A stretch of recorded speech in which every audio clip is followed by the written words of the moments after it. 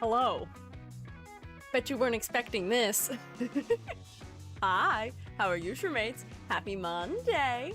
EG's allowed to have a little technical difficulty. As a treat, of course. And this is not PNG EG. This is a whole live 2D model that I made for myself last fall. I've only used it on stream, I think, twice. I used it once last week for my collab with Vil and Leia and Kuni. And I also used it 7 months ago for a collab including the same people, because man, sharing your model using VNet is so much easier than trying to do things with Vinyan and 3D. Most VTubers are also unfortunately not 3D. Yeah, but I don't know what's going on. Wait, hang on, quick, I have to fix this so that nobody redeems things they can't. I forgot, hang on. Wah! I have to turn off all my redeems that don't work on this model, just fast, quick, sorry. It was taking so long, it just kept like not responding. It will not launch, so I don't understand what happened essentially. It's being strange. I literally used it this morning, and I used it yesterday. I use Vinyan like most days of the week, and it just didn't work. What can you do?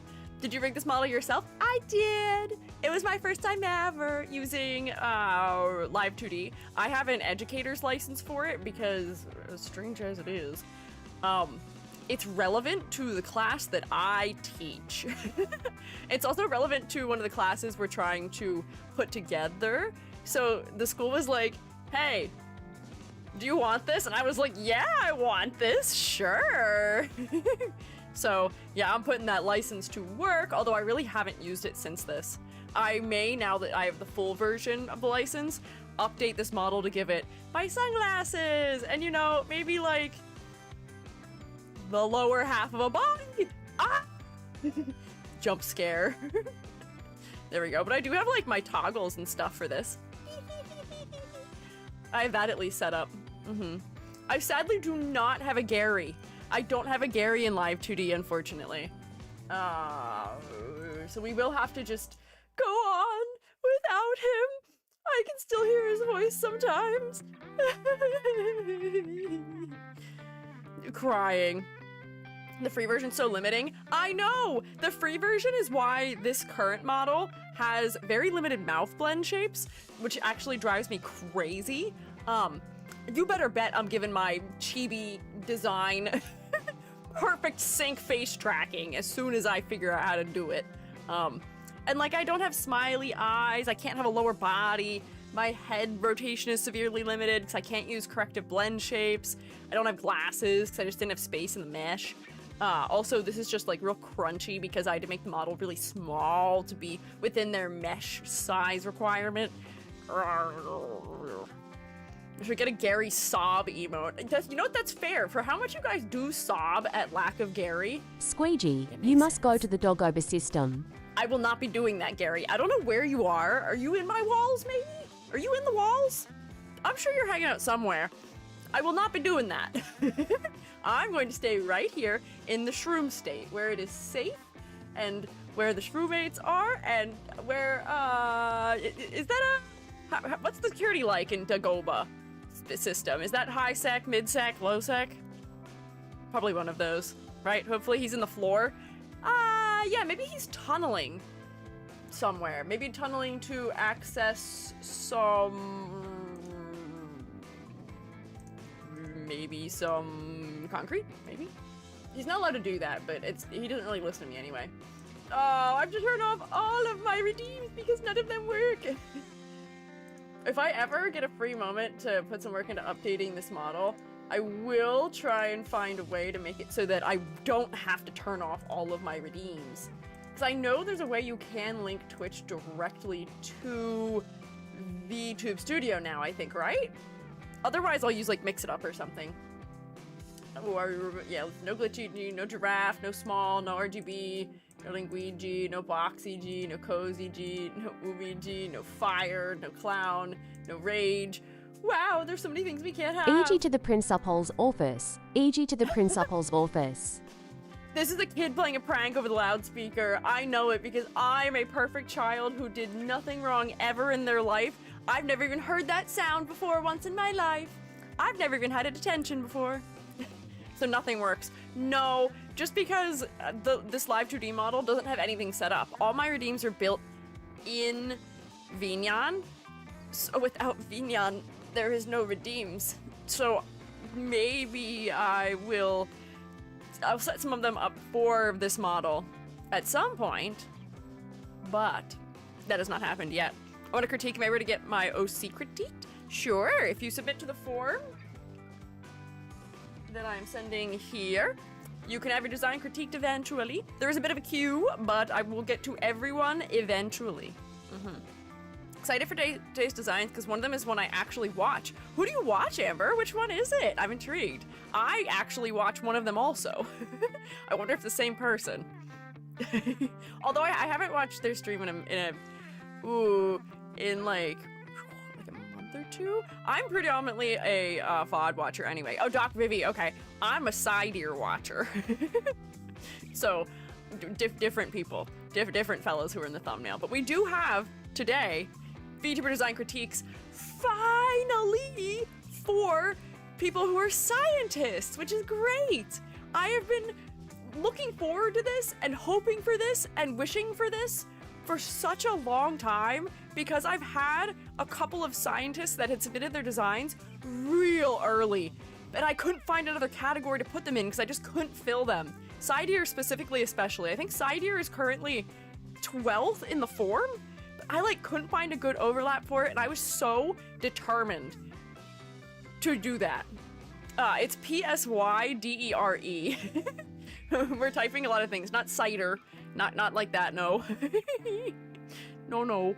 But yeah, I'm looking forward to it. We finally had enough to critique them, but only kind of. I'm kind of blunt, or what do you call it? Blunt forcing it? Brunt forcing it? What is the actual word? I don't actually know what that phrase is. Or brute forcing it? Yes. I'm gonna blunt force you. I'm gonna give you blunt trauma.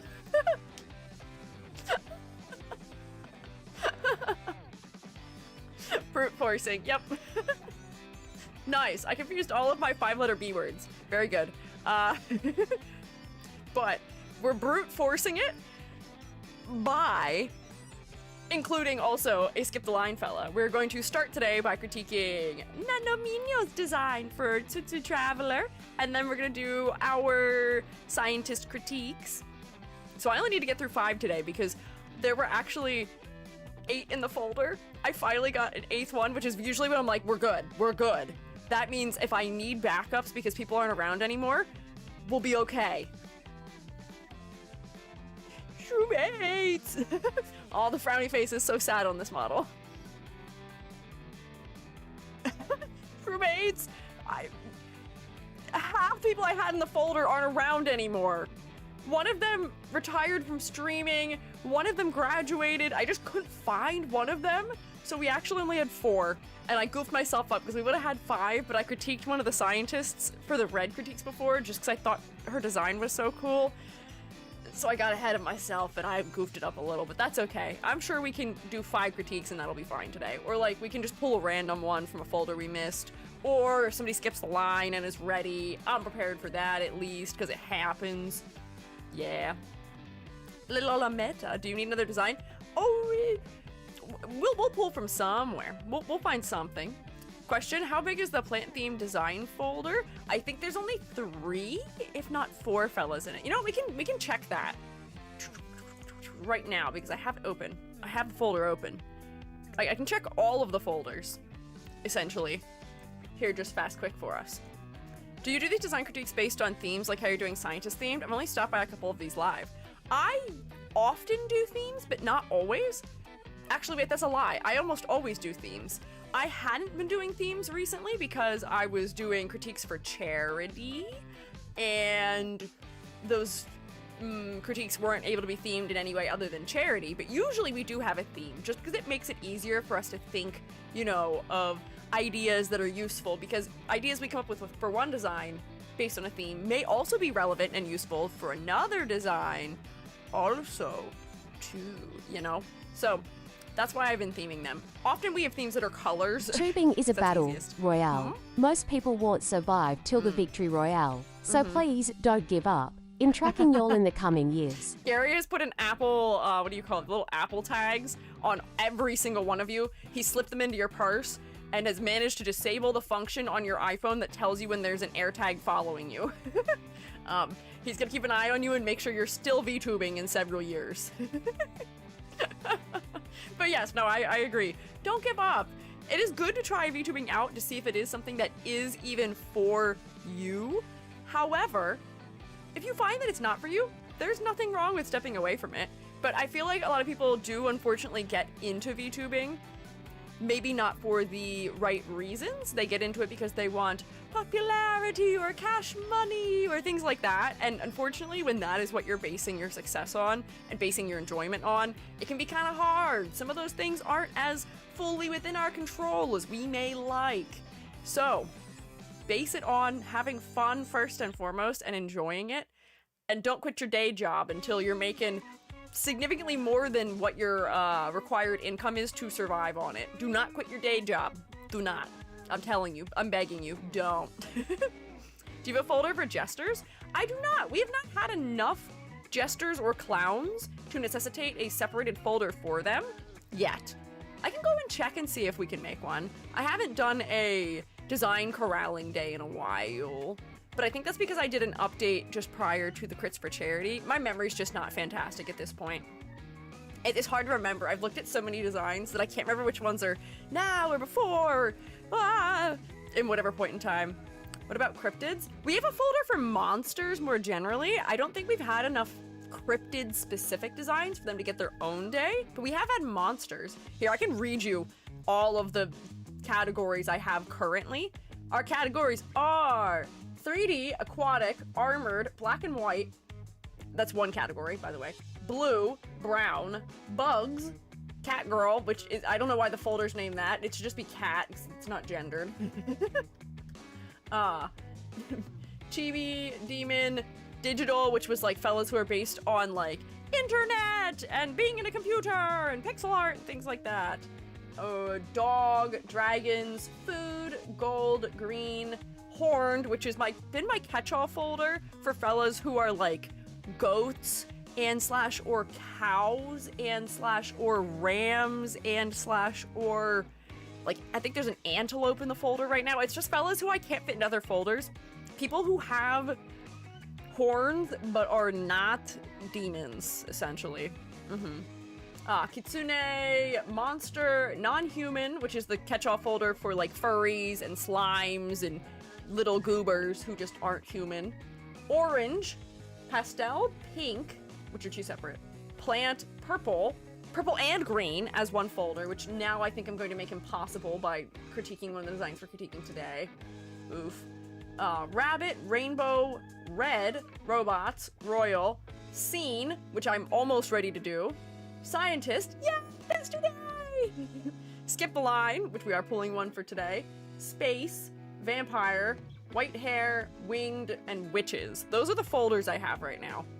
If you suggest them, I can like attempt to add them. Like I can try and see if we have like clowns or jesters. That may be something that's common enough in VTubing to have a folder for. Can you think of any other common categories? Gods are kind of hard because gods have so much variety and overlap with other things that there's another folder they'd fit more easily into. Would a historical folder be good? Historical? What do you mean? Like, historical as in somebody who is based just like in the past? That's another thing that tends to overlap with other folders we have pretty significantly.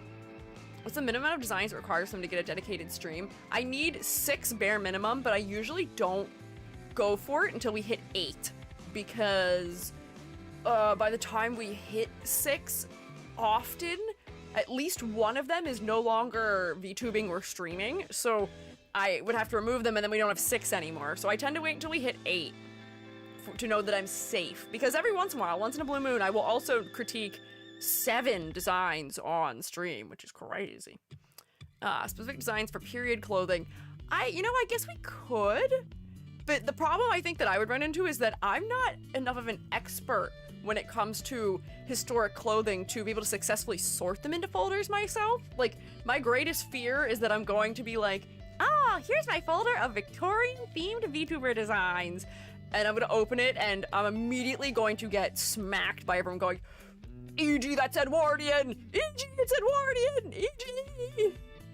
Computer, what's going on? What's that? Why are you mad? Calm down, it's okay. Have you ever done an otter VTuber critique? I don't think we have specifically, but you sound like the kind of fellow that would fit into the non-human category, maybe. This would be a very shady suggestion, just a person, VTubers that really need help in fashion or concept. Oh, I don't like to sort them based on like what the particular needs are for the design. I feel like that's something that is like wouldn't be like a polite thing to do, because the goal is to be constructive in our criticism, and if we're singling people out specifically for fashion related needs, that does feel maybe a little mean. maybe a little. Finally submitted my new design. Congrats, proud of you. I'm a lamb-to-go, a Wendigo lamb. Interesting. Maybe I do need to change my folder that is the horned creatures to... Is it ungulates? Ungulates? How do you say that word again? I forgot in the week that has passed. That's one of the words that never manages to stick in my brain. There's a couple of them. Yeah, ungulates. Ungulates? Am I saying it right? Oh no, okay, I got it. I got the word. I'm learning. I'm gesturing like you can see me. Shroommates, I'm losing my mind. The beeping, it's not in my head. But the fact that I can't gesture with my hands is driving me crazy. I'm too Italian for this. I can't take it. I could never join a VTuber agency because they'd make me be live 2D and I'd have to suffer without hands. Unless I went somewhere that uses live 2D and they let me rig myself some sort of stupid nonsense of hands to use. What was I doing? I was looking for something. Oh, I should rename the folder that was previously titled Horned, but I guess that would be a weird title. And also, naming it this would broaden it so that I could include, like, horses, which don't have horns, because they're in that category, right? Right? Alphabetical. Here we go. Let's see. What is in here right now? Yeah, we've got a ram, another ram, we have a goat, we have a different type of mountain goat, and we have a cow in this folder right now. We're at 5. Let me spell this word correctly. It's gonna put it right at the bottom now, because it's U. U-N-G-U-L-A-U-L-A-T-E? That sounds right, I think. Is this a new model? I missed the start of stream. This model technically isn't new. I've used it on stream twice before.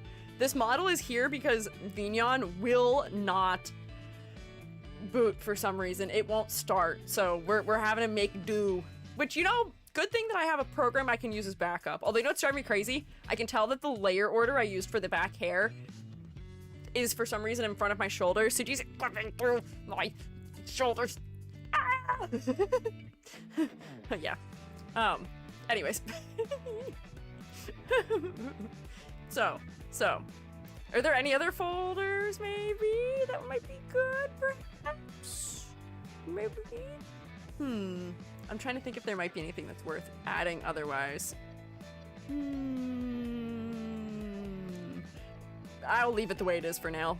Anyways, we should do our housekeeping. Despite the fact that I am permitted a little bit of yap, because we only have 5 to critique today, I would still like to do our housekeeping post-haste. So, first, the Shroom State Minecraft server currently is in hibernation because my computer is having all kinds of funky business going on with it.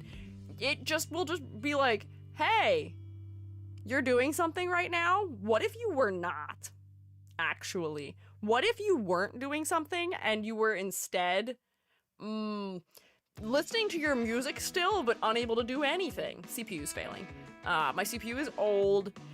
It's not doing so hot these days, and it's just like more and more frequently crashing my computer. So I can't just like leave my computer running for what was it, like 8 hours a day with Minecraft in the background? I can't do that right now. It's not a good idea. unfortunately. Yeah. So that'll come back once I manage to replace my CPU. I'm looking. There may be some options I can afford that wouldn't be the worst, but to buy something that would be like, if I'm gonna have to buy a CPU, I'd like to buy one that's gonna let me continue to use it for a while and not have to be replaced soon also. Like, I'd like something with longevity. This one lasted me 6 years after all. I'd like to make sure I'm making a good investment also because they're really expensive. So I'm doing my research. I'll figure something out. I'll let you know what's going on with it. Is it an AMD? It is an AMD. It is in fact AMD. I don't like Intel processors. I prefer AMD when possible, which is also a little more affordable usually too, which is helpful. But yeah, how do you know it's the CPU? Because I ran a diagnostic on my computer and it told me. I went into, actually technically, it's not BIOS, but it's like, there's like a diagnostic that you can run where it essentially tells you like the overall health of it, and it was like, hey, it may be nearing the end of its lifetime, because I think its operational hours that I've used it for has been incredible. It's like an absurd number of hours. So that's why it's just struggling a little bit. You should be able to upgrade to a 5800 X3D, which is getting re-released later this month. Should drop prices a lot. Whoa! Hey, I would like dropping prices. Prices dropping, I would like. I can actually tell you what it is. Give me 1 second. If I go here, yep, that's great. Come over here, yep. I have to check. I don't know it off the top of my head, although I may actually have it in my Twitch description somewhere. Do I have it? Do I have a specs? Command. Oh, that's specifications for VTubing equipment. I was like, I thought I had a command that related to this somehow, but maybe not. Where is it? Where is it? Where is it? Yeah, my saved parts list. Yep, this one. I have an AMD Ryzen 5 3600 6-core processor. That's what I have. Oh my gosh, my motherboard is less than $100 now. My stuff is so old. I have an MSI B550M Pro motherboard with Wi-Fi, even though I don't ever use it on Wi-Fi. Here's my memory, which apparently you can't buy anymore. My storage, which you can't buy anymore. To buy my graphics card that I currently have right now would cost more than when I first bought it. That's not even my current one. To buy my old graphics card would cost more than my fancy Nvidia graphics card I have now. Disturbing. COVID computer. Yes, this computer actually slightly predates COVID. I built my computer in fall of 2019, which, thank God, good timing. What is your old graphics card? My old graphics card is an MSI Armor OC Radeon RX 570. That was what I used to start making stuff as a streamer, and then I upgraded from that to... Actually, what do I have now? This is a great question. What do I have now? Hang on, this isn't even the place where I can, see my things properly. Let me shine into my thing that I keep my parts in. Why not buy a gaming laptop to use for art and streaming? Why would I do that? Why? Why not? Well, why? I like my PC. I've spent a lot of time with her. She's worked real hard for me. She used to have a name, actually. It's just, I have 4 monitors. I have a whole setup, which is real crazy. And I feel like a laptop, even a gaming laptop, would not do what I would need it to do. Hang on, let me check my parts list here. Yeah, upgraded. Let's see. I have... Oh, this came down a lot in price too, though. But I have an NVIDIA... RTX 4070, which I guess is not that fancy anymore, but it was fancy when I got it. Also, turn off shaders. You're just gonna leave the PC on as a server. Oh, I do. I turn off everything when I'm just running it for Minecraft. I have nothing going on in it. I have it so small, and also that one of the mods we have in Minecraft makes it so that it doesn't even actually like render things changing in the world to me visually if I'm not tabbed into it. Good GPU? No, it's pretty good. I like it a lot. Which is why I was really scared that it was the problem, because it was my whole display locking up and refreshing the graphics card wasn't fixing it. So I was terrified that that was the problem. Because I think when I got that graphics card, I think it was $1,200. That thing costs more than the entire rest of my computer combined, which is wild. Yeah. Oh my gosh, some of the parts for my computer are so old that they don't even have them like posted normally in the site that I was using to check compatibility anymore, which is really funny to me. I gotta place my motherboard at some point also. Man, what can you do? PCs are better for more complex stress stuff. My Mac can't handle as much as I want as a PC. Yeah, for me who does Blender and 9 programs open for VTubing and insanity. I need it. I need it. I need my 6 cores. I need my ridiculous quantity of RAM. And I need everything else. I need all the pieces. Science! Hey, Boris, you're in today's crits. You are the 4th fella? Well, actually, wait, no. You're 5th. You're the 5th fella today. You're in here. All the cores. Yes. Edith's computer gives up in the middle of stream because evil motherboard. No, my motherboard's fine. It's just really old. And it's what holds me back from buying certain parts because it's just not compatible with a bunch of newer things. So, like, I always have to buy, like, I gotta get, like, slightly weird stuff in order to upgrade it. Just because I think my motherboard was released in, like, 2017. And I bought it in 2019. So, like, it's, like, a 10-year-old thing. It's not receiving much support anymore, unfortunately.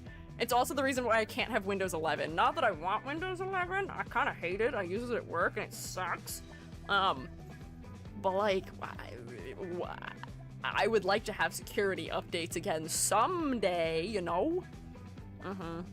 Blender and like 6 canvases open on Clip Studio on my 2020 Mac, and she was high as hell.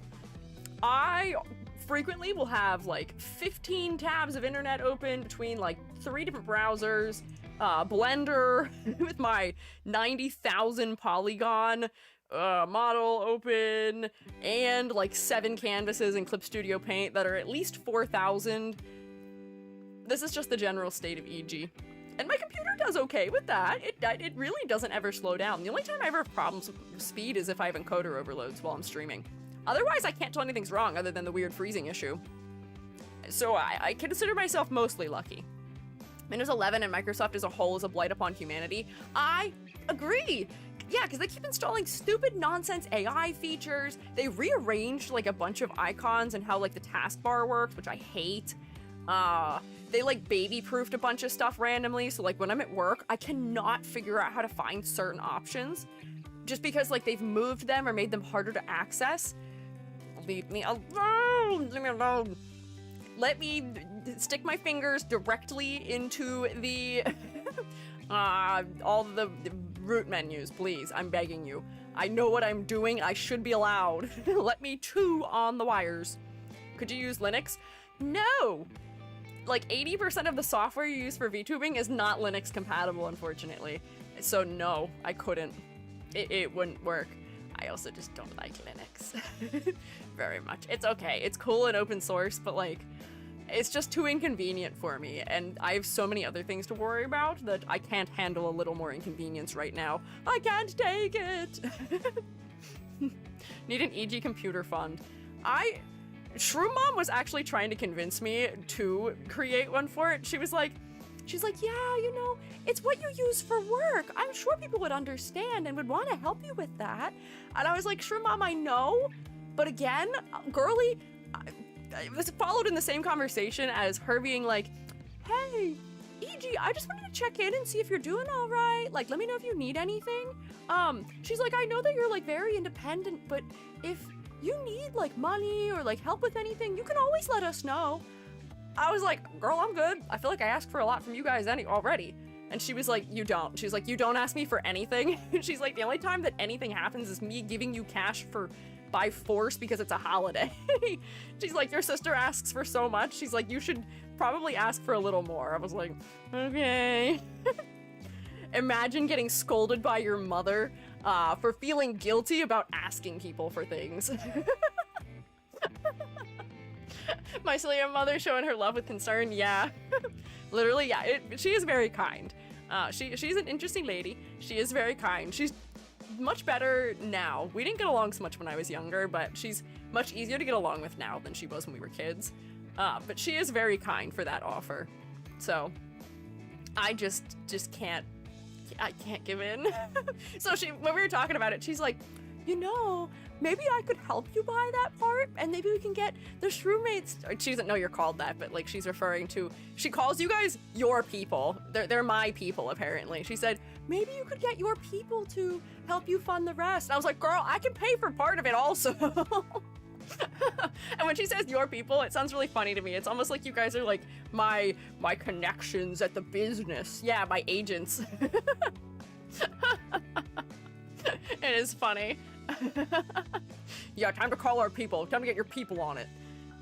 The people of Egitopia. Yeah. People of the Shroom State. My people will talk to your people, and we will reach a deal. Funny as hell to be essentially told, you know, it's okay to be more selfish. See, I have, I don't even know what I would call it. It's not eldest daughter syndrome, but like I'm bad at asking for help. So I will put it off until I physically cannot any longer. And then I will ask for help. Usually when I'm like 1 foot in the grave. That's usually when I'm like, hey, help. I need to not wait so long. Although it doesn't usually happen that often. I haven't like direly needed help very often. Hyper independent? Maybe a little bit. The only time I've ever had a panic that required like significant help was when I was an undergrad. My not my credit card, but my debit card got stolen, like physically, because I got pickpocketed at work. And somebody literally drained my bank account. They emptied my entire bank account. And the only reason why I found out was that, you know, I didn't notice it was missing yet because I don't use my debit card to pay for things. I use a credit card to pay for things, usually. The only way I noticed that something was wrong was because I went to pay my rent and opened my bank, and the $2,000 I was supposed to have were gone. And then I called Shroom Mom crying. And the sad thing with debit cards and banks is that you don't get all of it back when that happens. Like with credit cards, usually you do get all of it back. With a debit card, you don't. So I think I only got like $800 back or something. It was like such an amount that like it wasn't warranting filing a police report over either, because it would have cost more to file the police report and to take it to court or try and hunt it down or whatever than I would have made back from it either. So I just had to eat that. It sucked. Devious? I know. That's what I'm saying. It was like just below like whatever the threshold was that would have like elevated the type of crime it was to something where I think like maybe it's 2,000 is the cutoff, or maybe it was 2,500 or something like that. Why is filing a police report expensive? Oh, it's not. You can file a police report and it doesn't cost money, but they don't really, pardon my French, this is my one curse word per stream. They don't give a shit. They don't really care. They don't really do anything. They're kind of useless. Anyways. Yeah, my sister had her entire purse stolen that had her passport, her driver's license, 2 credit cards, and her debit card. And it even had an air tag in it where she could tell where it was. She could see the house it was in, and she gave them that information, and they refused to do anything about it. So the only way she got her stuff back was the person threw her purse out with like just like a couple of the things still in it that they didn't need, and my sister literally went into their garbage can and got it. I guess it would have been too expensive to do anything else essentially regarding it. Stupid, dumb nonsense. This is America. Going to court is what gets you in finances. Yeah, it gets you in financial trouble because they're always gonna have a better lawyer than you. It's expensive.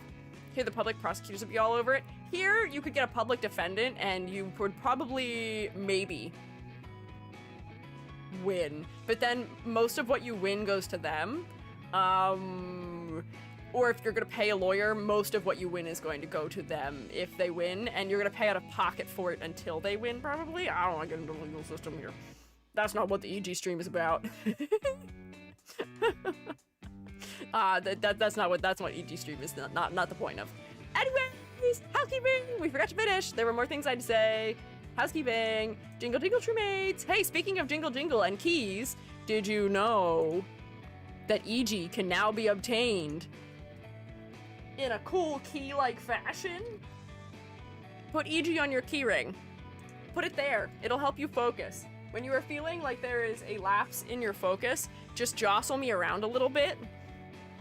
Aha. Oh-ho. Yeah, oh-ho. At ACG Goods, I'm hosting my goods. No way. Yes way, Jose. You can absolutely have a little EG, and a couple of the streammates have gotten their little EGs, and they're so cute. Mine hasn't arrived yet. I think mine is shipping this week. Mine took a little while because they didn't have my address right the first time.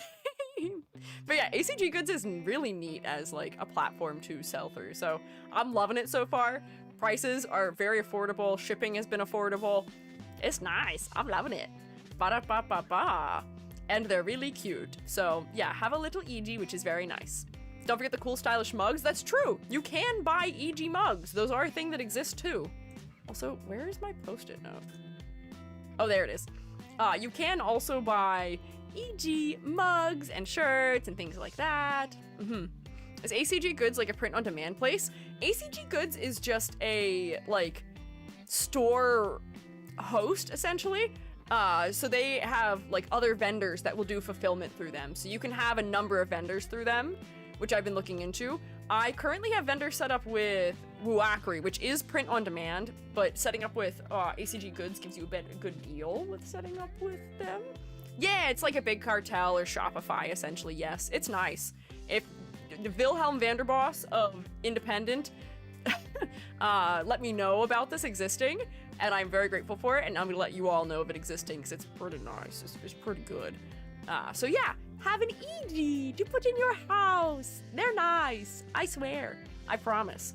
It's me. Why wouldn't you want me in your house? And in, like, a safe form, too, where I can't eat all of the fish crackers that are in your cabinets, or live in your walls, perhaps. You can also keep an eye on Gary, because he's also in the keychain, and you can prevent him from maybe eating the concrete in your house, maybe eating your foundation.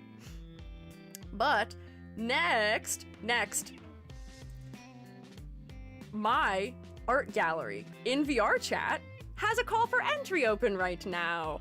If you would like to submit artwork to be displayed in the gallery, there is currently a call for entry. The theme for the next show is virtual identity, or that is actually the title, rather. Sort of the point is, if you are artist who has and or uses a persona, a VTuber model, a VR chat avatar, any kind of like virtual alter ego or something to represent yourself online, I would like you to submit a self-portrait, if you would be so kind, to the Google Doc link I've given you, if you would like. It's fun. We've got a handful of submissions. I'm hopeful that there will be more. I have a feeling people are working on theirs, perhaps. They're prepping still, because some people do just have, like, self-portraits prepared, but for people who don't, they may be working on something to submit for it. Is there a deadline? Yes, the submission deadline is the 20th, so you still have 12 days if you would like to work towards submitting for it. Still a work in progress, fair. Just need some final opinions so I can finally settle, but I'll for sure submit something. Yay! Wahoo! Does it include model selfies?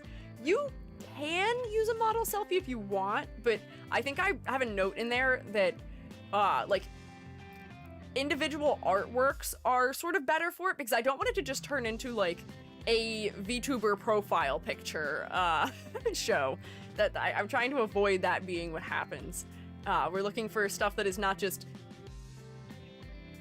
like, essentially the front view that is squared up kind of thing, because This is a professional gallery. We want to see composition. We want to see color use and lighting and maybe backgrounds and symbolism and things like that maybe, if possible. But yeah. May submit. I encourage you to do so. You should. Oh, we do also accept 3D models too.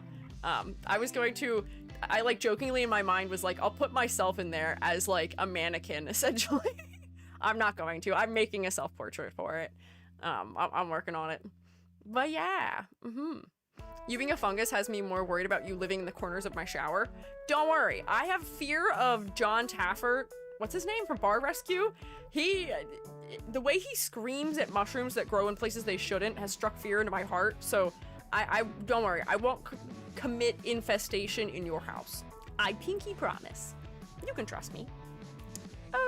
Is there anything else I need to announce? Yeah. Final thing for housekeeping. Nano is shaking keys at me. Nano wants the crit. Final thing is that Patreon exists and is functional. I'm still thinking real hard about being a fool and accidentally uploading my Patreon post to Fourth Wall. What have I done? So we're back on track. I believe last week the patrons got to see a sneak peek of one new outfit, and then this week the Shroommates get to see a sneak peek of another outfit. There's 2 outfits? Huh? Also, it is worth just like following the Patreon, even if you aren't going to be somebody who is subscribed to it, because there is a little bit of spoiler that can be gathered out of my titles, out of the comments, and also out of the little bit of blurb of text I put at the top. So like you can still get in a little bit on the secrets if you want to, if you just want to snoop a little bit, but not like full snoop, you know? Partial snoop.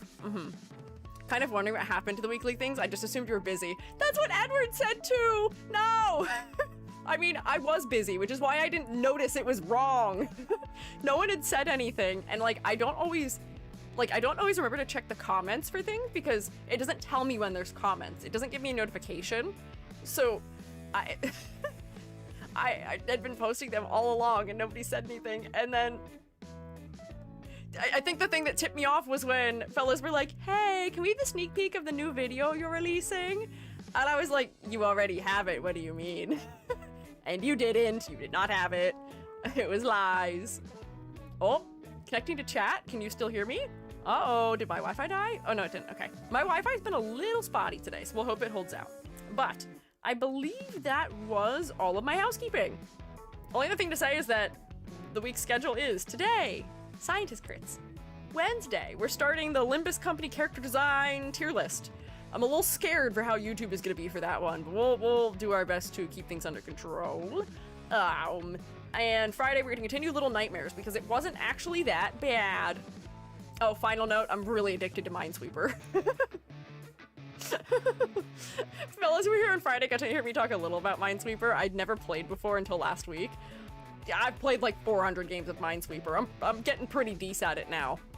I'm like not the fastest, but I'm figuring it out. I'm getting the patterns. It's going well. It makes my brain feel like it's expanding. I feel smarter. I feel like it's honing my pattern recognition skills, which is good.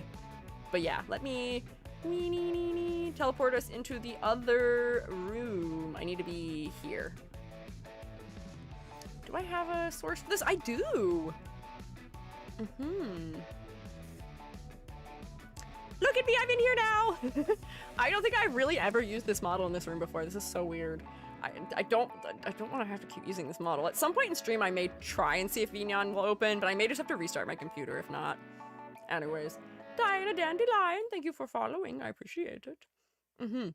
Managed to finish Little Nightmares 2 last week, and it was absolute cinema. Looking forward to you playing the last 2 chapters. Oh, I'm looking forward to it too. I think I'm still in the first chapter. We're gonna kind of do a chapter a day if we can. But this thing here before us is what we here in the Shroom State know as the rubric. It's the rubric. Get your cubes out. Get your rubrics cubes out. Here is the cube. Well, it's not a cube. Here's the rubric. And here is the personification, the Gajinka, if you will, of the rubric. otherwise known as Rubric-chan. Look at her, she's so cute. This one was designed by March Rabbit. Look how sweet, the magical girl Rubric-chan with her floating hearts that relate to the powers of color palette, silhouette, complexity versus clarity, focal point, and concept and motifs, which happen to be the 5 categories that you need to score 2 points in each of in order to get a full 10 points for your design. We use this rubric so that we may be as unbiased and objective as possible in our critiques. And as I just said, you can get a maximum of 10 points out of 10. Not including a potential 3 bonus points also though. Yeah.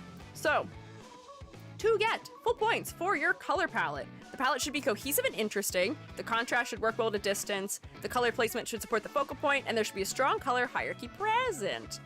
You will get no points for your color palette if the palette has major instances of low contrast, clashing, or overwhelming choices, or if the hues and values just need to be totally revisited. To get full points for your silhouette needs to be unique and easily identifiable in and of itself. You will get no points for your silhouette, on the other hand, if your silhouette is non-distinct, blob-like, exhibits ladder design, or otherwise just needs a ton more definition.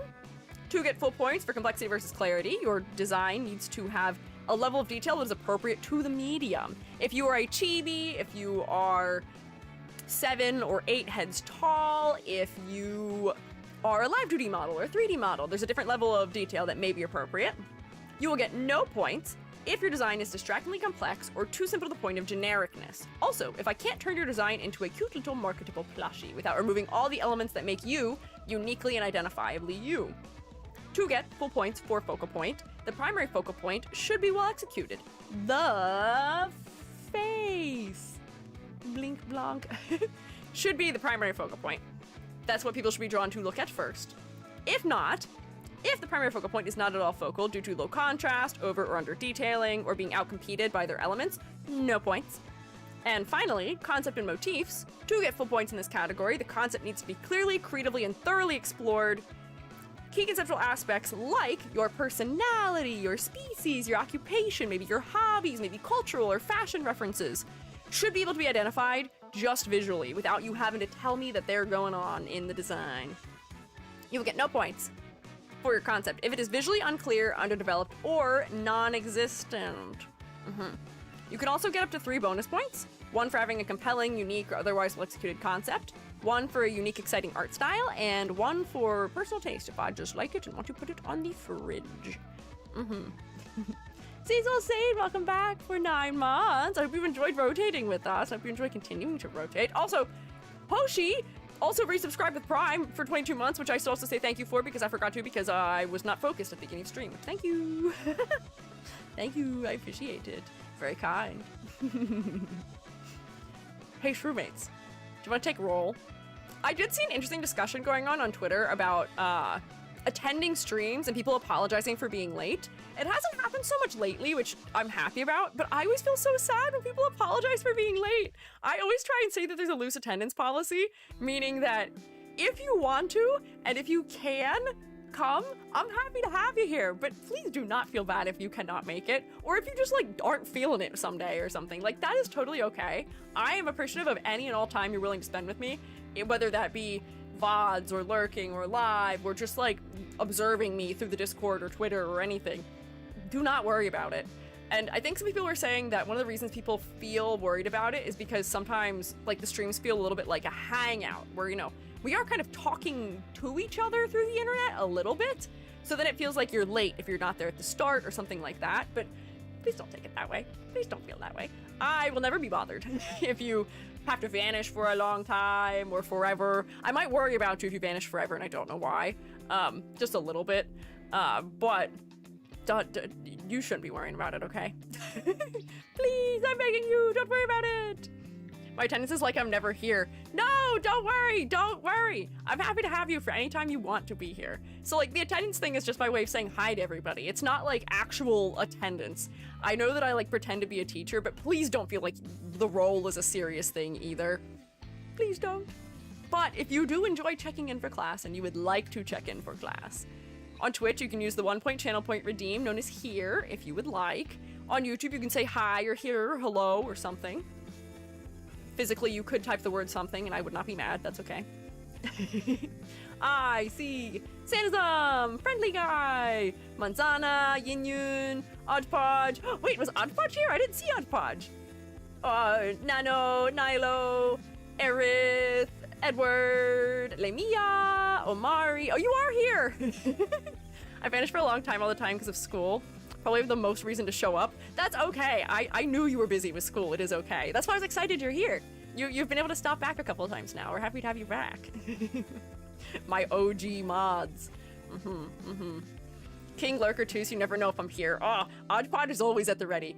I know Amber is like the one who is present that strikes fear in everybody's heart, but you never know when Odge could get you. Odge can always get you. I'm gonna get ya. I'm gonna get ya. Or maybe Odge is gonna get you. Or Amber, or Rex, or any of the mods, honestly, really. You're never safe.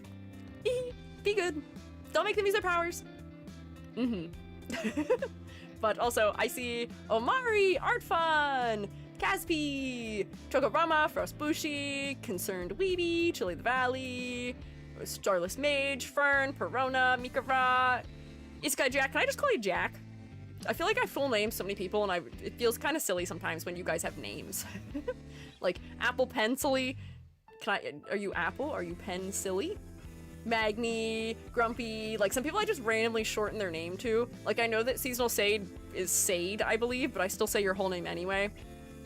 Corey, March Rabbit, Ame, Amber, Kit, Ianida, Bleak, Kazlo, Alsu, Rex. Hi. Or Pencil or Silly. Hell yeah, I will take my pick randomly. I watch VODs. I'm happy to have you watching the VODs. I hope you enjoy them. Otter. My attendance is like I'm never here. I know you're joking. It's okay. Will you join this year's art fight? Yes, I will. I will be joining. We'll be doing it on stream at some point also, potentially. Yeah. You just go by Sade, but Seasonal Sade is easier as a username. I see. Don't need to be random with me. The filler text is literally just filler. Oh, okay, so I'll just call you Kazlo. Noted. Also, thank you for being here, lurkers. I appreciate it as always. And VOD watchers, I hope you're enjoying the future. I hope it's treating you well. I hope the weather is better. It's freaking hot. I'm dying. We went to New York City over the weekend for celebrating Joby's birthday. Joby's birthday wasn't over the weekend. We have to do one of those, like, celebrate on a weekend day because Joby's birthday is in the week. It was like 96 degrees out. It's awful. It was so hot.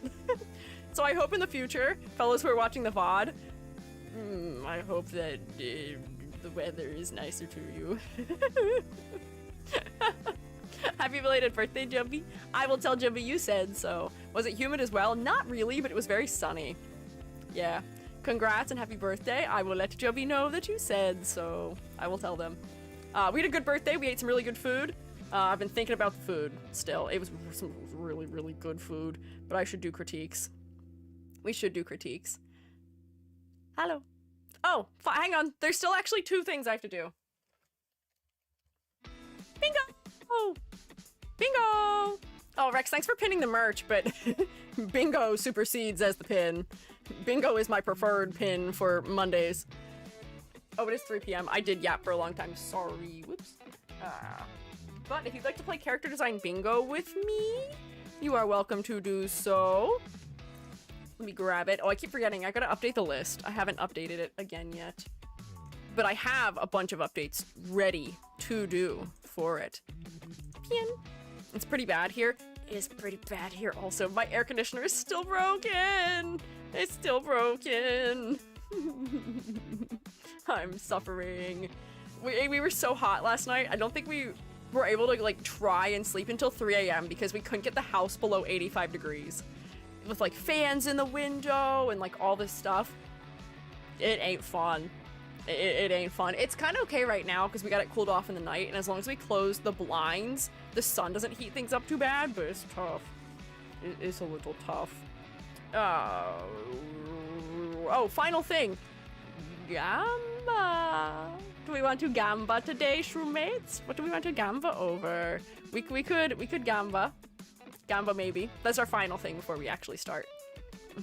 Quick need to fan EG with the leaves so they don't overheat. I wonder if my house temperature is negatively impacting my computer also. The fact that all the problems I've been having have been increasing over the last 4 weeks. I actually don't think I've had AC for about a month now. I wonder if my CPU is overheating, because even though I have a very good CPU cooler, the fact that the ambient temperature in my house is 85 degrees is probably not helping. Have you ever repasted your CPU? Oh, I repaste my CPU every 6 months. Don't you worry about that. Yeah.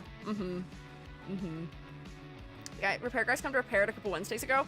They came and diagnosed it and ordered a part and have not come back. That's what happened. It's not great. But I wonder if my computer will go back to kind of normal once the heat is under control. I'd like to stop sweating. But anyways, Gamba. Let's Gamba a little bit. We were on Gamba deficit for a couple of weeks because of the charity crits and because there was a week where we didn't do crits. After that, I think we've had 3 Gamba-less weeks. We're gonna double Gamba this week. I hope you're ready for it. Whoops, I typed exclamation point Gamba. That doesn't do anything. That doesn't do anything. Professional streamer. I've been doing this for 2 years. Slash prediction. See, I've done it in so long, I forgot. I forgot how to do it. Whoops. Hey, here's a good Gamba. What will the average grade be for today? What do we think the average grade will be for today? I'm gonna give you next 20 minutes to predict. That'll be this one. I finally have a third option for what we can predict. YouTube, don't worry, I'll make you a poll for it. I think the reasonable range is 9 out of 10, 8 out of 10, 7 out of 10, 6 out of 10, I believe, probably. There we go, and we'll do math at the end. That's right, we're doing math in the Squiiji stream. I bet you didn't expect that. You came for an educational stream, but not this kind. Hee hee. There we go, start that, bam, and like that, we are actually done and ready. Now we can begin. I'm new, but I've been loving your vids. I'm glad you've been enjoying them. Welcome in. Happy to have you. Oh, yeah, okay. So let's get started here. So this is Tsutsu Traveler, and this is Nano's character, Nano Mino, who is one of my mods. Tsutsu Traveler uses any pronouns and is the theatrical idol from outer space. We've actually critiqued this design before, which actually would have been really smart of me if during my infinite yap I was doing, I opened it. That would have been really smart, actually, maybe, but you don't work like that. Here's my done folder. I can probably search for it just really quickly if I go. Yeah, Nano Tsutsu. Actually, how many times have we critiqued Tsutsu? Have we critiqued Tsutsu? Is this the 3rd time? This was our previous crit of Tsutsu, I think. Or was it this? Oh, this was pre-redesign. So this was our previous crit for Tsutsu. Theatrical idol from outer space. Got a 6 out of 10. So, if we just like look at some of the changes that maybe were made, because I don't want to rehash things I have already said about the design. Whoops, spoiler. Oh, okay. Shifting the ponytail to be fully asymmetrical, I do think is a good move. That does increase the asymmetry in the upper body, especially well. Turning the star into a shooting star, a la one of those funny little like hip pieces of fabric that the fellas who are idols tend to wear, I think is a good move. It seems like I had suggested a capelet for silhouette maybe, and you may have gone for it. I think that's kind of what this is, although the fact that it's arcing up a little bit makes it a little bit hard for me to tell if that's what it is or not, potentially. And then it seems like the only other change is that this is more rendered than it was before. And I think we were playing around with eye makeup at some point before too. Trying to figure out what to do about it, but just so we can see where we were before. It reads another layer of jacket sleeves to me. Yeah, that's how it was reading to me as well. I think if it's a capelet, we need to see it come down lower so that we can tell that it's not just like attaching back up to the armpits. That might just be like a clarity thing. Let me tell you something I've learned. If you are going to be a 3D VTuber, caplets do end up in the category of things that your 3D modeler may hate you for. Just because rigging them is a little bit of a pain. There's two areas of the body that are real rough in not in live 2D, in 3D. And those are the shoulders and the sides of the hips, because those are joints that have to deform. They've got to rotate forward and backward and up and down and left and right. They have to, like, essentially move in all axes. So with the shoulders, you also have bones, a lot of bones that are really close together, so they end up being very hard to rig, or just a little bit time consuming. So that's a good thing to remember. Yippee, fabric collisions. Yeah. There are certain ways to do it so it isn't too bad, because my Halloween EG has it. But it's just a good thing to note. Similarly, off-the-shoulder jackets are the bane of many a 3D modeler. Honestly, I feel like it should be longer than it is right now. You've got this sort of, like, repeated size thing happening right now, which I don't know if I would draw in as a ladder, particularly if I was doing a ladder check. But you see, you've got a wrinkle right here, you've got a wrinkle right here. You've got the bottom edge of this, which even my edit didn't really change it. Then you have this gap in the collar. So then you end up with all these little spaces on the sleeve that are pretty even. So I would push this longer to close this gap, so you get a longer area here and a shorter area here for more variety. Because it feels a little bit stiff as a result of being so evenly spaced going up the wrist. Oh, and that size is almost exactly the same size as what your sleeve thickness is, and what the thickness of these diamonds are too. Oh wow, wait, look at that! Move over, ladder for the whole body. Nano, you've got a climbable ladder on your arm a little bit right now. So that is something to be careful of. You may have to scale these to be shorter or move them up or down. You may have to make this a little bit longer. But I was trying to figure out, your sleeves did appear a little bit stiff to me when I was first looking at them. And I think that's probably why they were coming across that way. Climbable arm ladder. Yeah, so we should move things a little bit up or down maybe. And then, like, similarly, I'm seeing down here, there'd be a line here, there'd be a line here, there'd be a line here. That's not the same length, but, like, this gap is the same size as these gaps too. I should use, like, a color that's easier to see, but do you see, like, the bottom of this belt to the bottom of the star is the same size as this gap, and almost this gap also, which is still kind of the same size as all the elements on the arm are too. You just have a lot of elements that are at a similar scale. So you have some small details. Your little cat guy, your buttons, some of these little icons. But I think we just need to exaggerate the variety of scale we have in objects as well. So be careful about that. I don't know if you legally would have a climbable ladder. Let me just check this right now. But your arm does. That's new. That's new. Let's see. Oh, hang on. Pick a color that makes it really easy to see. Oh, I can't use green. You're green. You have so many colors on you. Let's see. So, like, bottom of shoe, bottom of star, top of star, and then this, and then this, and then that, and then that. This doesn't matter if this is sort of forming a ladder because it's just a repeating pattern. That's fine. That's how it goes. Okay, so your glove has a couple of cutoffs on it. Your sleeve, this part of your sleeve, bottom of the star. I would say that, like, your waist and the middle part of the star, the bottom of these diamonds and the top of them. Also, your, is this called a cummerbund? I don't think it is. What is this? The little waist accessory. There's a name for it. Bottom of the capelet. If only I could draw the line in the right place. There we go. Bottom of the ribbon. You've got a couple asymmetrical elements on your chest, which is good. And then your star earring. Your hair is on the same height as the ribbon is, so you might want to make that longer or shorter.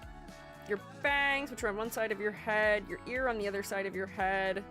Your eyes, which I would only draw to here because they're kind of hidden. A couple more lines for your hair. I would not say you have an overall climbable ladder, for sure, but you do have some elements in the design that are too similarly spaced. And I'm still seeing it sort of in the torso here too, where like this is still very similar to all of these and here. So just make sure you are putting a little work into maybe moving some things up or down. So like for the sleeve, it may be as simple as... Well, hang on. This might just be something to note in general for you, but hang on. Edit, transform, mesh transformation. Whoa, that's too many points. Don't want that many. But I think one of the things that will also help you with this is that you have a lot of elements that aren't responding to our like perspective, essentially. So the fact that the sleeve pattern is arcing up instead of down, the fact that the pants are arcing up instead of down, it makes us feel like we're below you, which maybe for an idol who is up on stage, that may make sense, or for somebody who is very theatrical, that may also make sense. But if we're just gonna warp these so that they're sitting in perspective properly, that may already just do some of what we needed for changing the spacing a little bit. So like we'd be able to see this arc because we're looking at you in the eye. We're making eye contact with you. Your face is rendered frontally. This is an arc going downward. This is an arc going downward. So it would serve to reason that these would also be downward facing arcs as long as your legs aren't lifting up towards us. If you're walking, you can shift the perspective like this because it does help us to realize this leg's coming forward and that leg's going backward. But this might help with the spacing also. Is that a live 2D IEG I see? Yes, I made this model for funsies and now I have to use it for necessities because my computer is not working. It is not working with me and it is being mean. Oh, you know what sucks? Because I don't have Vignon, I don't have my follower notification sounds on. So now I'm missing them. I'm sorry. Iduni and Jemmy ArcTV, thank you guys for following, I appreciate it. Usually I have a thing that plays and like makes a sound at me when people follow. But I don't because my usual tracking program isn't working today. Live 2DG? Live 2DG for true. I have to make this model a little bit better. It's a little bit wonky right now. I need to make it have more of my redeems. Whoops, wrong layer, EG. There you go. If you needed one of those for your bingo. We get those very quickly often. But like, I'm gonna extend this down just a little bit. We can pretend your thing is still on there, but then this will also make it so that some of those similarly sized elements aren't repeating so much. And it also makes the capelet just stand out a little bit more in your silhouette too, if it's longer. It feels a little bit less like a sleeve, especially if you add folds to it that go in like this direction almost. You're cell shaded, so I'm trying to figure out how to do it, but like folds where they are the kind that go like this out of a pinch point will help us to understand that this is gathered fabric back here and not a sleeve, you know? Is a 2D or 3D model harder on your PC? Neither. My computer can handle both of them, and I would say generally, a well-optimized live 2D model will perform similarly to a well-optimized 3D model in this day and age. So like my laptop can run this model, which is insane, not with the greatest of frame rates. I think I can do it at 24 frames per second instead of 30. And it can run base EG, just not with my Poyomi shader, because the shader itself isn't optimized. But yeah. Yeah, both can be. It depends. Live 2D can be chunky. Sometimes the models are just huge and makes it tough.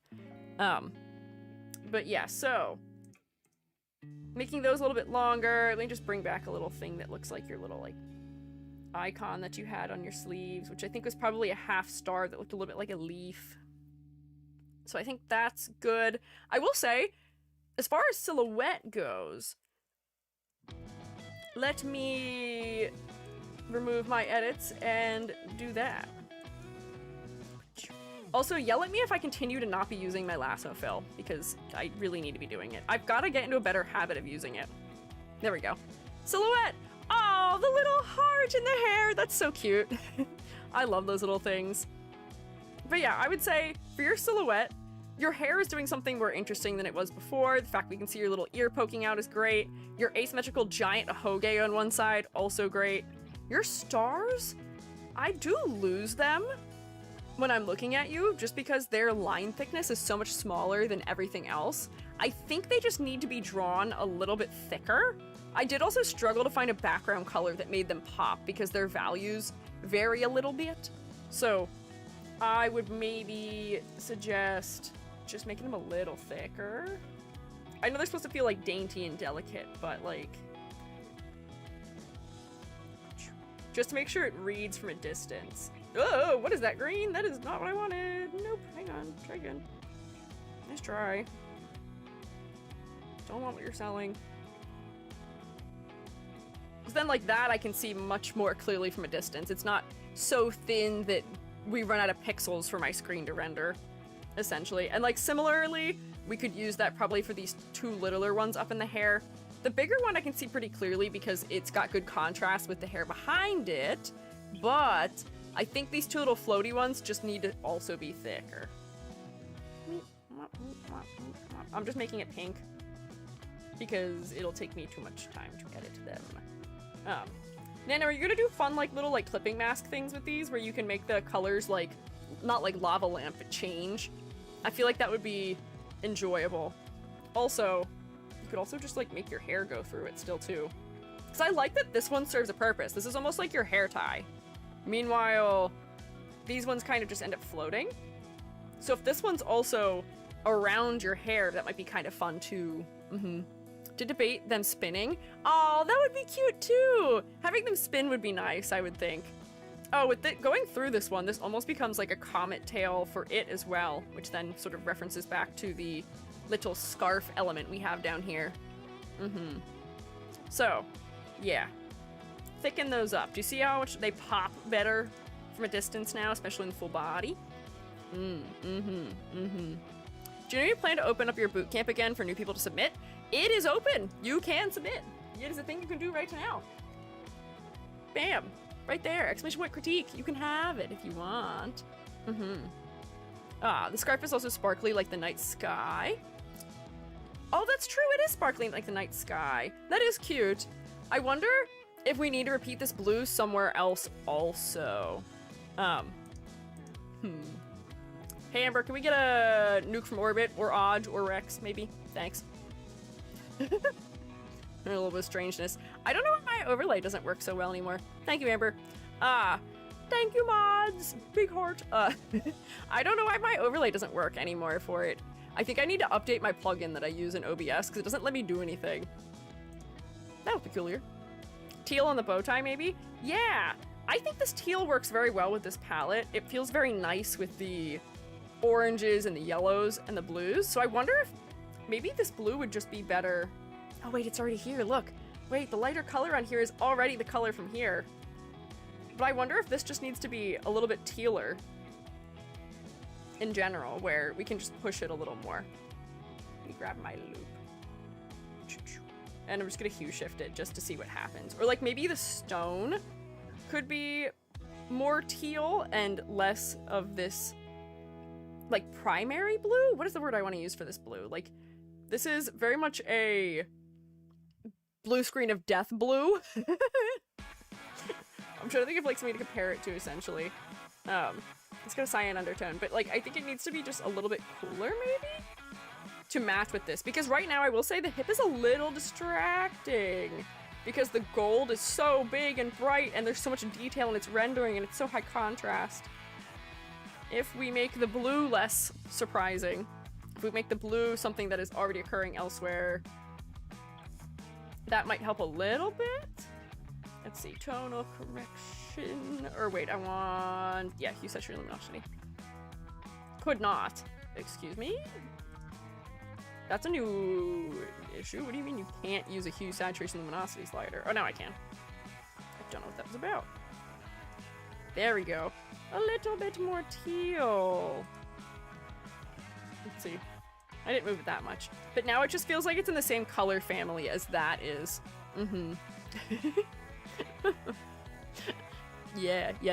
Yeah. So, okay. Having edited that, your head is still decently focal if we're going to talk about focal point, because the green is only occurring in that place. I do think that this is really bright right now, though, and it ends up being pretty distracting. And I'm going to say something that I very rarely ever say. I think it's a little too big. I get that you're like a theater kid and you're supposed to be over the top, but if this is going to be how big this element is, you either need to make other elements much bigger to align with this scale that is like, oh, we're being like crazy and huge, and not just big to the degree that you could see it while it's on stage, but big to the degree that it's like excessive even on stage.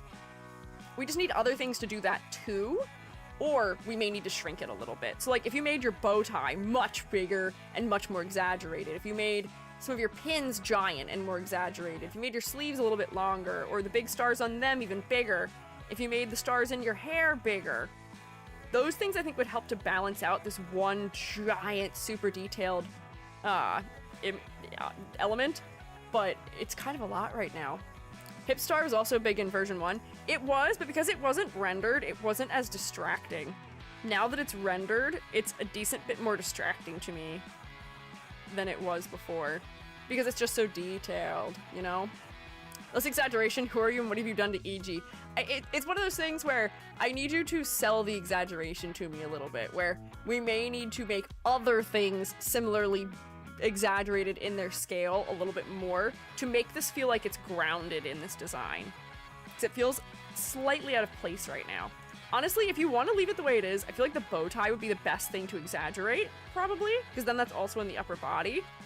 But if you are not attached to it being the size, you could also shrink this just a little bit, you know? Whimskers, thanks for following, I appreciate it. Unrelated, I just noticed the frozen toothless at the bottom of the screen. Yeah, he's here forever to stay. You're stuck with him. Jacob Craven, welcome back for 5 months. I hope you enjoy your continued rotation in the shroom state. Wahoo. I'm taking the many-layered cultural one. Oh, I'm talking the many-layered cultural one. Oh, wait, it was also in that one? That's interesting. I didn't notice it in that one. Huh. Or maybe I just don't remember. We didn't actually critique that one, I don't think, did we? Because I think that you redesigned before that critique. But yeah, anyways. Either this smaller and everything else stays the way it is, or this bigger to balance this out. And honestly, you could probably even make the, whatchamacallit, your little like transparent thingy even longer. What's happening? What was that tool I just used? But like, this could be like all the way down here, so that way it feels like this is like real exaggerated in its scale also. Similarly. Just 'cause it feels like it's a little bit ungrounded right now, you know? We didn't critique? Yeah, okay, that's what I thought for the older one. I'm going to just scale the ribbon up for now, because that's more the way EG works. I tend to be a fan of super over-exaggeration. Whoops, hang on, let's copy-paste it instead of just transforming the original. Because that maybe wouldn't be the smartest thing. Oh, also if it starts overlapping with your collar, that's kind of fun too. Move it down just a little bit. It's poking out into your silhouette. That feels very theater-y also, to have it be much, much larger. Like that I feel like sort of grounds it. Actually, I might have gone a little bigger than I needed to. Like maybe like that would be appropriate. So now we have 2 real big accessories.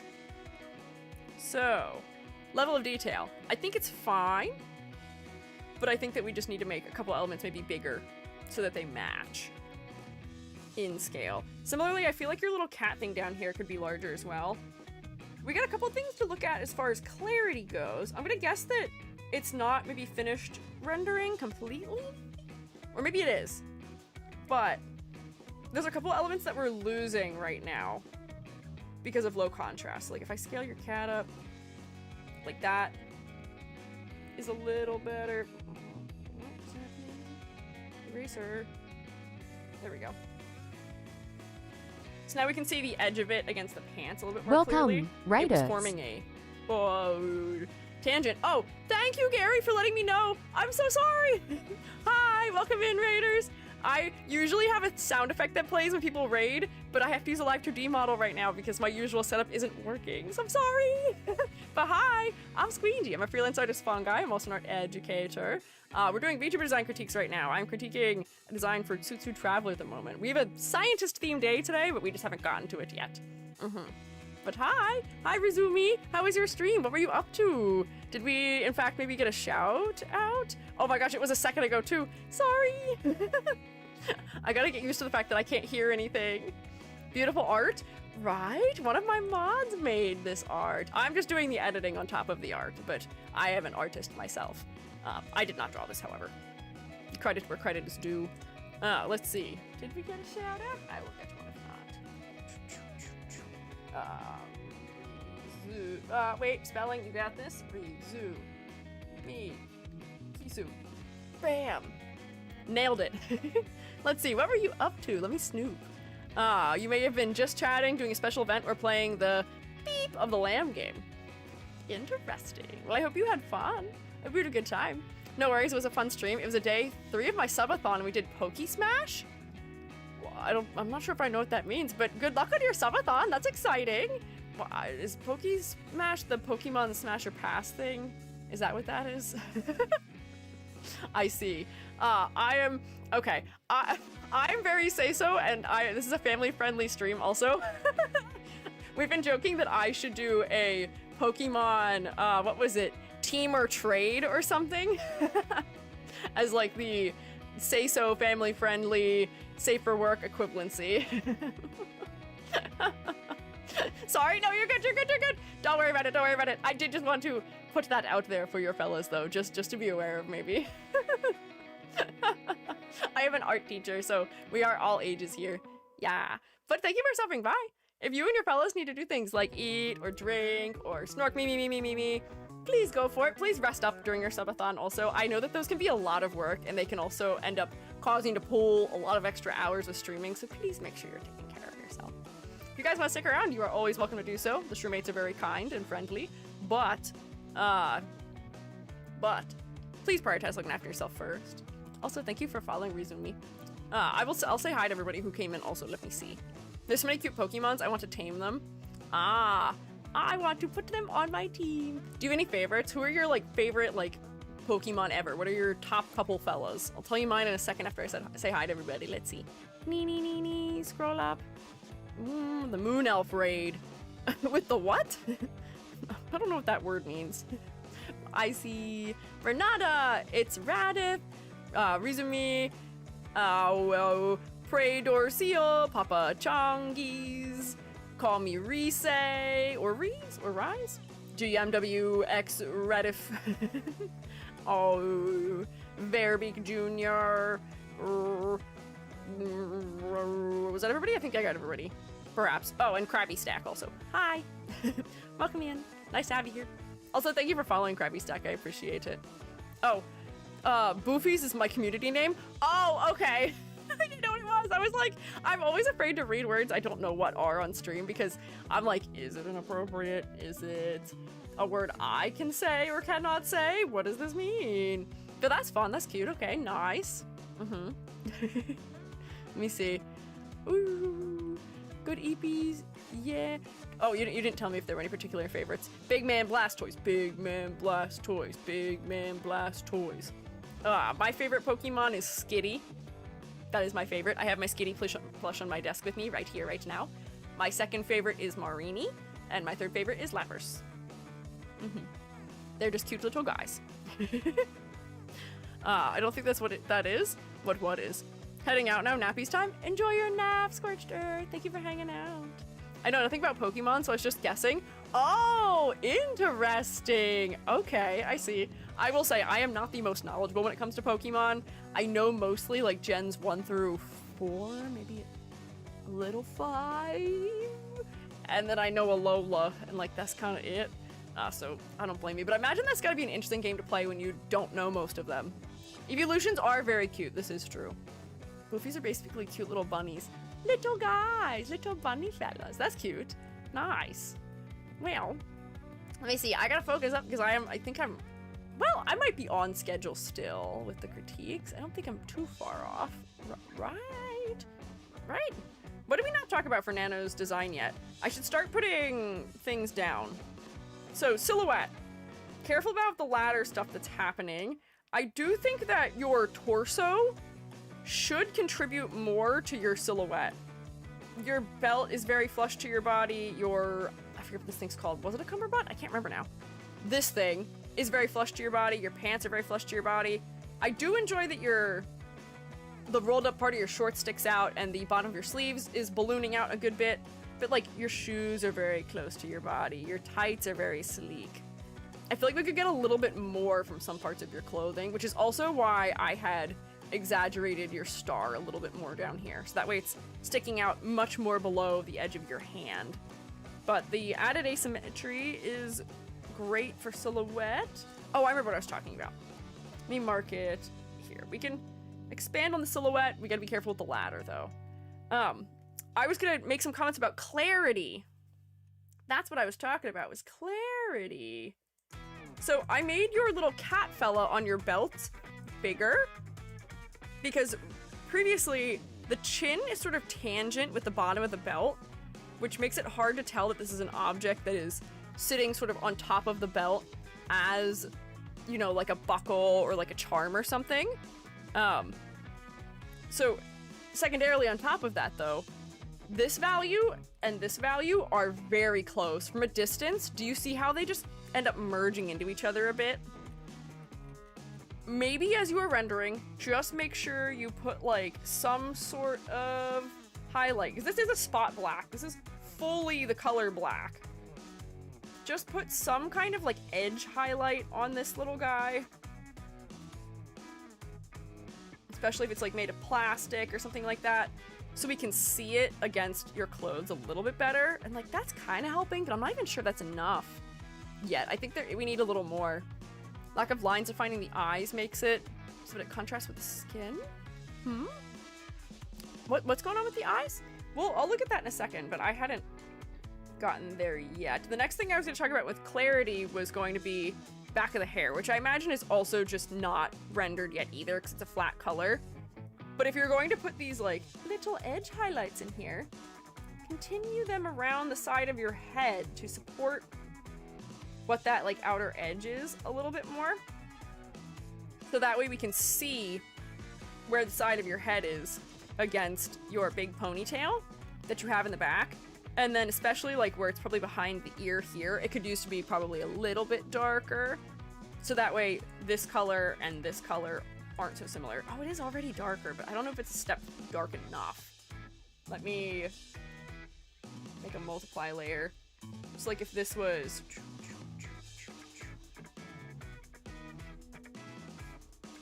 Is this gonna be too dark? Yep, bear with me, hang on. There we go, so like that almost. Behind the body. That'll help. And then the other trick that I've been liking recently is lightening the hair a little bit behind the neck if you're wearing dark hair or dark accessories on your body. So like you could leave the hair a little bit lighter in here, almost like we're getting light coming in over the shoulder. And then my blending tool out here. Just making it darker behind the head will help with depth, but I imagine you just haven't rendered it yet. Lack of lines defining the eyes makes it hard to make out the eyes. That is fair. The eyelashes not being very dark does make them a little bit hard to see. Your hair color is dark, so the eyelashes being blonde is maybe a little bit strange. I am going to darken them just a little bit more so we can see them. And I think we had talked before about the color of the eye makeup. I feel like I remember us talking about it because that pink doesn't stand out quite as much as it could if it was one of the other colors in your palette, like the blue or like a maroon, you know? It could be a little bit bolder, but we do see the eyes a little bit more clearly now from a distance, having modified that. Maybe this would be a good place to put the teal. Was that my edit over here that was putting teal on the eye? It was! Nano did not like that critique. Nano was not feeling particularly attached to that one, maybe. Hi, Squiiji. Do you still open design critique commissions? They will be reopening very soon. The waitlist for them, rather, will probably reopen quite soon. It's just, we haven't had it open for a little bit just because the queue was really long and I wanted to get the queue a little more under control before I opened it back up again.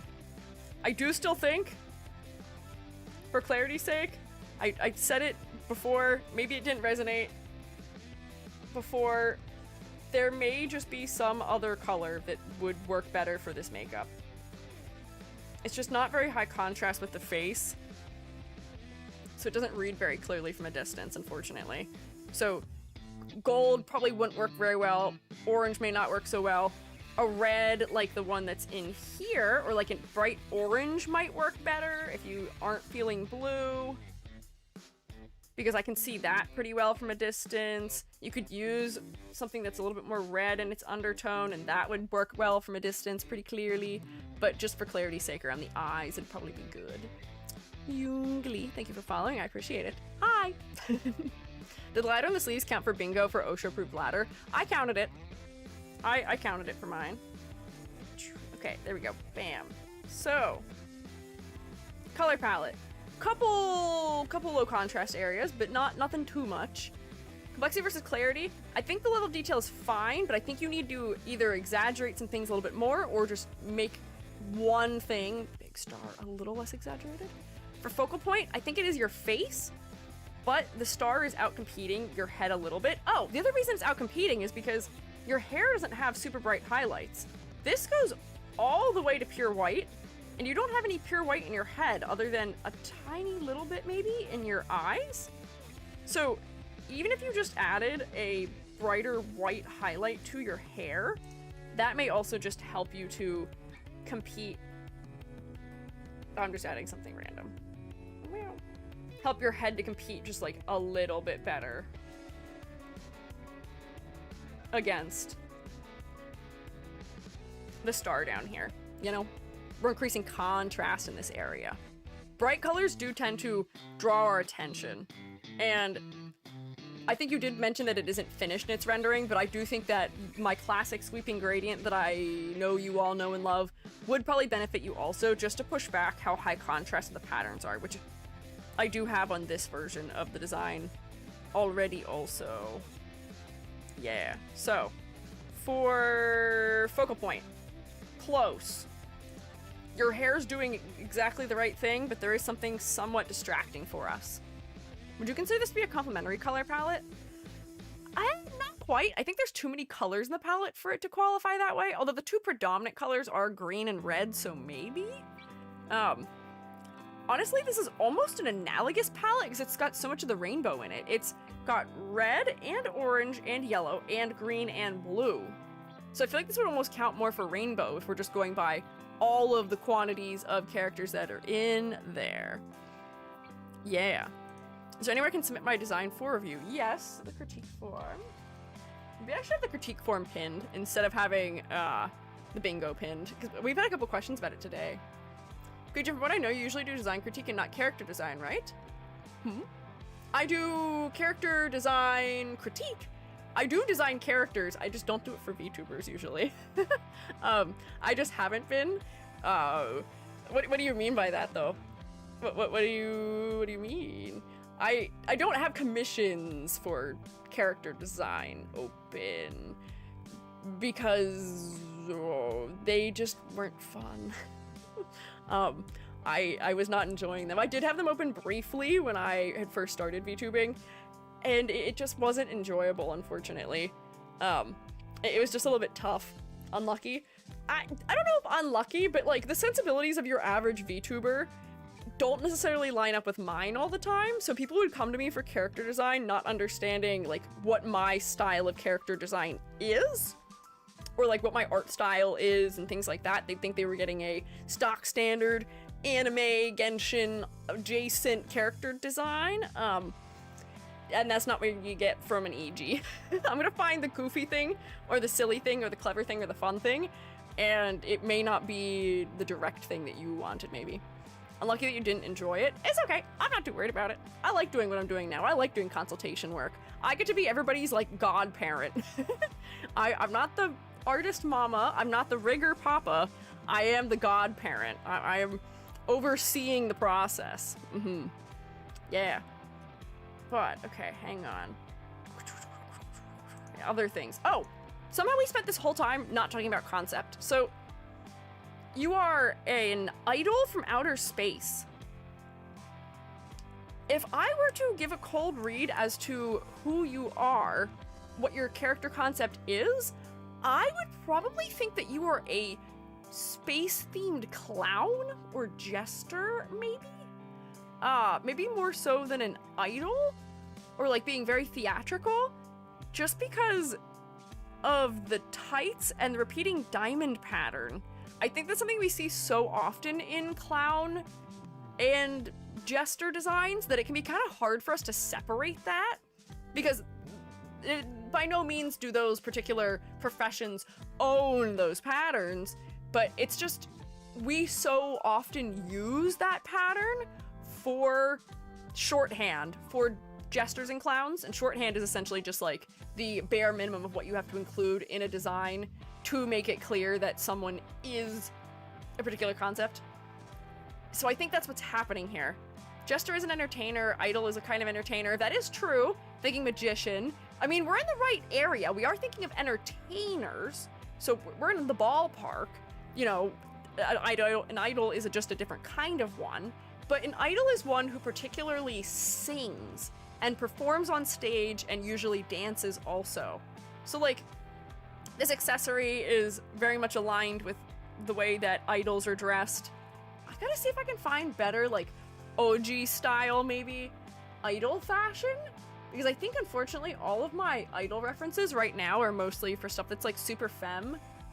And I don't think that's what Nana was going for with Sutsu. Let me look for my idol board real quick, just so I can see if I have anything in there. But I do think it is, unfortunately, predominantly the girlies in their super cutesy outfits. Yeah, idol, let's see. But like other things we tend to associate with idols that could very quickly make you appear like an idol. Earpiece microphones. Look at this one. This one kind of already fits your vibe with a big star on the side of it, and you have one ear that's already vacant. Something like this that were to have like a shooting star element on it, maybe it has your ribbon on it, I think that would immediately sell us on your concept. I think that would immediately tell us who you are and what you're doing. I think that would be probably all you need. Because then we'd probably go, oh, you're an idol who has maybe like a clown or like performer theme. Because there are a lot of idols who have like a secondary concept angle. They're not just an idol. They're an idol who has a cute concept, an idol who has a candy concept, an idol who has another XYZ concept. So, something like this may be your best friend. It may be the solution. Or even if you just like find other things you can use as accessories that would tell us what your profession is. Like a microphone is probably the easiest thing, but like if you had like some sort of like staff that is a microphone while also relating to shooting stars or something like that, that would probably also be pretty great, you know? Things like that. But having said that, I don't think it's gonna take that much to make your concept super clear, but I just don't think it's super clear right now, unfortunately. And I think you can still be pushed to be more over the top than you are right now also. This critique is so insightful. I'm glad you're enjoying it. Also, Bug Brocha. I almost called you Bug Rocha because your name being Bug made me think of cockroaches. But also, hi, thanks for following. I appreciate it. Sorry. Although I imagine that may be what your name is inspired by or alluding to anyways, you know? Maybe. But yeah, I think that's the grade. I will say, I don't give bonus points to skip the design, or skip the crit. No, not skip the crit. You're not skipping the design or the crit. Skipping the Q is what you've done. I don't tend to give the bonus points to that, but in my heart of hearts, I am giving you a goes on the fridge, because I really like the hair. Something about the hair really speaks to me. The way that you've segmented it into these really big chunks. You've made it nice and asymmetrical. The green being all in the front very much speaks to me, personally. But for fairness, we don't usually give those to skip the lines. So just know in my heart, there's a +1. But let's see.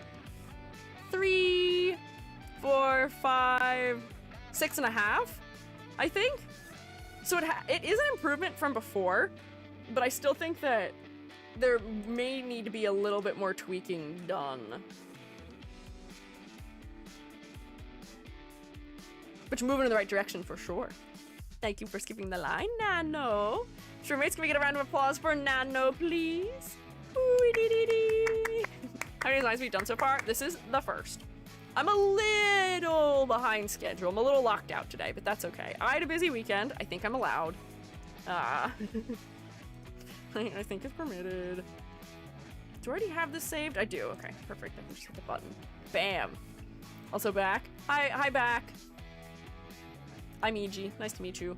I'm gonna close this file for now, but thank you, Nano. I hope you're having a good Snork Me Me Me. If you are going to Snork Me Me Me's also. I know the hour is tough. For you with the Squiiji stream. I also tend to be in pastels when wearing this type of outfit. I thought Ringmaster. Oh, a little more pastel may also be a good angle for the design. Yeah, I could see that working well. So, now we are on to the scientists. It only took us 2 hours in the stream to get here. We're halfway through and it's scientist time. We're gonna start with Side-Ear. Side-Ear was like, I think the 12th design that's in the current form of the queue. Side-Ear was not originally 12. There were a lot of people before Side-Ear that got removed because we critiqued their design already or because they don't exist. But we critique fellas regularly that are in like the 300 range in this form. And I've been waiting so long to have enough scientists or oranges. And it just hadn't panned out yet. So, here it is, Side-Ear in the flesh. Side-Ear uses the pronouns she/her. Where is my mouse? There we go. And can be found at Side-Ear VT. A research psychologist who transforms into a magical girl to fight misinformation monsters. The magical girl power is the ability to manipulate perception. Oh. The sunset coloring is meant to represent being a scientist in the day and an otaku at night. I'm a science communicator, so being a VTuber is somewhere in between. It's also meant to represent the warmth and empathy needed to be an effective psychologist. The design motifs are the psi letter and neurons. I designed it myself, but the ref sheet is by Miyukiko. Nice. Side-Ear submitted? I know! Didn't know she knew about EG? Side-Ear and I have rated each other a couple times. We're aware of each other. I have a lot of respect for Side-Ear and also other, like, educational scientist VTubers because I have a chem degree also. So, like, seeing the combo of science and VTubing is very fun for me, and I love absorbing scientific content. So I do lurk on Side-Ear from time to time. Yeah, STEM gang, absolutely. So, yeah. But the things I wanted to point out first were, yes, all the psi icons in the design. If we look at the trim for the sleeves, it's becoming a pattern. The way it's inverting works very nicely, where it's subtle. If you know what it is, you'll see it immediately and be like, oh, ho, ho, ho. But if you don't, it just looks like a nice pattern. Then we also have the neurons, which are on the pocket. It's a pattern on the belt. It's also, I believe, yeah, on this leg band down here too. But the psi symbol that's in the hair is almost kind of becoming a neuron too, where it gets this sort of like rounded bit with these like branching forks to it. So we're even further combining those two design elements, you know, which I think is clever. Smart. And, you know, I don't think we'd have any trouble looking at Side-Ear and going, yep, that's a scientist. We were talking about what shorthand is when we were looking at Nano's design.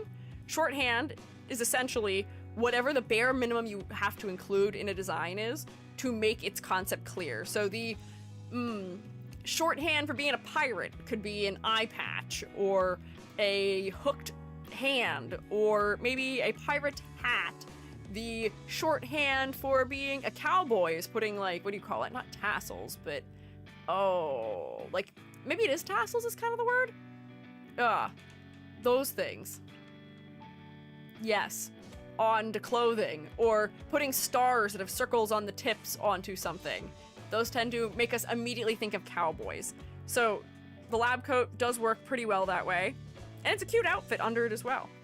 I don't know if I would have guessed the magical girl theming, just because I feel like we're missing some of the shapes that I would associate with being a magical girl. I'm imagining that this is probably the day job working as a research psychologist, and then this is the magical girl outfit, or maybe she has a separate magical girl outfit and I'm just not familiar with it yet, or I just haven't seen it.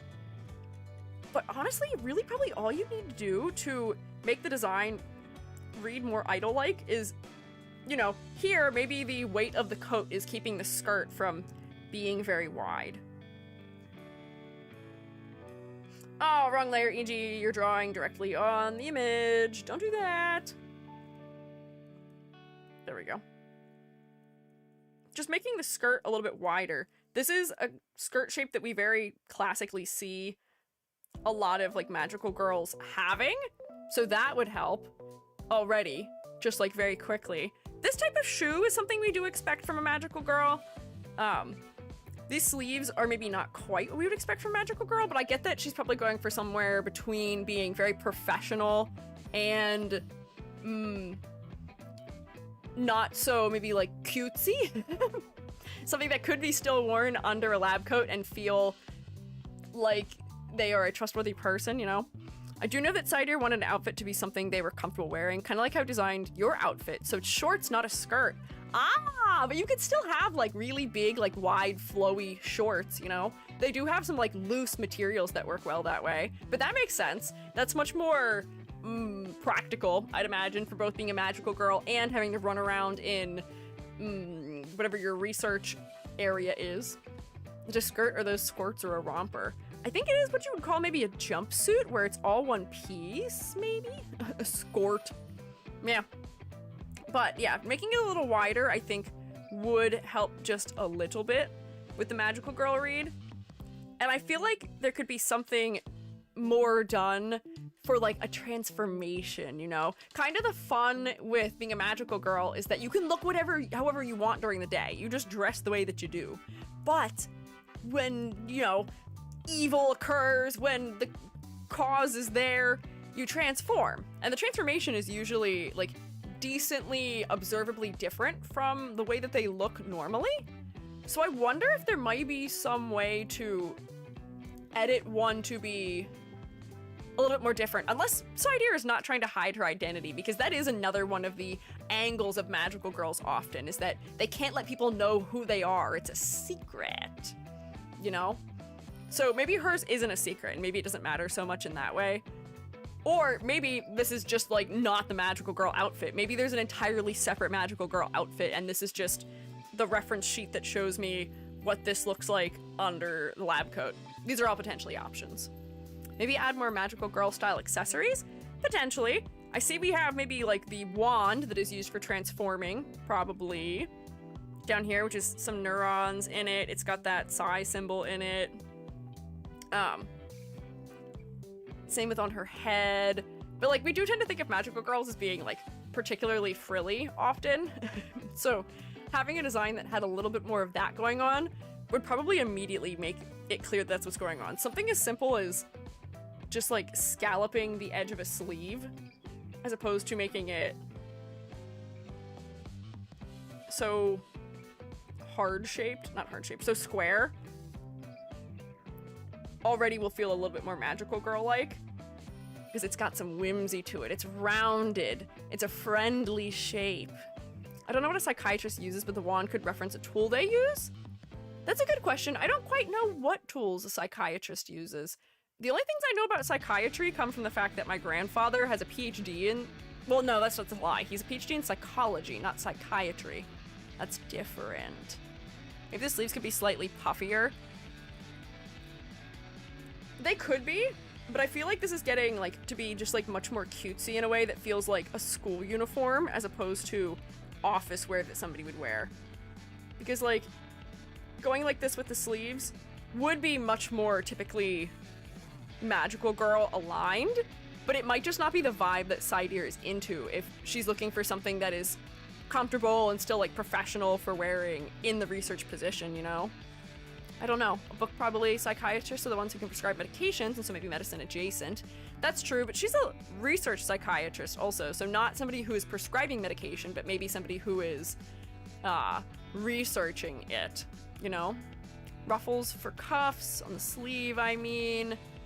You know what I saw recently that I thought was very clever for a scientist coat that made it very interesting? I saw a Miku design that had a capelet on the coat. Because I will say, one of the sort of quintessential troubles of the lab coat is that it does sort of obscure the whole silhouette. If we take a look here, if I select the whole background, which I think I can just do in one fell swoop. Yes, I can. There we go. And then invert it so that I can just fill in over the body with black. Yep, there we go. Got it.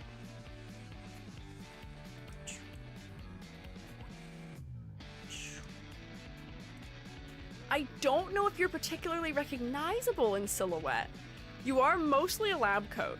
The fact that you have short hair, I think, was a great decision, because if your hair went straight into your shoulders, we would not be able to recognize you at all. Your hair accessory also sticking out off the side of your head is a good move, but if we could do something to modify the outer shape of your jacket, that'd probably be great. For a VTuber, yes, but for an anime character, no. What do you mean? What are you talking about? What for a VTuber, yes, but an anime character, no. What do you mean? Shoe buckles, maybe, perhaps, stethoscope wand. I don't know if psychiatrists are using stethoscopes, but I don't quite know. The silhouette being recognizable. You know what? Anime silhouettes do tend to be very unrecognizable, but that's not a standard we should achieve. And the best anime character designs are the ones that are recognizable in silhouette, so we should aspire to more than the animes often do. So I do read the Sailor Mercury / nerdy style magical girl rather than the main girl, though. Magical girls also follow tropes, and the nerdy one is always a little bit less frilly. That's true. We need like the lettuce style magical girl. Although lettuce is still pretty frilly, isn't she? Which other nerdy magical girls are there that she could be following the trope of? So there's lettuce from Tokyo Mew Mew. Mint, I think, is less frilly, but Mint is more so, like, kind of, like, snobby. Oh, wait, no! Lettuce is a little bit less frilly. She's got a lot of sharper shapes in her design than the other girls have. They are all, like, very sharp, but again, like, she's also supposed to be something that's underwater. Sailor Mercury. Well, yeah, Roku said Sailor Mercury. I was trying to think of other ones. But I guess I can pull up Sailor Mercury. But having said that, Sailor Mercury still wears the same style of outfit as everybody else does. Hers is maybe slightly different than the others, but like she still has like rounded sleeves and a giant bow and stuff like that. So she's still working with those sort of rounded, exaggerated shapes. What if the designs on the sleeves also had cutouts of the designs? Hang on, we're just having spoilers right now. What if the designs on the sleeves also had cutouts of the design? I fear that that may start to read as like tassels if they were cut out, but we could try that. Stylized gloves, that may help to read more clearly as a magical girl. I imagine gloves are also important when you're doing research, but if you were wearing something that's like a glove, that could work. Let me see, hang on. I don't want to make you too ruffly. This sleeve shape change, though, does add something to silhouette here that may be beneficial. Magical girl gloves seem to be often either they just wear a little cuff around the wrist, which Lettuce doesn't have, but Mercury has the, like, elbow-high ones, too. Togo Mimori has great nerdy magical girl design. I don't know who that is. Who's that? I will say don't know very many magical girl anime outside of Tokyo Mew Mew, at least as far as their names go. Let me see. Oh! That's interesting. This doesn't really read to me as a, like, classic magical girl, though. Like, I don't think I would look at this design and think magical girl. This to me reads as, like, tech future, Genshin Impact fantasy setting that I'm not quite placing.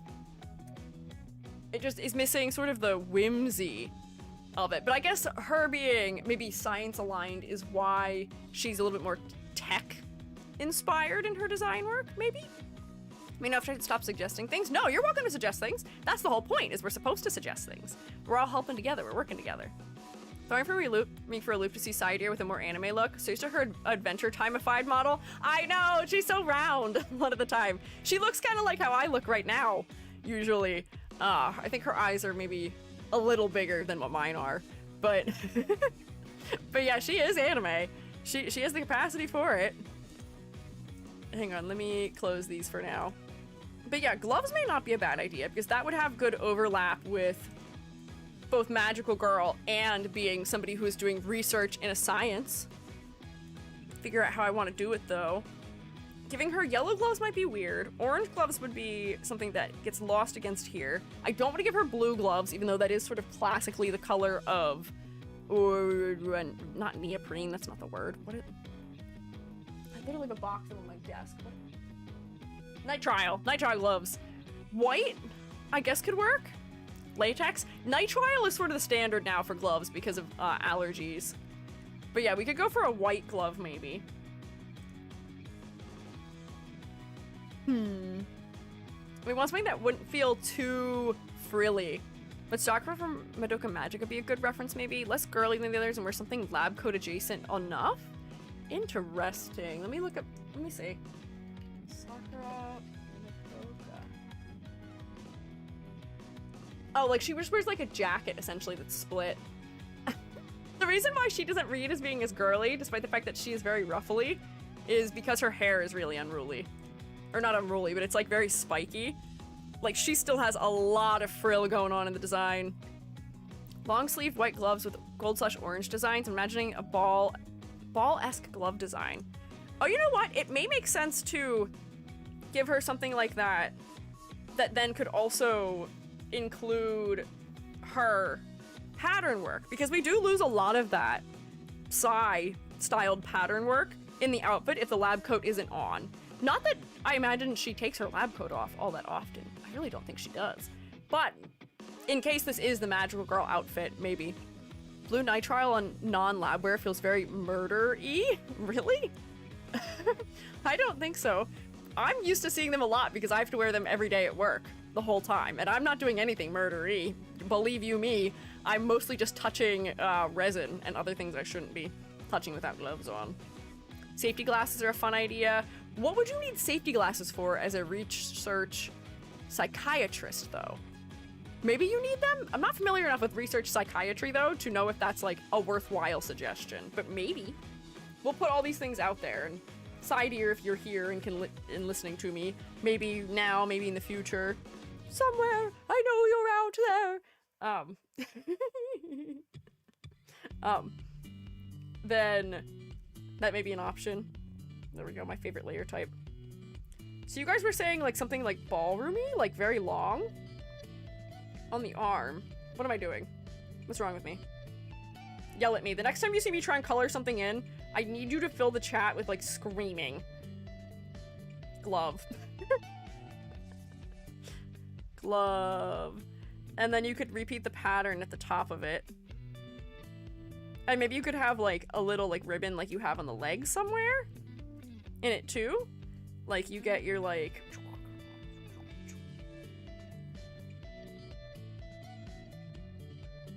little ribbon. That's not very little. Littler. Your little ribbon on it. Or instead of doing that, you have your all of your Psy patterning at the top of it where it's just like the where is it here? Orange edge to the top, and then you get the Y shape, and you do the hokey pokey, and you turn yourself around, and that's what it's all about. There we go. I'm just gonna draw the suggestion of the pattern. You'll have to pretend that that's a pattern that I've drawn in there. Stylish and practical. Yeah! So I'm thinking about elbow length, elegant ballroom nitrile gloves. It's a thing that could probably exist. Scalloped edges on the bottom of the coat and its sleeves One of those things might be nice. I do know that she is trying to not be too frilly probably in the design, but I do think that the coat needs something in its design to make the silhouette just a little bit more apparent. Scalloping for the edges could be an option, but that may feel a little bit too whimsical. A little bit too whimsy for the serious profession of being a research psychologist.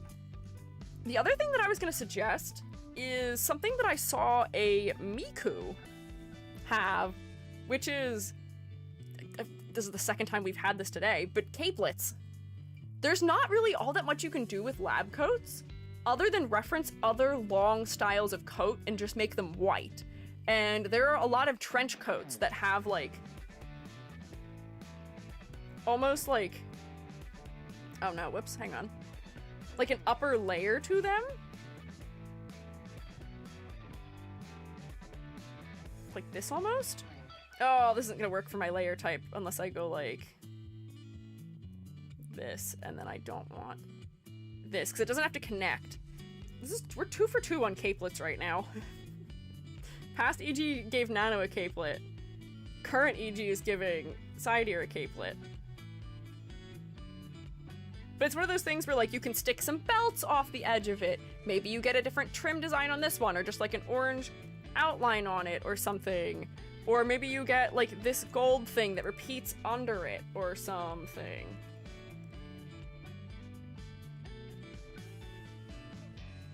Like that.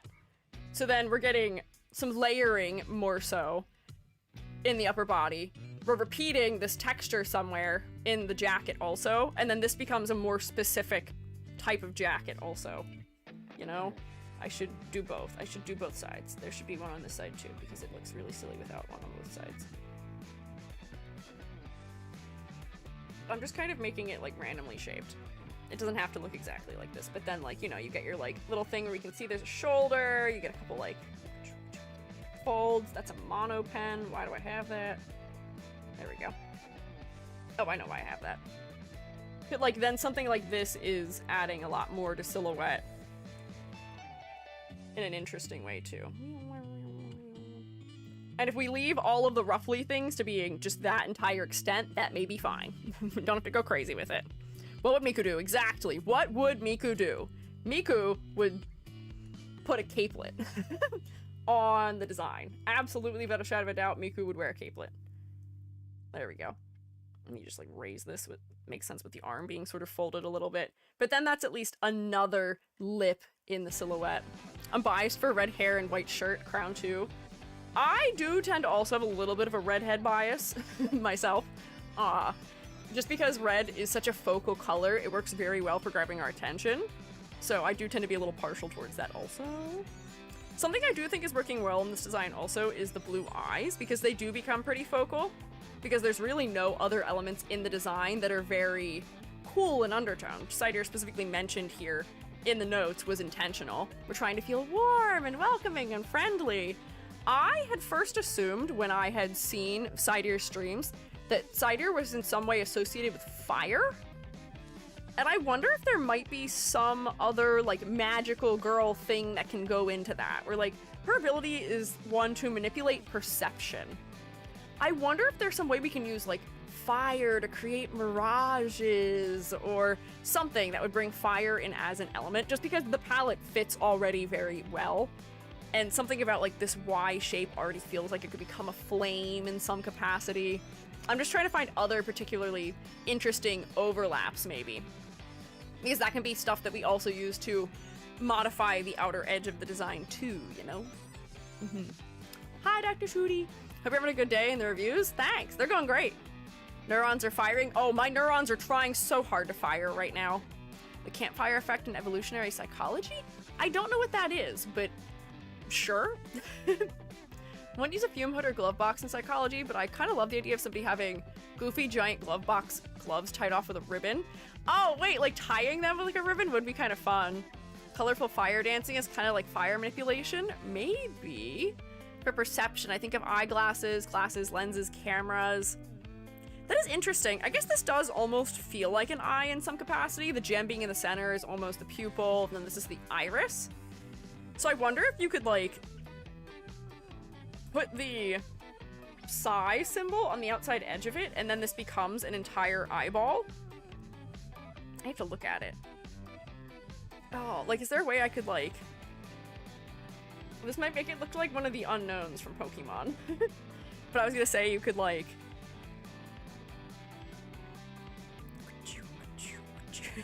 I'm doing a terrible job. But, like, that's an eyelash almost.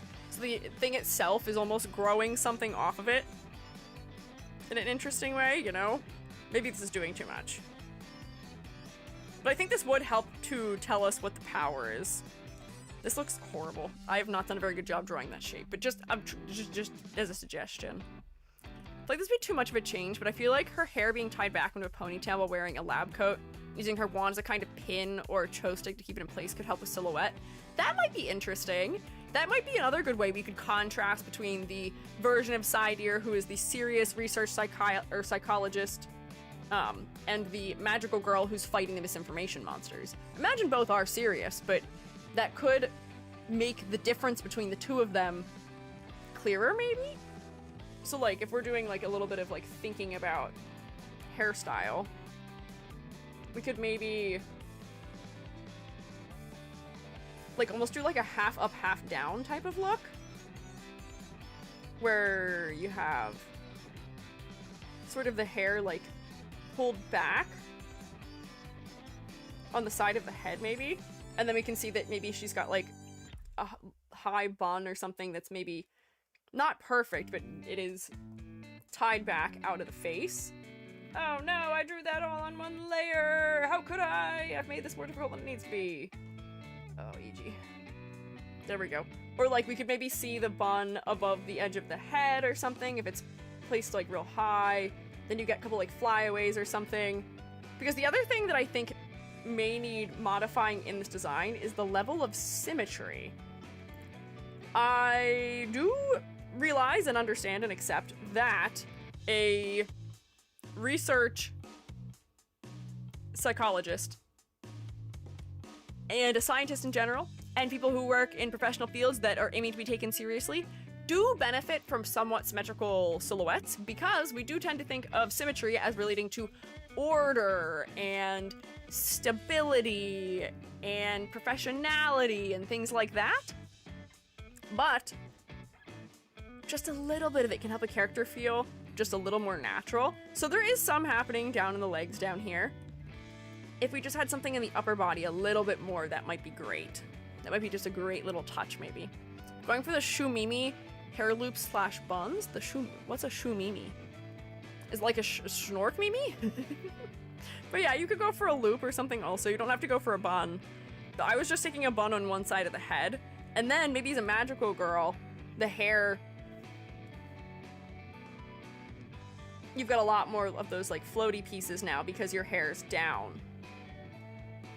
Hang on, this one I drew a little bit too high. I wonder if Mirai Kuriyama from Beyond the Boundary was a reference for this design. Because I feel like this is kind of like how her hair shape is. But then, like, more exaggerated, floaty. She's another science VTuber. Oh, I'm unfamiliar. Oh, wait.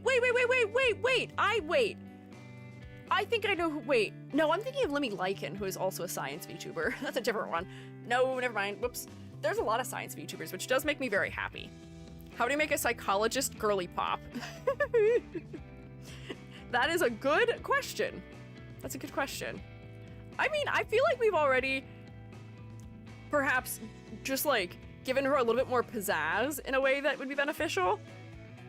We've made it a little bit more specific in the lab coat. Even though it already was in the pattern work, we've made the shape more specific. What about glasses? That'd be a good question for Squiiji, maybe. Although I wonder if glasses would feel too professional.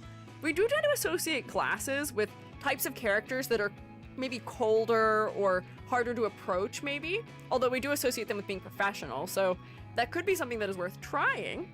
A round-shaped pair of glasses may be friendly enough that it wouldn't feel that way to us. Maybe when she's in her magical girl form, she is wearing contacts. Big round glasses can make it look softer. Perhaps we can try it. There's nothing wrong with giving it a shot. Just to see. We are sort of just, like, accessorizing her a bit here. So like something like this is what we're saying, maybe like.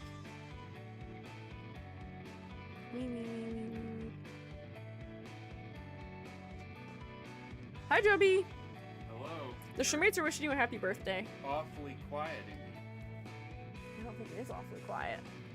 Usually I can hear you talking in the hallway up until the door. You Hello. can you really? Oh, you mean out in my apartment? No. I can hear you in the hallway. The room ain't soundproof that well. Like outside our apartment? No, not Oh, outside the okay. apartment. That's fine. I was like, oh my gosh, we're disturbing the neighbors. Good news to Mhm. everybody. Good news, Joby. My laser is going well. Oh, nice. I'm blasting the facial hair off of my face. And good, even better news. You're trying to get lasers blasted into your face. Now's the time to do it. I just got a whole bunch of extra stuff for literally 75% off everything. Hell yeah, we love to hear it. Sorry, left-handed, left-handed. Yep, there you go. I literally, all this stuff, like, I only got my lip and chin, and that's an infinitesimally small area as opposed to what I just got, and it's literally half the price. Whoa! $400. Hey, not bad. Too bad.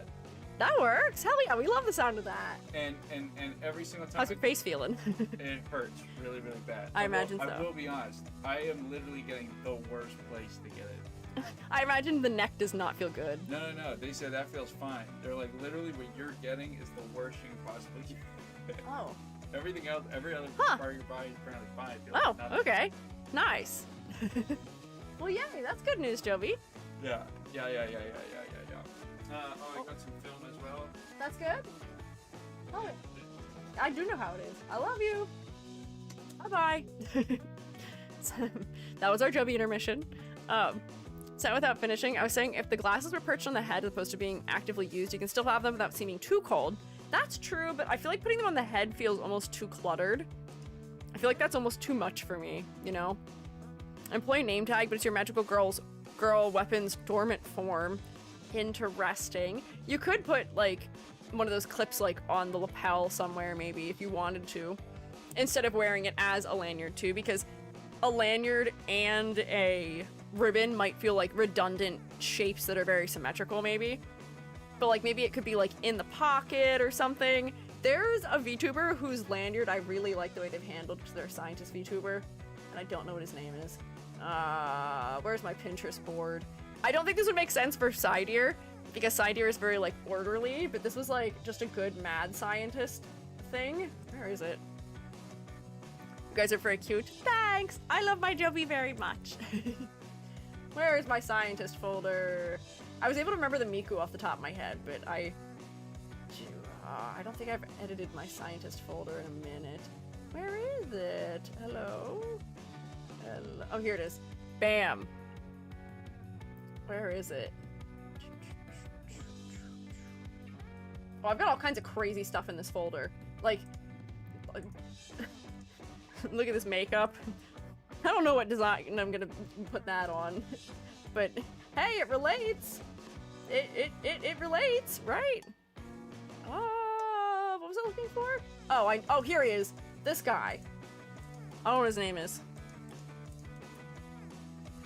The fact that his lanyard is all like tangled in his tie and his tie is all burned up, I thought was an incredible move. I was like, that's so smart because it's so asymmetrical and chaotic.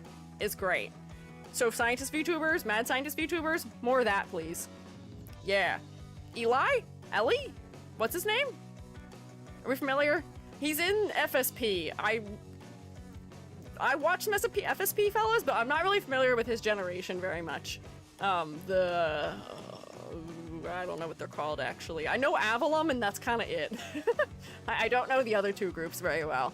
I don't have a lot of time for watching VTubers, unfortunately. But, like, I thought this was very clever. This was my favorite design that came out of that generation. Elias Delborn. Props to whoever the mother of Elias Delborn is. They did a good job. Anyways, doesn't relate to side ear, but may relate to some of the other designs we're looking at today. But like finding interesting ways to pose clothing is a good move. And I think that design highlights it pretty well, that the way the clothing is worn can be just as important as the elements themselves. So for somebody who is trying to appear very prim and proper and like their life is put together, this is probably the way of keeping it mostly symmetrical with a couple pops of asymmetry. You know? Looks like the same artist behind Mista and Shu. Oh, it could be. Maybe. I don't tend to be that good at recognizing overlap, but you know what? The mouth style does feel kind of Shu-like. Feels a little Shu-like to me. The very strong, what do you call it? The little like center bit of your lip is a very Shu-like thing. Shu's artist-like thing. Yes, yes. Different stress toys attached to you. These are for the subjects of the research. For when they get a little anxious, it calms them down. Could be, but we're tangenting. We're tangenting. We gotta focus. So, side ear. We've talked about a number of things here already. So, color palette. I don't really have much of an issue with side ear's color palette.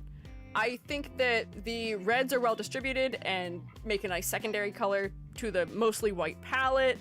The yellow is a good tertiary color, which I think would be a stronger tertiary color if we just had a little bit more of it. I think the pattern work is very cleverly done, as well as the like neurons, like that all is very well thought out and applied to the design. We don't have any issue telling that this is a scientist.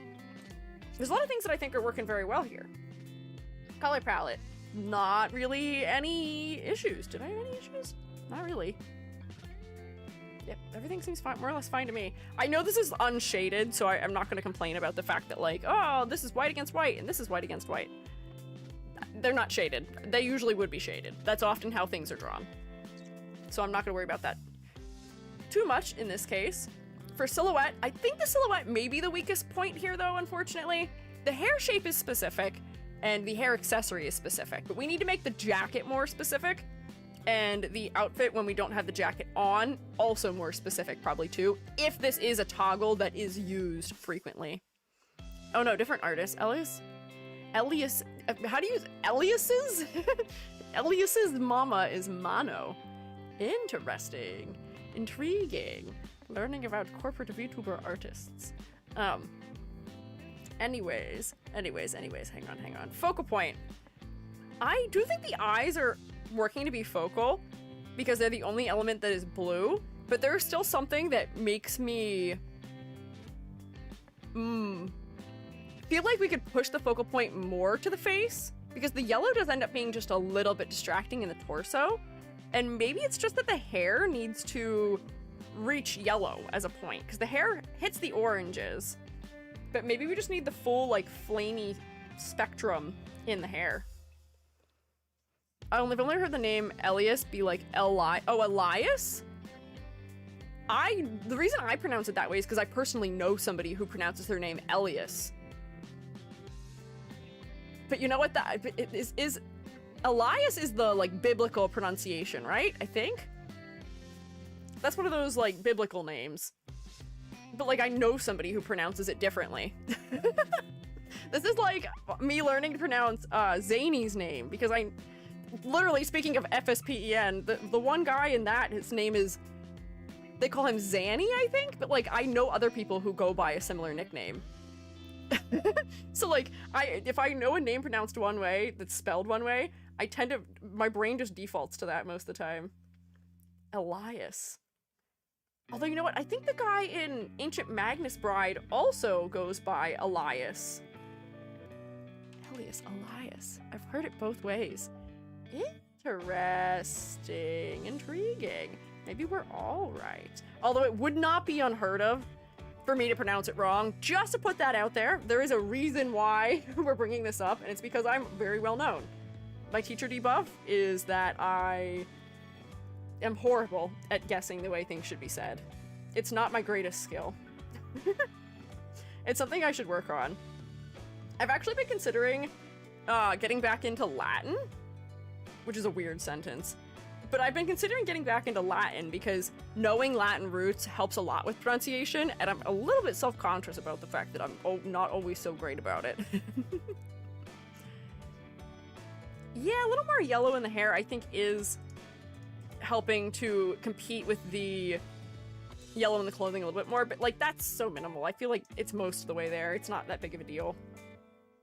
I do think that the jacket could be more specific. I think that would be my critique for complexity versus clarity, is that this could be more specific. Some of these elements could be more specific and add more to silhouette also. So to put you there. But then for concept and motifs, I feel like you can push some of the magical girl angles a little bit, even if you're being like quiet and subtle about it. Like we were saying about like hiding your wand in your outfit somewhere, finding things that overlap between the psychologist angle and the magical girl angle, like having to wear gloves, or, you know, the short sleeves of the shirt, or having a hair stick because your hair's pulled up and that's where your wand is hiding or something. Finding those areas of overlap will be great potentially and very interesting for you. But good personal taste. That's me saying to myself. I don't know why I said it like that. Personal taste category this gets a bonus point for, because I've always been a fan of your design. I think it's very cute. It's been very memorable for me, at least, so we can tell it's working on that front. Your Adventure Time-esque model is so cute. But let's do a little tallying. 2, 4, 5, 7, 8, 9? Is that true? Yeah, that's true. 9 out of 10. Hell yeah. Works for me. Can we get a round of applause for Side here, please? Now it doesn't matter that my hand tracking doesn't work very well for clapping, because you can't see it anyway. Ah. Angie giving himself a star for having good taste. I like half read the category and like read it to myself, but I read it out loud instead of just saying the thing I was trying to say. Do you ever do that? Do you ever read something out loud instead of saying the thing you were supposed to say? It happened. I'm a silly little guy. But Sidear, thank you so much for submitting your design for critique, and thank you, Shroommates, for providing some feedback to us here. I have not touched my bingo. Let me touch my bingo a little bit. Rainbow Color Palette I will give myself for Tsutsu and the Osha Ladder. We did not have a Lip Fang. I did not rotate anything. Tsutsu with green hair. I didn't steal any limbs, no monsters, no chibis. This, I wouldn't say has a lot of lacer ruffles, but it has a couple, so I'm not going to do that. We do need more symmetry. No fishnets. Being a magical girl is not a mythical creature. I did say bear with me, I'm certain of it. Tsutsu to one sentence concept. There's good visual weight in the silhouette. I probably said fear not also. You know what? Bingo may be in my future. We may reach a bingo. I can only dream. But next, we have Doc Vivi Leandra. I'm so sorry. I like patchworked your reference you sent me together, because I think the reference was like 11,000 pixels wide. So I just kind of like crunched it up into the parts that I thought were going to be the most necessary for critiquing, so that way when I shrunk it to get it under 6K on the longest side, it wasn't going to reduce the height quite so much. So I don't want to lose all the resolution, but you just gotta deal with my blobs that I tried to fill the back in with. But this is Doc Vivi Leandra, who uses she/her pronouns and can be found at Doc Vivi Leandra.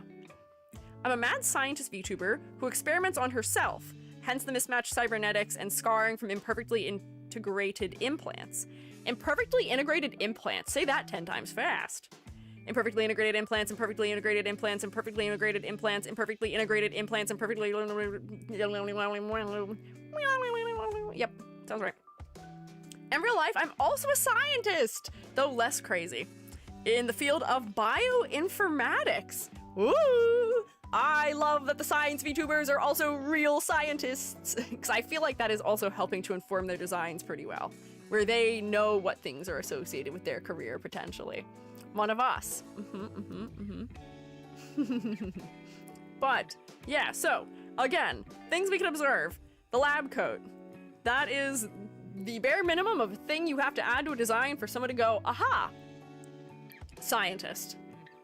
The fact that it's not being worn perfectly on the shoulders does tell us something about this person, that maybe they are not as strict about appearances as someone like Saidir was, and, you know, the wires, the hair that's like all wrapped around the, I guess these are also wires that are coming out of the head, the asymmetry that's sort of all over the place, the tearing of this like sheer underlayer.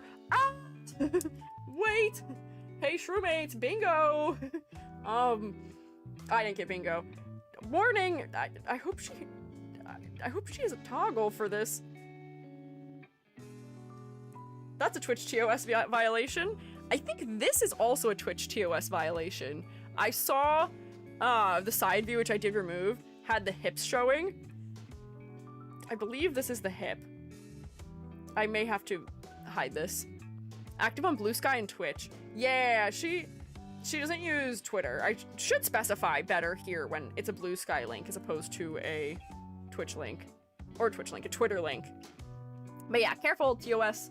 It's not on my bingo, but just be careful. You're not allowed any amount of underbust. Let's see, I may actually be able to shave this back a little bit. I may have gone more extreme than I needed to. Oh no, I didn't. That's still underneath. Nope, that's as extreme as it needs to be. Does the sheer fabric help skirt the TOS line? No, they specify in the terms of service that sheer fabric and meshes do not count. It has to be opaque clothing covering underbust and the entire pelvis region, unfortunately. I'm not the biggest fan of their rulings, and I'm not a biggest fan about how loose they are with A, enforcing them and sort of randomly enforcing them, and B, with not showing like examples of exactly what is permitted. But better safe than sorry, unfortunately. Cries maybe just a little bit. If the person who made the lots of the science parts of Subnautica 2? Huh? What do you mean? What do you mean they made the science parts of Subnautica 2? Like they were one of the developers for Subnautica 2? Interesting. To only use sheer fabric if you're mask presenting. Yeah, the wording is weird. You must cover the area extending from your hips to the bottom of your pelvis and buttocks, which is so vague. So, my pelvis. The pelvis is shaped like this. Well, hang on, that's not a color I can draw with. Your pelvis is shaped like this. So, like, does that mean I only have to cover, like, that part? I don't have to cover the belly button or, like, the center? Weird. They've designed the explanation for how the protevirus works and Subnautica 2, so not a developer, but more of like a narrative consultant.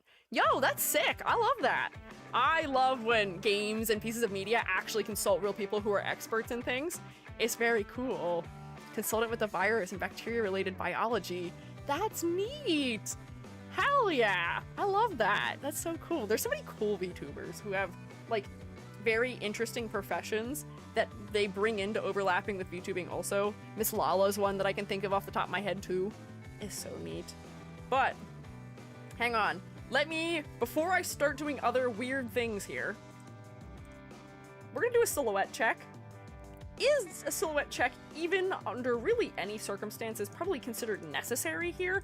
No, I'm sure you can probably use your eyeballs and be like, wow, there's a lot of negative space areas, like in here, and in here, and in here, and in there, and, well, all around here. Yep, there we go. And in here, and in here, and in here, and in here, and in here, and in all of these, and then in all the little tiny gaps inside the hair. The more a design makes me work to attempt to get a silhouette of it. Okay, I guess we're going another time around, sorry. I don't make the rules. The more a design makes me work to get a selection for a silhouette test, usually the better the silhouette is. So, put that to the test just real quick here. Invert that. Fill this all in. It's gonna have the line selected, and I'm not gonna have the stuff that's like outside of the area properly, but just so you can see the idea of it. I would say that's probably a pretty recognizable silhouette. You've got this hair wrapped around wire that's like loosely draped. We've got tall, sharp ears. We've got two different hands, a tail that is a very specific pose, and then non-human feet. That works pretty well for me. For how asymmetrical the like design itself is, the silhouette is surprisingly symmetrical though, which is very interesting. I wonder if this design would be benefiting more from having like one sleeve that's sitting like decently higher than the other or something to get a little bit more of that chaos into the silhouette more clearly, maybe? Whoa, my selection tool is just like not working with me. There we go. So like maybe it's like sitting a little tighter to the body on this side and then a little looser on this side to reveal more of the less human looking arm, even though I don't think either arm is human. Or like the lab coat is like really close to the body all throughout. You can make the lab coat feel more like dangerous in its shape language if we make it even pointier, essentially in its corners. Because a lot of the elements in this design right now are trending towards danger, danger, scary scientist that maybe is not trustworthy. Because we've got all these really super duper sharp shapes that taper in an extreme manner. In like the pinchers at the end of this tail, in the hands, the fact that one eye is dark and the other one is light. There's a lot of really sharp shapes that can be a little bit off-putting, which I imagine is the goal of being a mad scientist also. What's causing the wires to go upwards? It's a physics violation. I think like her actual model is like attached to something and like these just go off screen essentially. So right now they're only just like ending because this is a reference sheet for a character design. I believe they connect to something or they just like go fully off screen or like go across her display essentially. Never seen her before, but the design alone makes me want to check her out. I am with you. I agree with you. I happen to be in agreement. So, we could use the shape language we were using in the ears and in the toes, in the jacket to make it more sharp and a little bit more disturbing maybe. A little bit less friendly, perhaps. I think also there's something a little bit strange happening with this piece of fabric where the bottom almost forms a tangent with the legs in a way that, to me, especially from a distance, makes it look like the legs are this shape and that this is just like a gap between them where I'm seeing something through them. We may need to make this wider at the bottom so that way we can see that this is something that is on top of the leg and not behind the leg or between the legs. Or alternatively, we may need to just make it like a lot more narrow, or just like moving the legs in a little bit would help. I'm not sure that is even doing enough. Something in the way that these shapes is working is causing me to read it that way. It may also be a clarity element. That would be one of the other critiques I have for this design, is that there's a lot of areas where the values are quite similar. Here they're not touching, but they're very close to touching. Let me grab a correction layer so I can show you what I mean. I'm gonna rob you of your saturation. And do you see how the highlights in the hair and these wires around the neck are the same value? The dark parts of the neck and the dark parts of the hair are the same value. The arm and the inside of like the shading inside the jacket are the same value, and then this sort of like center skirt is the same value as this leg belt, as these top two belts are, as these two little like side, I don't know what to call them, like robotic elements are, and as the little ones on the shin are too, and the tail. So we just need a greater value range perhaps in here, and we just need a little more clarity in the values. You are getting clarity from the fact that you're using a variety of colors in areas, but like we do lose the neck a lot against the hair. As I was saying before, I think I said this with Sutsu, one of my recent favorites for clarity in VTuber designs, or just in character design in general, when you're trying to get a character that has dark hair and something dark on their neck to have enough clarity, you can often just add like a subtle gradient behind the hair, and it just makes the hair feel like it's like partially see-through. Like we're getting the light either bouncing from like in front or like off the chest or under the neck back into it, or just light coming through it or something like that. And that can be enough to provide the clarity we need. So I'm just adding the shapes for it right now. I'm gonna blur them out, and then I'm going to make them a glow layer, I think, so that we preserve some of the variety and the value that was in here. There we go. So like I want to take this all the way out past the area where the collar is too, because the collar is the same value as the hair is too, which is another thing that we may need to modify a little bit. Yeah, no, you've lost your saturation privileges.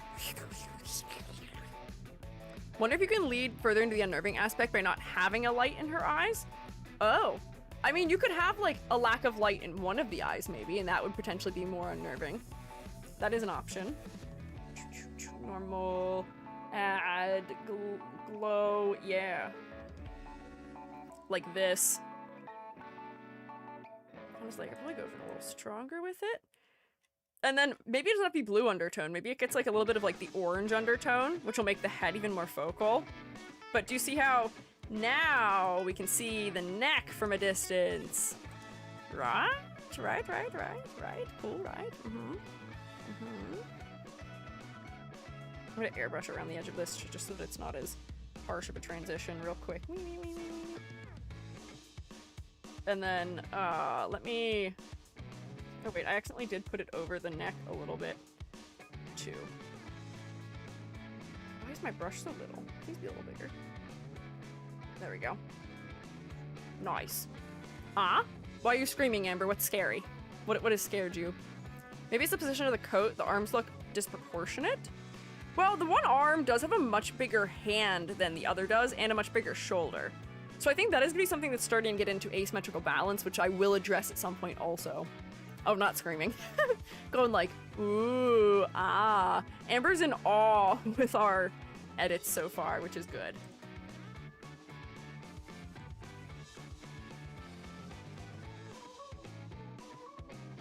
Wait, hang on. What if I didn't do that for the whole thing? What if I just did it?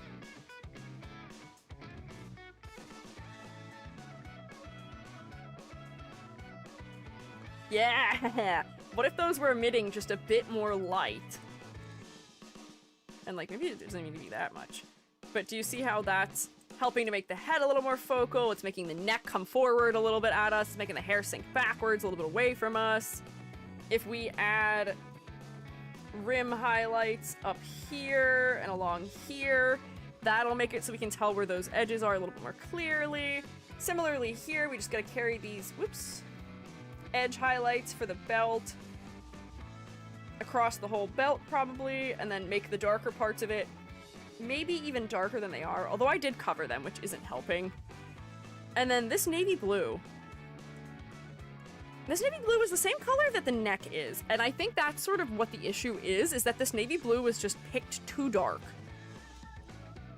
This navy blue just may need to be something that gets a slightly brighter value, and maybe you do have some really dark shading in it, but... Oh, I didn't hit shift. Ugh. But the sort of like base mid-tone color of it is maybe a shade or two lighter. So the edges are just a little clearer where it's touching things. So like this is that blue. I think the inside of the hand has some of that blue too on it. I think the hips are a little bit clearer than what mine is making it look like, just because I had to paint to cover the pelvis a little bit. But yeah, let me edit, tone, layer, well, give me a layer, new correction layer, new saturation luminosity. And I'm just gonna luminosity it a little bit, just a little bonus loom. And then I need to saturate it just a little bit so it doesn't look gray. And like, you could still have a darker shading color, but I think that is helping a little bit with clarity. I could probably even push it further, but it's working so far. Very, very coolio. Salma, you're not allowed to apologize. Who do you think you are? Also, Mayhem, thanks for following. I appreciate it. I'm sorry I'm a little late with the thanks for the followings again. I'm very used to the fact that there's a sound effect that usually plays, and my sound effect isn't playing because my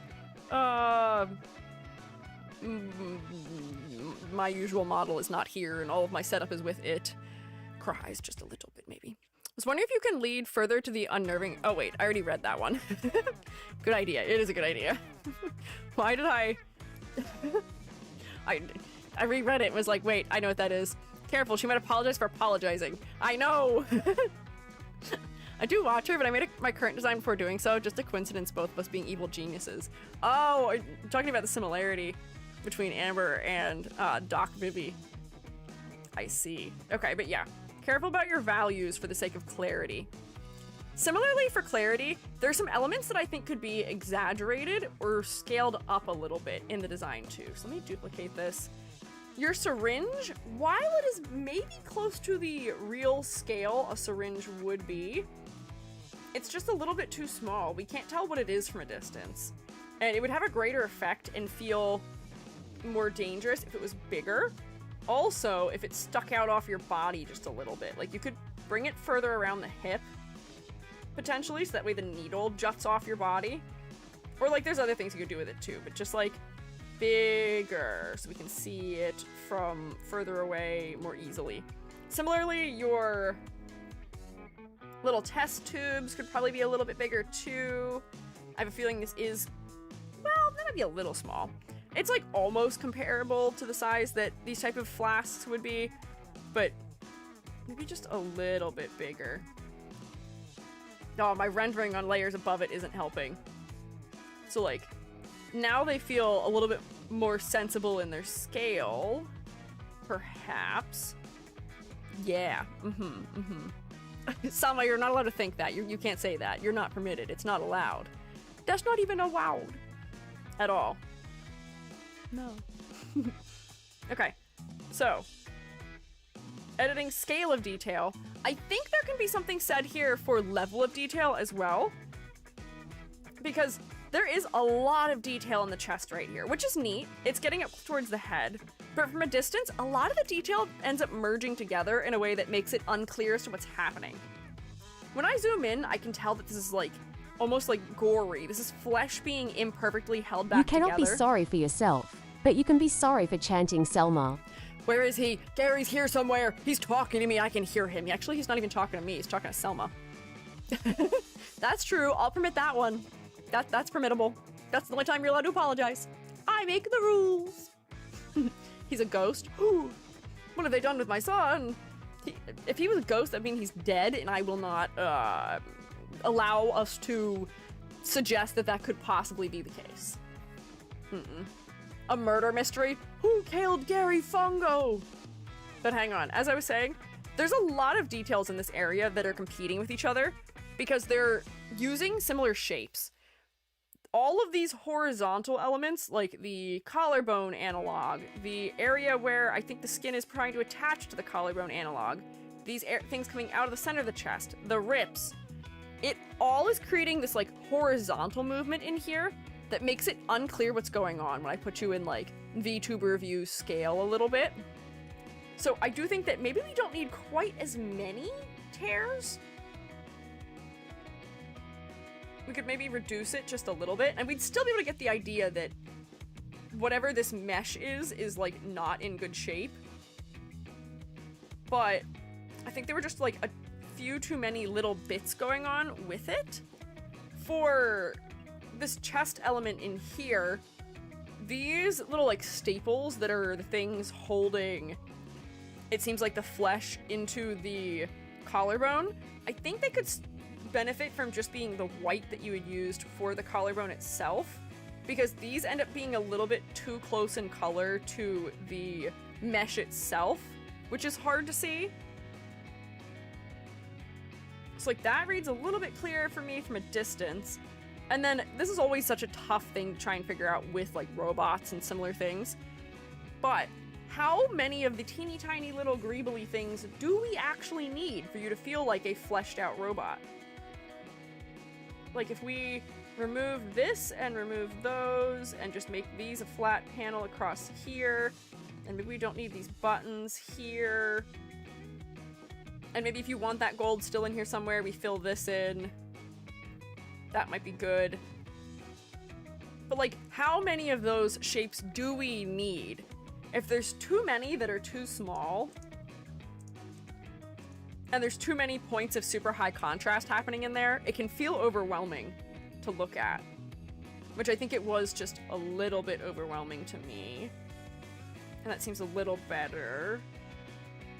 And then like similarly down here, the rendering style is very different from the rest of the design, so it may be good to pare it down just a little bit. I know we're trying to go for gory and uncanny, and it does feel uncanny for the fact that it's got more detail and it's more textured, but it might just be a hair too much. Oh, we're deleting messages. What happened?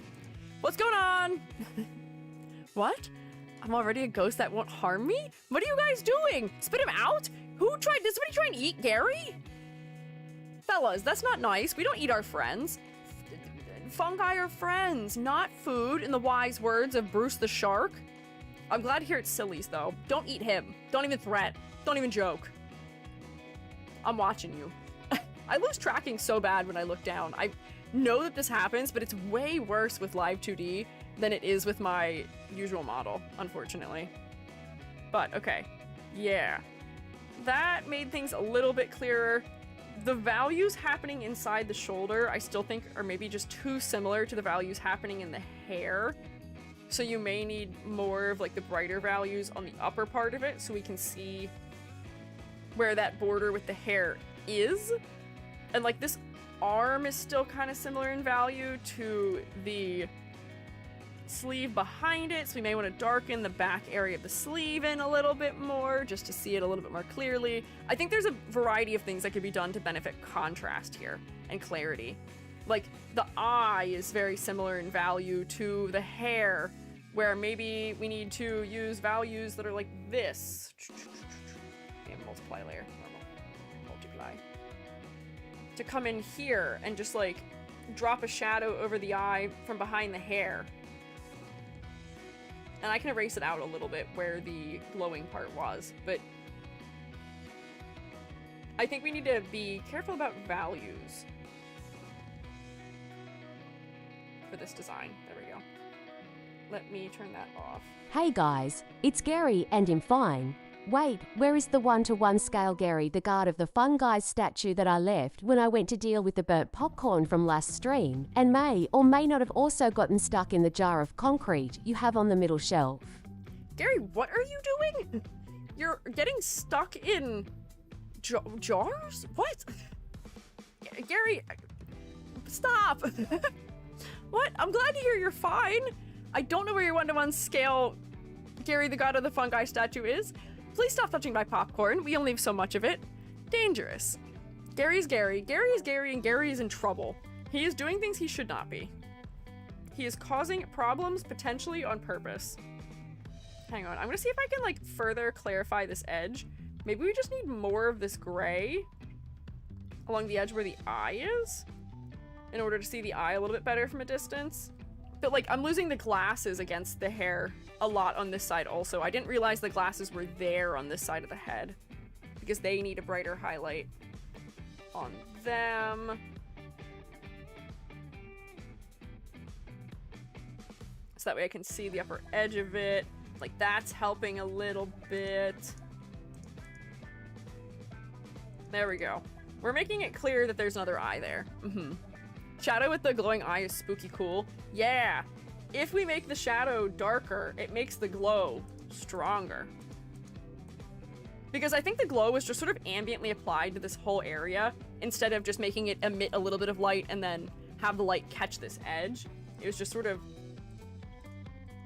spilling into the whole area, but making the eye even darker makes the brights even stronger, you know? So, okay, there we go. Modified that.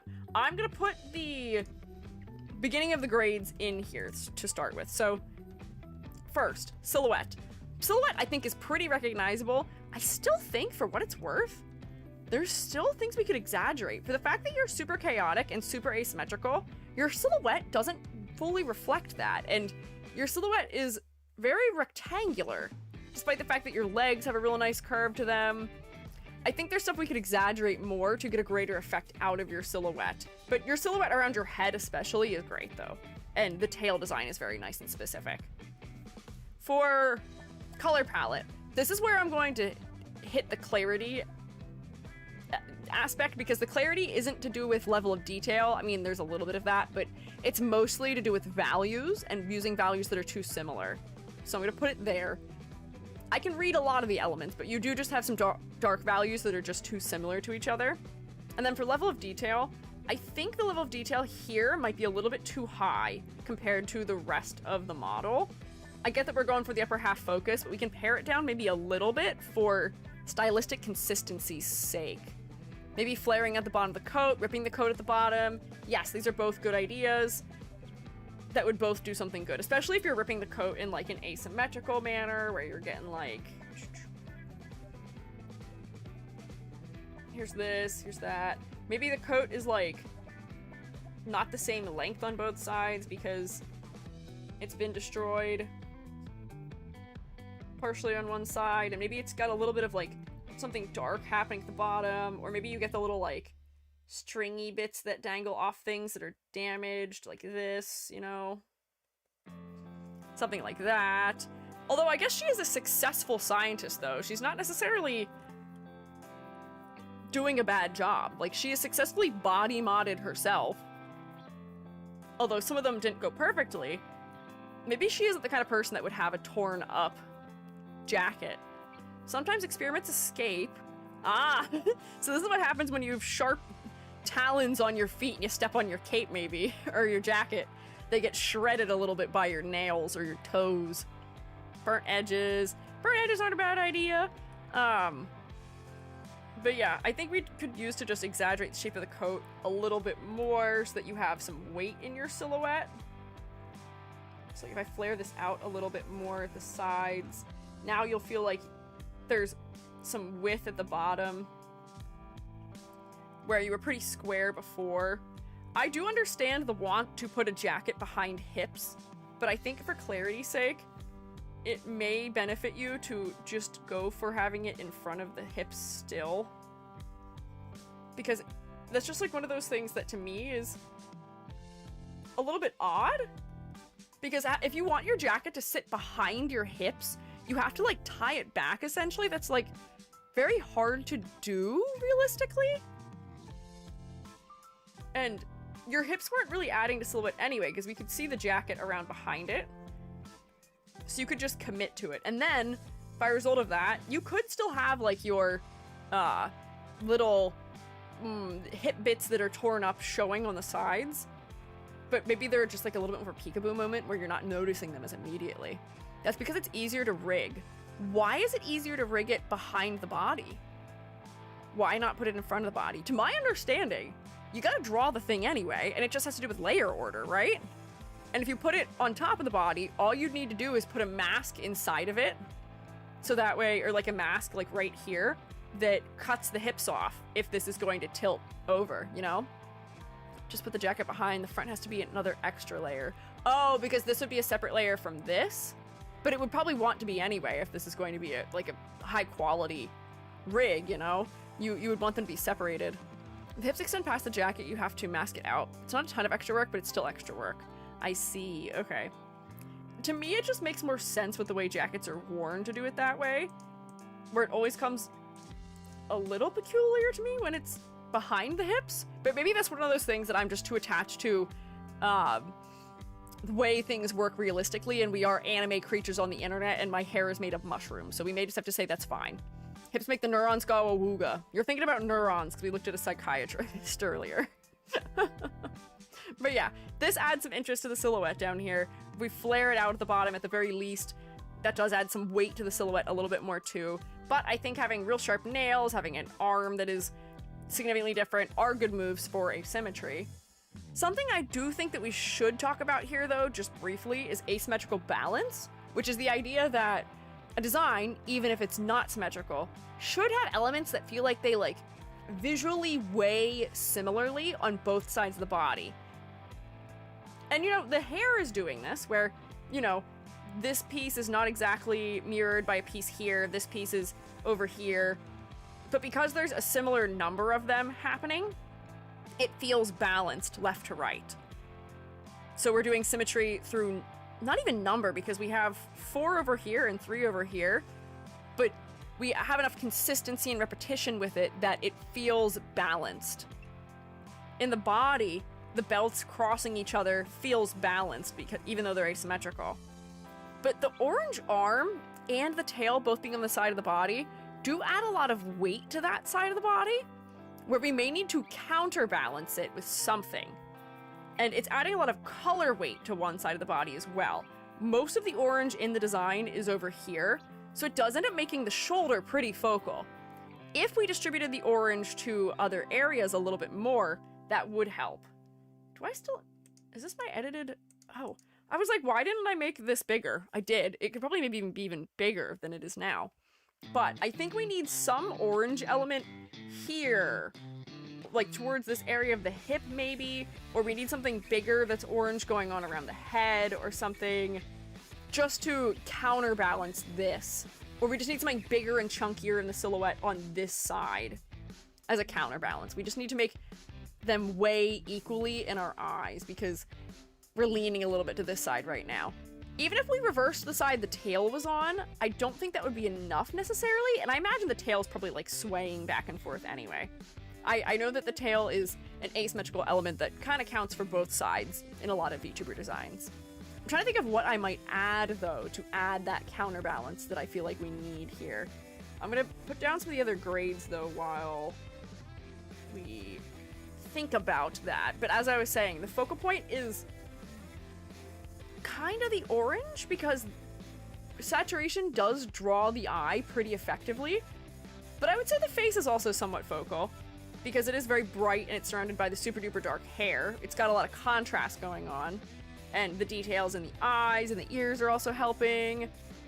But I don't know if it's all the way there, you know? How do you guys feel? What do you guys see as the focal point? I think I am going to the shoulder first and then the face, but that might just be me. What are your thoughts? Hi, Ari boy. Hello. I can hear her say, "You're a horrible person." Does she say that? I feel like she would have, oh, GLaDOS' voice. You're giving a GLaDOS quote. Oh, I was like, does she say that? I don't think that sounds like the kind of thing a VTuber would say to people. I mean, at least not a very kind one, maybe. DocBaby's reference sheet is very great. It is very great. It's also very big, which is good if you need a reference as an artist, but for stream, it was big. I do go to the shoulder. Okay, that's fair. So I might put it here then, if I'm not alone in that. If we distribute the orange, that'll help, though. Concept and motifs. I don't think we have any trouble deciding that this fella is a scientist, and I think we can also see pretty clearly that they are engaging in body modification. Oh, did we even look at these? Giant sharp teeth, long, somewhat disturbing tongue. A lot of dangerous elements in this design. So I think we would come to the conclusion that this is a mad scientist probably pretty effectively. The monster mouth redeem / toggle. Oh, is her mouth not like normally like that? I guess when she talks, it may be just like contained inside, but does that just like make her mouth sit more open or something? Interesting. But I would give full points for concept here, because you've gone all in on the body modifications. Go hard or go home, and you've gone hard. The legs are replaced, the arms are replaced, they're not even replaced the same. The neck is replaced, the collarbone's replaced, the face is replaced. You've got extra ears that are added. You've got big, swooping cords and wires and things, and wires around your neck. Everything's been modified to fit this concept, and I think that's working well. Pretty much also gives fangs. Ah! Seen her before. She may have been a consultant for Subnautica 2. That's what they were saying. She was a consultant for the, what was it, pathology? Perhaps? I guess, yeah, bioinformatics. Interesting. But yeah, I think this is a very fun and unique take on the mad scientist. I feel like this is an angle we don't see so much. Often your mad scientist is just kind of like silly and whimsical maybe, and they've got little splashes of color, and they kind of maybe look a little bit like witchy maybe. But this is a mad scientist that actually feels dangerous and is suffering the consequences of the mad science themselves. They're not really imposing on others, although maybe they are too, but they're imposing on themselves, and we can see it, which is cool. So, if I were to give a grade, I would go for 1, 2, 3, 4, 5, 7, 8 out of 10? I think that sounds fair. We should see if we can just think of here, though, while I finish writing this number and start clapping. Anything we could do for the asymmetrical balance? Me, me, me, me, me, me, me, me, me. I know I didn't clap with my mouth earlier, so I had to change that. Don't worry. But, oh. Something else we could add. Mad biologist is also a unique genre combo. That's true. That's true. Mad scientist that is operating on themselves instead of others. I think the tail goes back and forth. That helps, but I still feel like we need something orange on the other side of the body because the color is part of the reason why it feels unbalanced. Like, the hips are symmetrically operated on to look different. If instead you had some sort of, like, similar technology to the arm, that's, like, one of those, like, orange, like, greeble pattern things, or, like, Gundams will have these, like, weird-shaped vents on their legs sometimes. Maybe something like that is what you need? Because then if you get a little bit of orange somewhere else, that doesn't look like the same color. Is that really the same color? That can't be. What is going on here? Oh, wait, I have it under something. That's why. Hang on. No? What? That's not the brown I wanted. That's better. But just, like, we just need the orange to flop over somewhere, too. Oh, thank you for following also on the Twitch, Ari Boy. I appreciate it. Gundam mentioned. Gundam is very good as a reference for trying to create things that have mechanical and slash or technological and slash or robotic elements, just because they're very efficient with balancing detail and shape and silhouette often. I think that the way that they are designed is usually very cleverly done. But yeah, like something that's like, oh, here's my hip greeble thing that is a part that is the same material as that is. That brings the orange across in a way that makes you feel a little bit more balanced, you know? What if one of the frame bits, like on the knee, is orange, like it's a replaced part? That's true, like you could replace this with just like something entirely else in its shape too. But yeah, I think carrying some of this asymmetry into the other side of the body would probably be good for distributing the orange. Yeah. E.g., do you know why most model artists slash riggers won't do mecha or armor designs? I do! It's because perspective kind of sucks in Live 2D. Honestly, if you want to have a mech or armor design, get you a 3D modeler. Armor and mechs are the dream of 3D modelers because 3D modeling solves perspective just by default. 3D modeling things that are geometric, like robotic elements, like technological elements, like armor, is so much easier often than modeling things that are like super smooth and organic. So like that's like the boon of 3D, and it's Live 2D's bane, so that's why. But it's also just because a lot of your artists who draw in anime styles don't draw a lot of those things. It's something that's intimidating. It's something that is more niche as far as skills go also. But I think you'll find that there's a lot more 3D modelers who are comfortable with that kind of stuff. Also. Yeah. But, good work, Doc Vivi. Thank you for submitting your design for critique. You're so cool. 8 out of 10. Good work. Shremates, I think, applauded. Yes, they did. Thank you, Shremates, for applauding. We can always applaud more, but I appreciate the applause. Applause, applause, applause. Live for the applause, applause. Live for the applause, applause. I like Penny's mech in Marvel Rivals. Yeah! I think Penny in Marvel Rivals still has the best design I've seen from that game, potentially. And like all the different things they've done with her mech have also been fun, because they've remodeled it before for different skins to give it interesting silhouettes and to reference different mechs in different pieces of media. Is cool. I'm a fan. Mecha as a genre is such a huge turnoff for me as an artist. No! I love looking at it. I don't love trying to draw it, but like it's one of those things where like if I needed to, I'd figure it out, and I can 3D model it. I've actually done it before. Is possible, but yeah. Next, our last thumbnail fella, we have Cypher, who uses pronouns they/he, and can be found at Dr. Freakenstein. This is an incredible handle to have on a platform. This is so funny. I'm happy for you that you got such an interesting and potentially memorable username. That's great. But the details are that they are a reanimated Frankenstein's monster who then becomes a mad scientist just like him, which is why their skin is very pale and why the white streak is in their hair. I see. Really cool to look at mech designs, but I'm always glad it's not my personal art style, so I don't have to struggle to find artists that are comfy with mecha. Ah, I see. Hey, here's the other hack. Don't be a mushroom person. Artists don't like that. I keep a running tally of how many times I've been declined a commission for my hair. Let's just check real quick. We'll take a quick segue. If you needed EG gets off topic for your bingo, I'm sure you've already ticked that box. Let me see. Let me see. Where is it? I type an I into a document every time, so I'm gonna have to count them. Give me 1 second. Because it's like tallies, but I wasn't smart enough to put a cross on them. Oh, this sucks. Wait, actually, I can't count them. How many is this?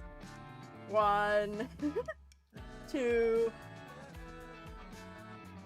Oh boy, wait. Enter 3, 4, 5, 6, 7, 8, 9, 10, 11, 12, 13, 14, 15, 16, 17, 18, 19, 20, 21, 22, 23, 24, 25, 26, 27. Hang on. 28, 29, 30, 31, 32, 33, 34, 35, 36, 37, 38, 39, 40, 41, 42, 43. I didn't know it was this many times. 44, 45, 46, 47, 48, 49, 50, 51, 52, 53, 54, 55, 56, 57 times.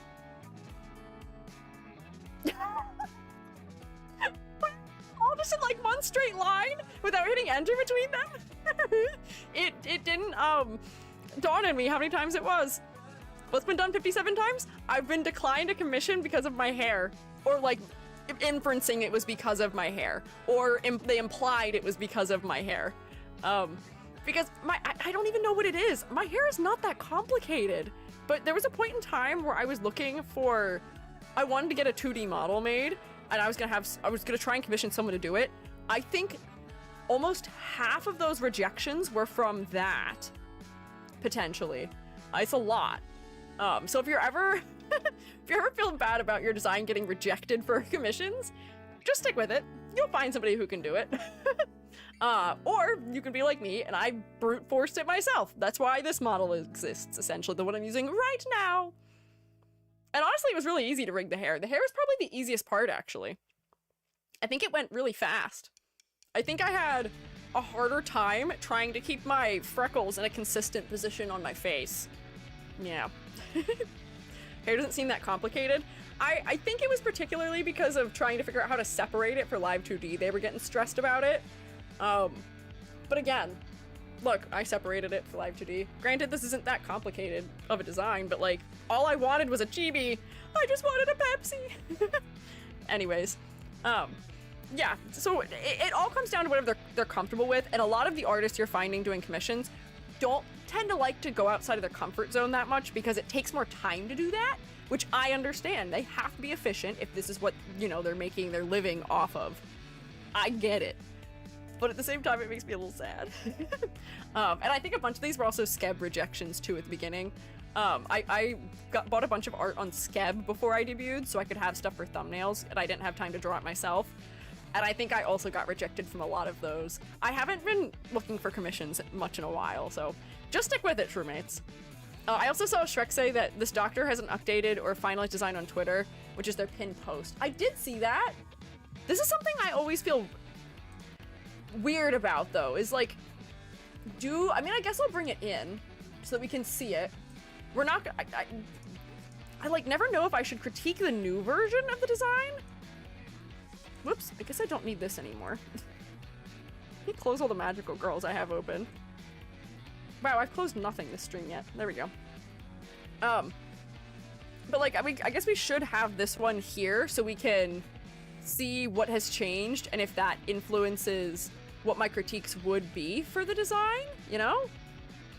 So it seems like most of what had changed was that we're exaggerating the waistline some. I do like the changes made to the bottom of the jacket because this does solve what I was saying about like side ears design, which is that lab coats don't always offer the greatest angle for exaggeration, but having like the sleeves be a little more exaggerated in shape and then tighter around the like upper arm is great. Having the jacket be much more torn and flared is great. Having the height difference between the left panel and the right panel be more extreme is also great.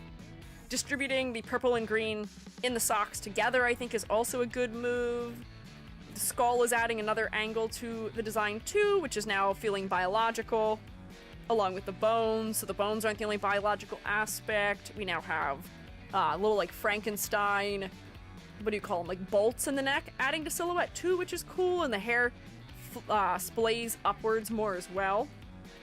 I feel like the only thing that I'm missing that was in this version that isn't here is the gloves. I love the mad scientist, like giant, huge, oversized gloves as a trope. And I feel like we've lost a lot of the purple in this design over here in a way that makes the sock really focal. Where if we've distributed the purple more, where it's in the glove and also on the head, it doesn't become as focal. And also black is just like not that high a contrast color, and we can see the hands more readily if they are brighter. So like if you have like the like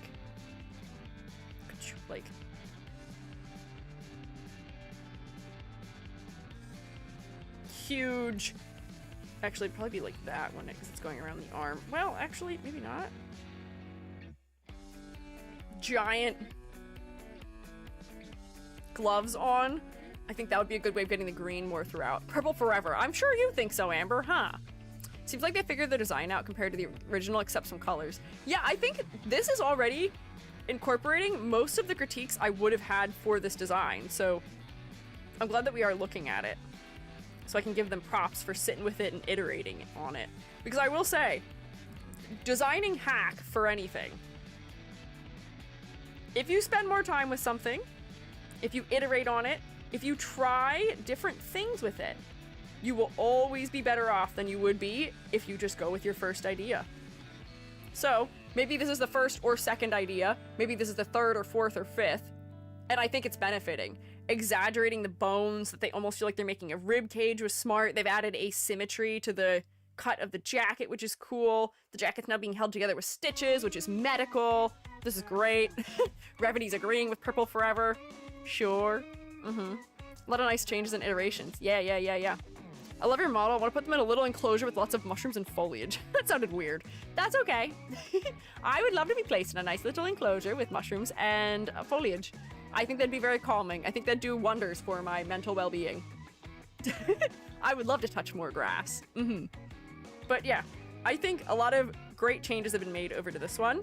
I think this design would still benefit a good bit from the classic easy squeegee sweeping gradient, because the sock and this bottom area of the jacket are very focal. They're just so saturated, and there's just so much color contrast happening down here compared to up here, especially because this purple isn't even the same purple the glasses lens is. I feel like we need to swap them. If the glasses lens... Babe. Whoops. Babe! Why can't we say that, I wonder? Oh, I know why. Hey, Shroommates! Do you want to guess why we can't say that? Why is P not a permitted word? It's not even, like, listed in his forbidden words list. Why? Gary, come on! I'm gonna spell it differently, and I'll put it through again. This is not like a first grade classroom. We can say that. That's fine. I'm just gonna... Yeah, there we go. Easy peasy lemon squeegee. Easy peasy lemon squeegee! That's actually great. Have I ever said that before? I should put that into my vocabulary. Or did I just say it? Memory terrible. Can't believe Gary said it's illegal to pee. Yeah, Gary said girls don't pee. You know that, right? This is true. Girls don't ever pee. Gary's a believer in women not having biological functions. Women, just like vampires, also cannot sweat. There we go. I'm making this the like darker purple that was in the goggles. so that it's just not as extremely bright. And then I'm going to drop a sweeping gradient into it also. I like the different size pupils. Feels like got them in an experiment gone wrong. I do enjoy the very different pupils here. And this one is engaging with what I would say is one of the pet peeves I do have. It's not working poorly. I do have enough contrast with them here, but gold eyes just don't have as much contrast as other colored eyes might have in a design like this, you know? Before they were green, which unfortunately still wasn't super focal because there's green everywhere else in greater amounts. But here, the head does become a little bit focal because the hair has a blue undertone, whereas the hair here doesn't quite have that blue undertone, but it is a big area of a dark color, which helps still. But the gold eyes are a unique color. I wonder if, like, a teal eye may be even bolder. We could give you, like, really off-putting teal eyes, maybe? Yellow is, I guess, less human, though. I guess the question would be intent with the eyes. Maybe you have one eye that's one color and one eye another color. I would say that a Frankenstein is one of those cases where heterochromia would be sensible. It would make sense. Often I'm like, well, why would you go for heterochromia? If you're a dog breed that has heterochromia, sure, go for it, toss it in there. If you're a monster that is put together from a mixed match set of body parts, heterochromia might very well make sense. And if we look over here on the ref sheet, their kitty cat companion here also is missing an eye. So like if one eye was brighter and one eye was darker, that might work too. Yeah, they have different eyes from different donors maybe, which is cool. Oh heck, I've never gotten to tune into one of these streams before. But this is one I wish I was here for sooner. It might say it's relevant to me. Oh, well, hi, Crafty. I hope you enjoy it. We still have at least this crit and one more after, but the VOD will live forever via YouTube if you'd like to watch it still. But thank you for stopping by. Frankenstein and mismatching just go hand in hand. Yeah. So I feel like maybe you keep a gold eye. We'll compromise. No one's ever said EG wasn't fair, right? EG's fair. We'll compromise. Layer. New correction layer. Where are my layers? Oh, there we go. Hue, saturation, luminosity, and give me... Honestly, the reds are kind of fun too, though. Like, red is kind of interesting because that red is a complement to green, you know? So, like, I'll save this for future reference, maybe. And then... Like, pink is kind of fun also if you don't want something that feels so evil. Fuchsia, just like in general, or like magenta might be great. Purple is not really where we want to be. I might need to increase the saturate or the vibrancy for blue, but like teal. A really bright teal eye is also cool. I feel like the magenta eye was actually better. Not even this one. Hang on. The just like fully magenta one. Like this. That really pops. The teal also pops a lot too, but there could be options here. Another thing that I think is also an interesting thing to include when you are making a Frankenstein fella is making the patches have subtly different colors to them. I'm not saying to make some more gray than others, but like if one patch is just like a little darker than the others, then like it's happening down here. Oh no, it's not. My eyes are tricking me. I think that's just shading. Then your eyes are gonna realize that those stitches are there, maybe a little bit more clearly. It's like there's a body layout here. And I think there are some like subtly darker patches, but they may just need to be a little bit more extreme. They seem to be like offset. Like some of them are a little bit more yellow and a little bit more pink, but I think they've gone a little more subtle than is useful. Yeah, with different skin grafts. We weren't able to get all the bits of skin that we needed for you from one cadaver, so we had to use a couple. Can you blame us? And like maybe it would be good to have like this lower part of the neck be one of the darker ones too. Using the darker eye area around the brighter eye might also be good too for making the face nice and focal. That seems fun. Like I imagine like this might be a little bit less focal if I make it be an area on the leg that was receiving some of that darker value. You could even do that with like part of the clothing too, where it's like, oh, maybe this part of the sleeve was from like an older jacket that's in worse shape that I had to sew on, or maybe you have another patch that's a grayer color too, because the green areas, I think there's something that's spilled on it right now. You may need to modify the shape of this one just a little bit to make that clear, because here this feels like a spill. It's nice and goopy and gloopy. Here it almost feels like it needs like the tick marks on it to be a patch or to be fabric sewn on. Otherwise, you may just need to like gloopify the shape just a little bit more. What am I doing? Oh, a multiply layer. That's what I'm doing accidentally. To give it like that variety of edge, just like a little bit more.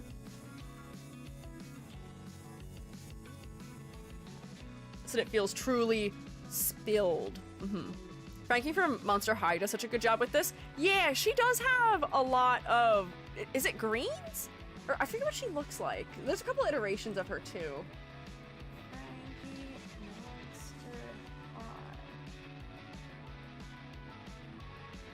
I'm thinking of someone else, I think. Oh, no, I'm thinking of her.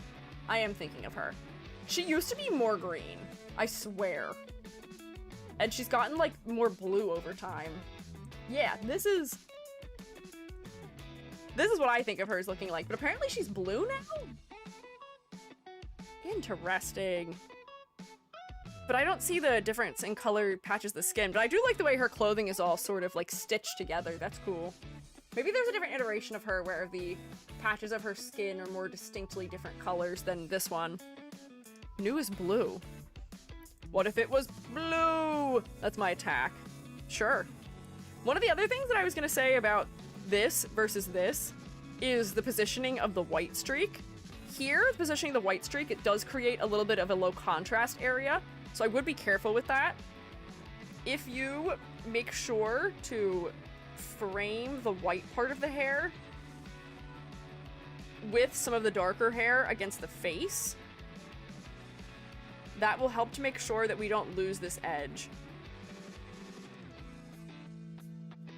And like, you don't have to bring it all the way down. It could go like this or something, but that Welcome, way Raiders. the clarity's a little better. Oh, thank you for letting me know you've Welcome been in, raided. Raiders. Sorry. Oh wait, I caught it quickly. Sorry, I'm used to having a sound effect that plays when I'm raided, but my model is currently not working. My usual model, my usual 3D program is not working, but hi! Welcome in, Raiders. Thank you, Gary, my invisible shroomate, for letting us know what's happening. But hi! Hi, Quincy, how was your stream? What's up?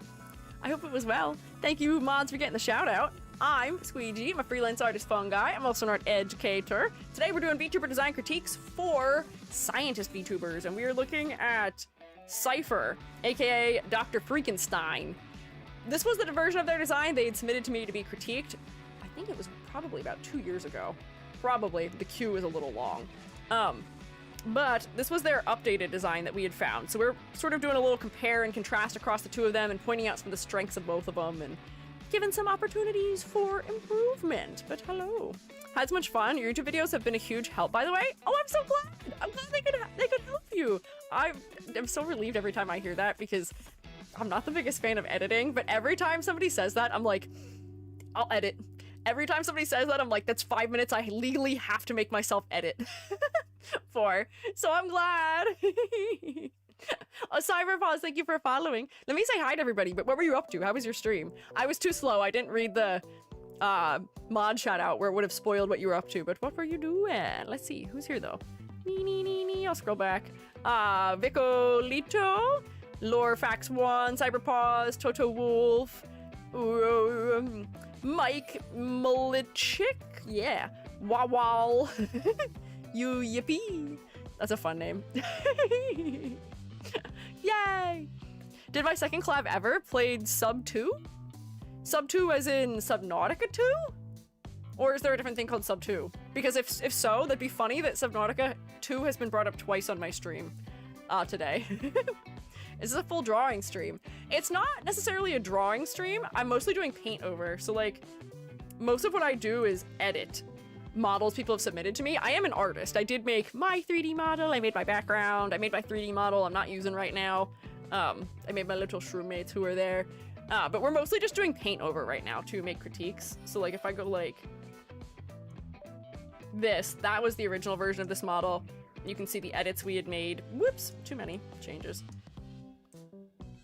To bring some of the elements over from the older design that were kind of fun. Some edits for clarity, some edits for understanding materials, some edits for the concept. Yeah. But yeah, that's funny that you guys were playing Subnautica. We were looking at a different mad scientist VTuber, and here I'll bring them back.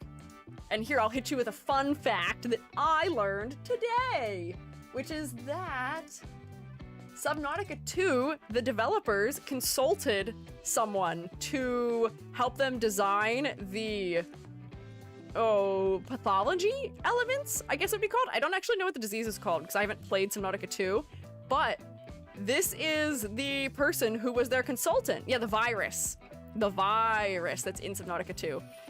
She is their consultant. This is Doc Vivi Leandra, and we just critiqued her design before we were looking at this one. She was their consultant. Crazy overlap, yeah. I've been looking at design critique for a while. Wait until I have enough money for it. If you would like, you can toss your name in the hat for the free critiques. There is a bit of a long queue though. But my queues for the paid critiques will probably come back somewhat soon. I was just trying to get through the backlog because it had gotten a little bit long and a little bit out of control. Yeah. I think I just saw her on YouTube. What do you mean on YouTube? In my YouTube or just in general YouTube? Because I could see that being possible in any way. Hello, found you on YouTube. Hi, Akira Clown. Or not clown, crown, sorry. Hi. But yeah. Quincy. Or am I saying your name right? How do you Quinksy? Is it Quinksy, maybe? I'm so sorry. I have teacher debuff. We were just talking about how I want to take Latin classes so I can figure out how to pronounce things better. But you're welcome to tell me how to say it properly. If you and your fellas need to do things like eat or drink or snork me, please take care of yourself. If you want to stick around and hang out, you are welcome to do so, though. We had to skip a line. I do see that. We will skip a line with that one after we finish ciphers. So sure. Move over, scientists. We are going to be looking at shroommates today also. It's pronounced like kinksy. Q pronounced as a K. I guess it would make sense. There's no U's. Makes sense. Hell yeah. Sounds good. But hey, Verona, congrats on skipping the design critique queue. Oh, I guess that's the other thing, Kinksy, is that if I also offer the ability to skip the queue if people have enough channel points for it, but we can clap for Kinksy. That takes a while to save up for, so good work, fellas. Where's my clapping emote? I can't find it. I could clap with my own hands, but it's fun when I clap with my own hands and do the emote. There. Yay!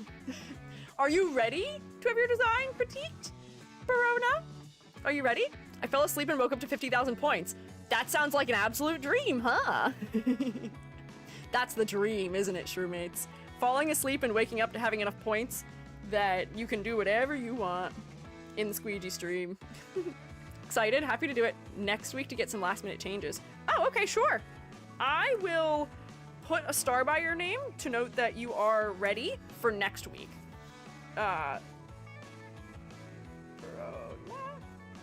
Pixel. Hell yeah! Got about 20 minutes left. Yeah, I guess that's fair. That wouldn't really be enough time for both this one and another one. Oh man, this seems like this may be an only 4 day for me today. Whoops.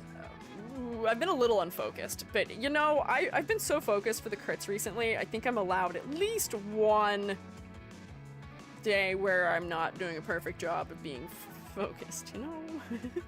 It happens.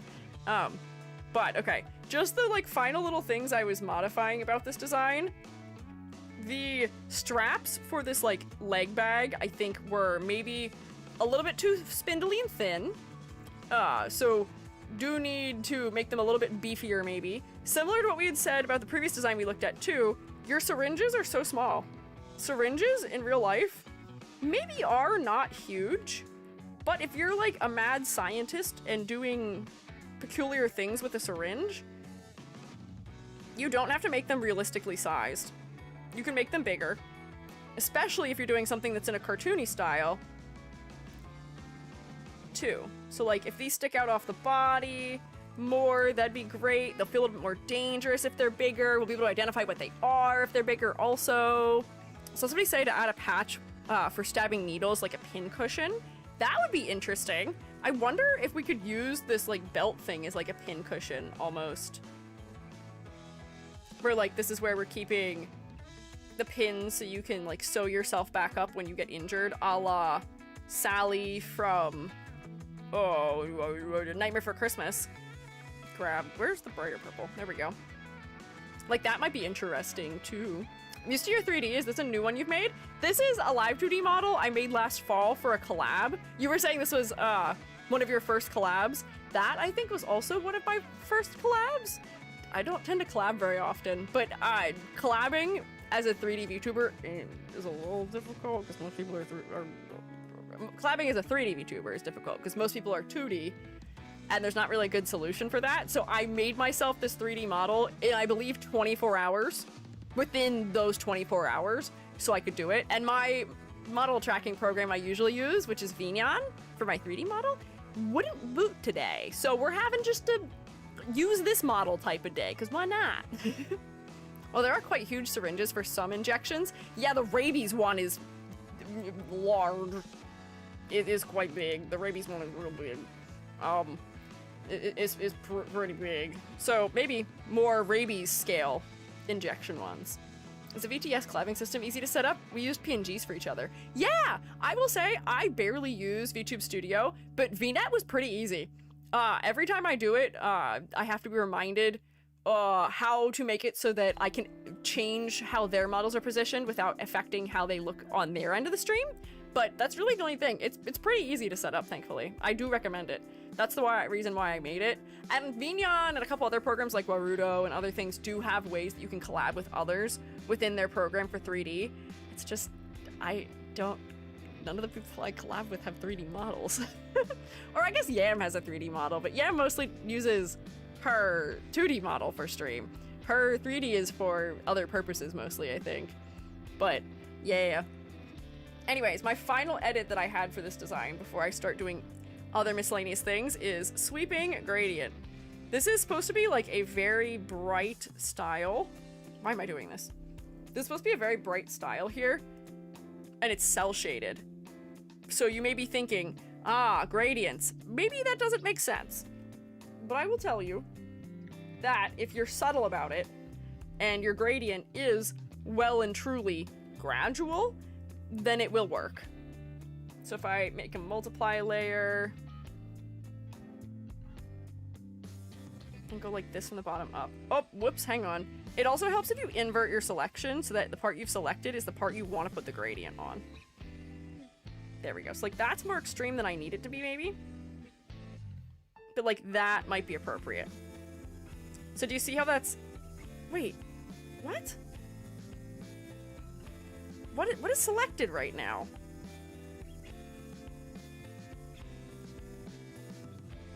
What? Hang on. Oh, wait, I accidentally put stuff in before I inverted the selection. I was like, why is it dark out there? What did I do? There we go.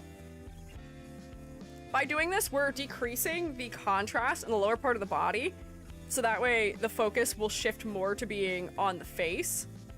I might even put a little bit more over that green, just because this green is really attention-grabbing.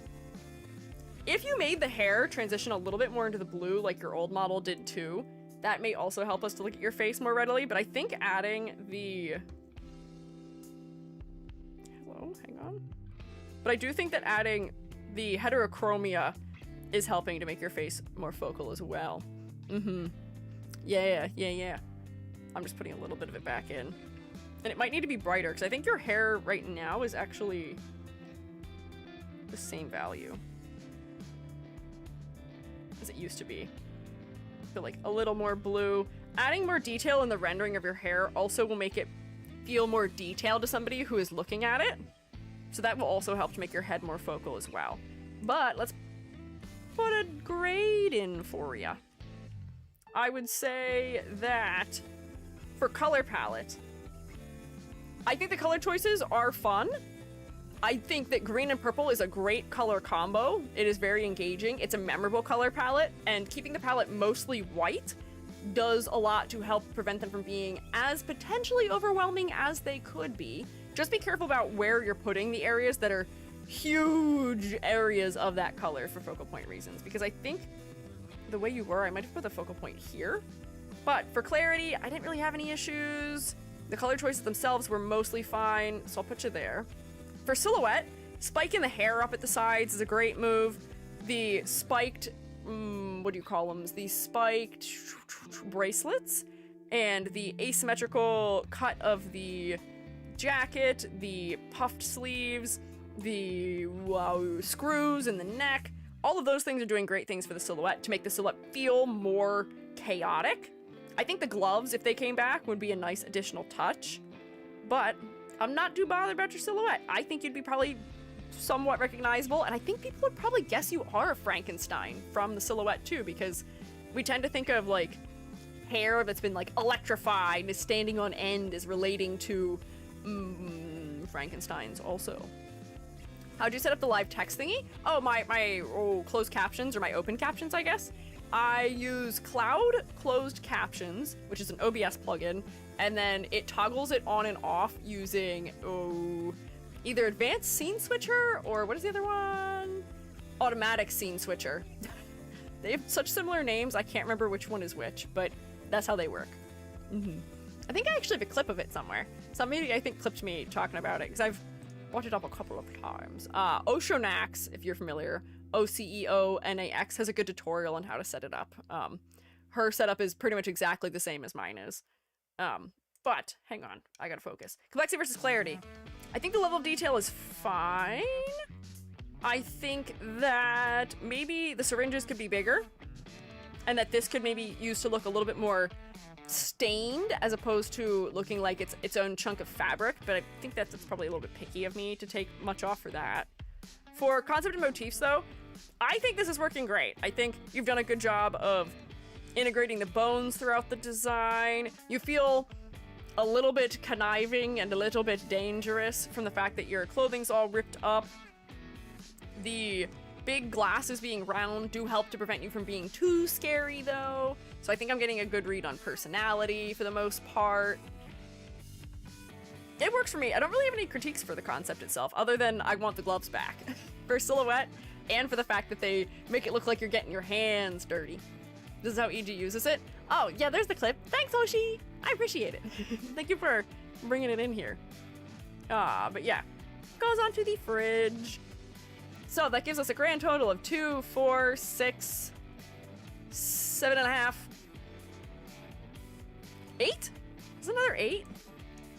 I think we're slanting our designs towards 8 because now we've had 2 8s. I'll put it over here. Hell yeah! Can we get a round of applause, pretty please, for Cypher, aka Dr. Freakenstein? Please. Thank you for submitting your design to be critiqued. Good work on your redesign. I think that you did flesh out a lot of things that would have been my critiques of this version of the design. So good intuition. Good on you for iterating on it. I'm proud of you. Hell yeah. I didn't even edit this one, so I don't need to save it, but I am going to save this. So this is... Oh, no. Wait. Where in here. And I need my scientist folder. I gotta save this one. Quick! I'm itching my eyeball, so if you see my eye tracking being real funny, that's probably why. This is Cypher new. Bam. Cool. Got it. Bam. Closed. Aha. Did I clap with my hands? Did I clap with my mouth? Nee, nee, nee, nee, nee, nee. There we go. We've checked all the boxes here. Watching with my new kitty, Nayuta. Hi, kitty. I love when people watch with their pets. Someone sent a video recently in the Discord of their cat watching my collab last Wednesday, and I thought it was very cute. By the way, what do you use for your overlays and widgets? For my chat overlay, the bottom, I use Slime 2, which I love and adore. All of my other things are just graphics I've drawn. I think everything else is just default stuff. My top chat is stream elements, but that's because there's literally no other way to have a horizontal YouTube chat that I've ever found. One com doesn't even work very well for it because the style is too limited. I'm gonna have to learn how to code and do CSS for YouTube probably, but their API is a pain in the butt. Anyways, oh yeah, stream avatars is what the shroommates are that are dancing around on the ledge, and then Toothless is just there. He has nothing to do with anything. He's just a broken GIF. Can Slime 2 connect to YouTube? It can't. Zaytree has like a thing on Slime 2 that's like, yeah, here you can sign in for YouTube, but it's for developing only. There's no YouTube support yet, and every time I see it, I'm like, please, please, Zaytree, please make it work for YouTube. I'm begging you. It'd be so cool. It'd be so awesome. Come on. Because that would make my life so easy if I could just handle both of them in one. They're on Twitter. I think they're in the chat also, or they were at least in the chat at the beginning of stream. Boris was here. I'm familiar. Boris comments on a lot of my tweets. But this is Boris Ediakarov, and I'm definitely Gorkin pronouncing your name, and I'm so sorry for it. You are welcome to tell me how to pronounce it better. Hello, I'm a biologist / ecologist. Hell yeah, again, our scientist representing. And plan on making science videos in the future. The design is meant to evoke a park ranger / field scientist vibe. It's based also on golden moles and marsupial moles.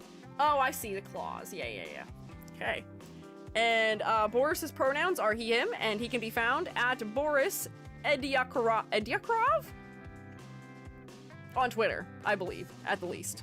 So we can go around and view a couple of the notes that have been placed. So we've got expressions, which are very exaggerated. Eyeballs looking opposite ways. Teeny tiny eyeballs for being scared. Whole face turn red for anger. And eyeball get real big for confusion. That's fun. And then notes here. Camera for wildlife photography. Liquid cooling system, which is more effective than meshes for ventilation. A hip pack for utilities. A portable mini lab. Padded knees for sitting in grass. Digging claws. Nice. Feel free to remove any text that gets in the way. I won't. Triangle symbol also has lore significance. What does that mean? What is the lore significance of triangles? Elaborate. The irises have a bubbling liquid inside with lore significance. The same fluid is in the fluid cooling system around the shoulders. Have you animated your eye texture? Or is it just like a flat texture of bubbling? Interesting. Also, Boris is a 3D model. Boris is also a low poly 3D model. Or actually, I may actually say that this is almost getting towards being like a mid poly 3D model because the arms do have faces that are making them rounded all the way around. Oh, Hoshi, thank you for subscribing with Prime. Did you do it a second time today? I saw you subscribed at the beginning of stream, but did it have you do it a second time? Interesting, but thank you. Welcome back. You only get one of those a month, and I'm honored you'd use it on me still. Prime 2! That's true. Hoshi is subscribed on Prime and Prime 2, just like Slime and Slime 2, and Subnautica 2. Lots of 2s today. It's weird it made me do it again. Oh, interesting. Chemistry student here for only one thing. Are they wearing their PPEs properly? That's a great question. This fella does not seem to be wearing much of any PPE. The knee pads, I think, kind of qualify, but we don't have anything covering the hands. There are glasses being worn, so maybe, but the sides aren't covered, and there's no respirator. But then again, this is a biologist / ecologist, and Shroomum is a biologist. She goes out in the field wearing nothing. She just wears her, like, her LL Bean pants and her polo shirt, and that's it. So, honestly, fair. I will say, my cold read of your design, I don't know if I would have realized that you were a park ranger or like a field scientist. I think I can tell that you are something having to do with the outdoors from the fact that you've got this really big hip pack on and you've got your shoulder camera. But yeah, I was thinking more along the lines of astronaut also, and it may be the cool color palette. They had noted to me, just like in their notes that weren't in the document or in the image, that they wanted to know my thoughts on the cooler color palette. As a biologist, I wonder, you know, the color palette being blue and green, those are the colors of the earth, sure.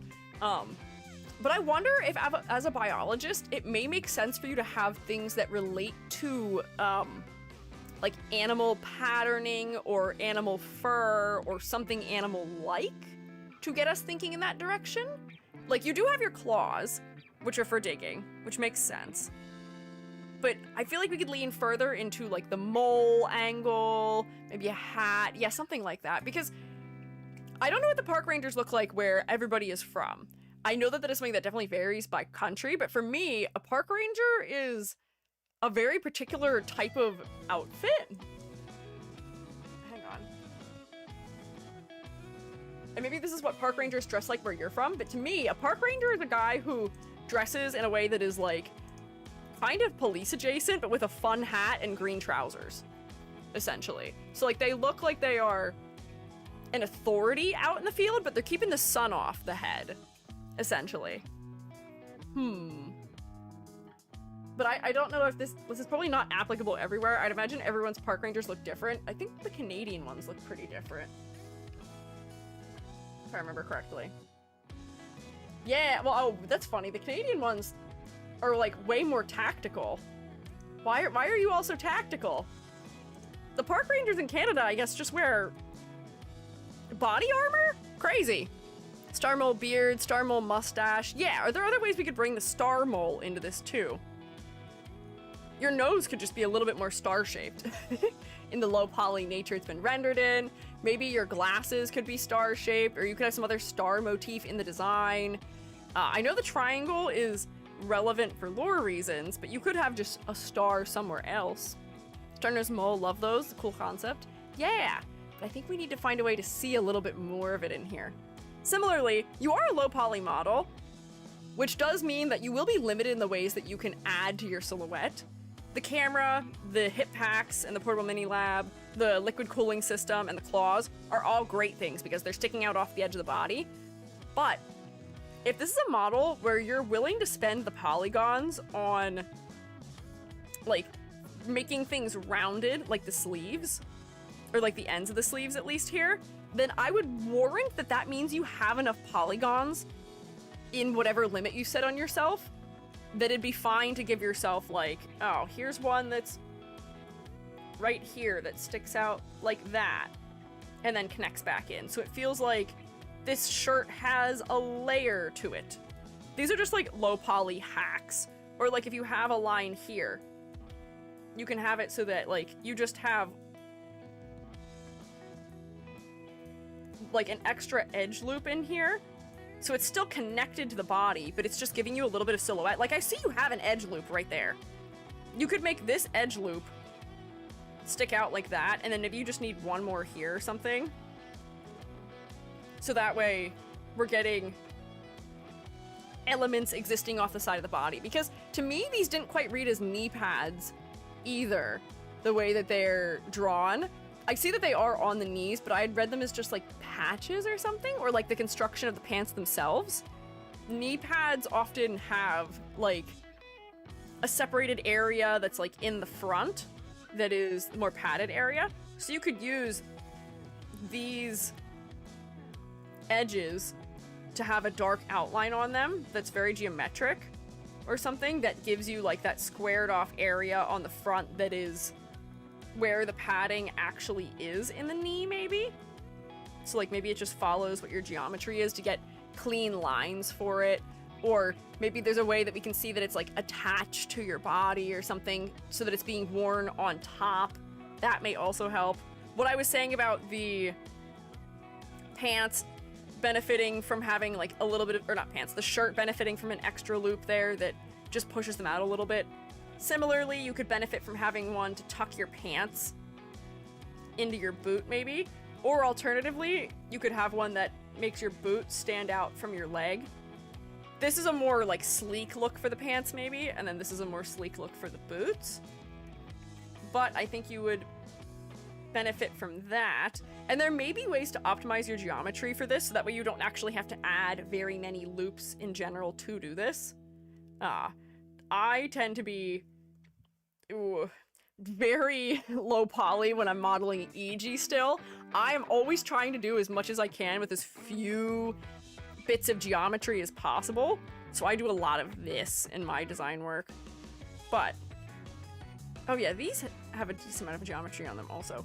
But yeah, make sure you're exaggerating your shapes. Zaboomafoo? Love that show. Got to visit the Lemur Center in Zaboomafoo.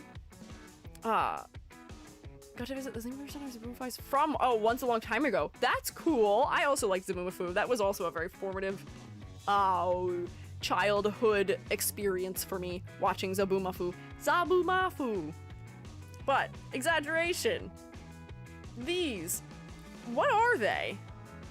I'm gonna guess that they are the thing that is holding your digging claws on, but I think this is why you're feeling also like an astronaut or like future tech aligned a little bit more than field scientist aligned, because this is like a disconnected sleeve that is becoming almost like a Mega Man-esque, like, arm gauntlet object.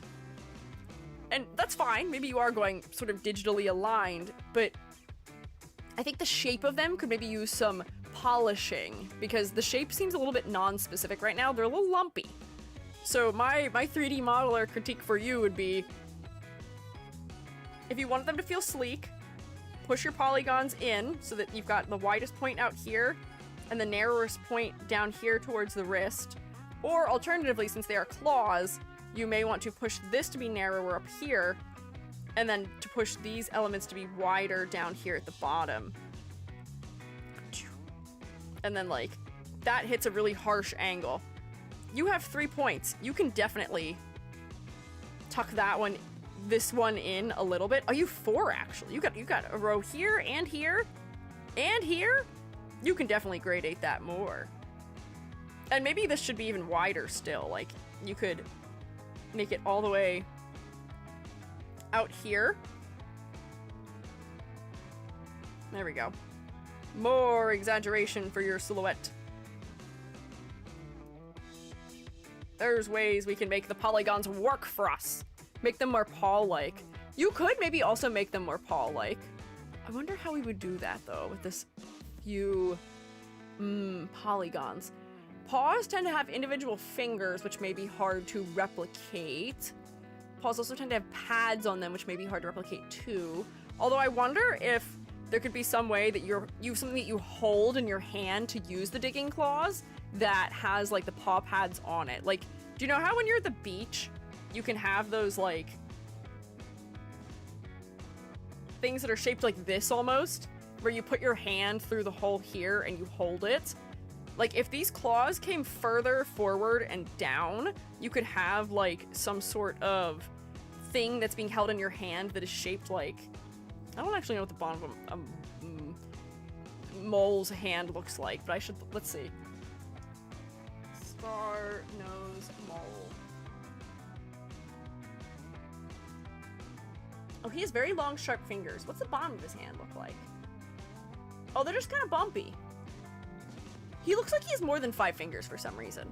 But, like, you could have something that maybe feels more related to their fingers? Their hands really are interesting. Moles are also very dark colored, and you're very light colored. So I wonder if a slightly darker color palette may also make it clearer that that is what you're trying to reference. And we tend to think of moles as being associated with that, like, black or brown and pink palette combo, especially star-nosed moles, because their noses are so pink. Yeah. Paw-like. The beard would be interesting, too, as an idea. I'm interested by the little bits of hair that are different colors, too. And I'm wondering if they're not textured yet? They're striped in a way that seems kind of specific, but I'm not quite sure what's going on with them. But yeah. Exaggerate the shapes you're using more. Even though you are using a low poly style, there's a way to get more out of them. The same number of polygons as you have right now. Like, your hair. Your hair's so close to your head. Push it out a little bit more. Exaggerate it. Especially this piece. We can see it from the side profile a little bit more. This piece can stick out off the head a little bit taller, maybe. We can just make it bigger in general. Your side pieces of hair could probably be thicker. Like this, so that they're coming forward more on the front of your head. This could come out off the side of your head a little bit more. Because I imagine also if you're going to be making scientific educational content, the target demographic for that is often usually, depending what the subject is, but often usually is middle school to high school. And that is something to be aware of. When you are determining to be an educationally based VTuber or content creator, you do need to be okay with the fact that a lot of your audience may be younger. Because, unfortunately, not all that many adults are always seeking ways to further their education. And students are the ones who are looking for it because they need it to help them with their classes often. So if you make yourself a little bit friendlier, that may do better with them also. The hair stripes remind me of a porcupine. I agree. Marsupial. Do marsupial moles have that?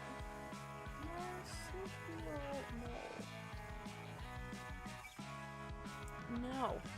Is that a marsupial mole eating a lizard? It is. That's an interesting second search result on Google.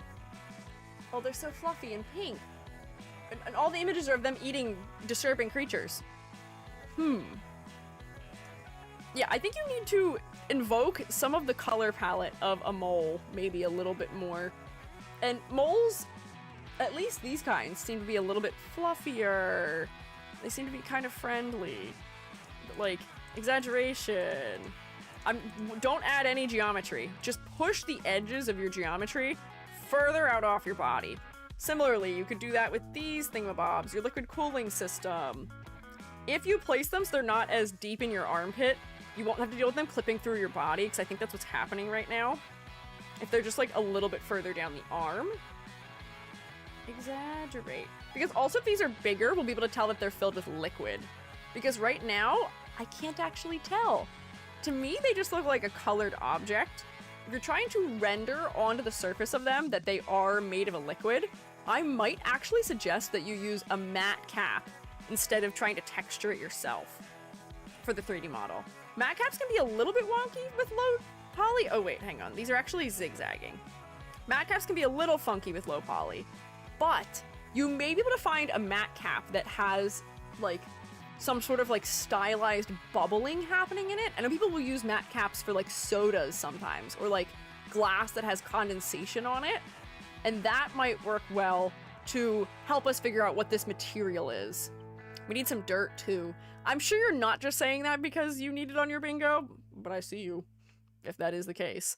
But yeah, putting some dirt on you would also help to contextualize you as being somebody who is outside and digging.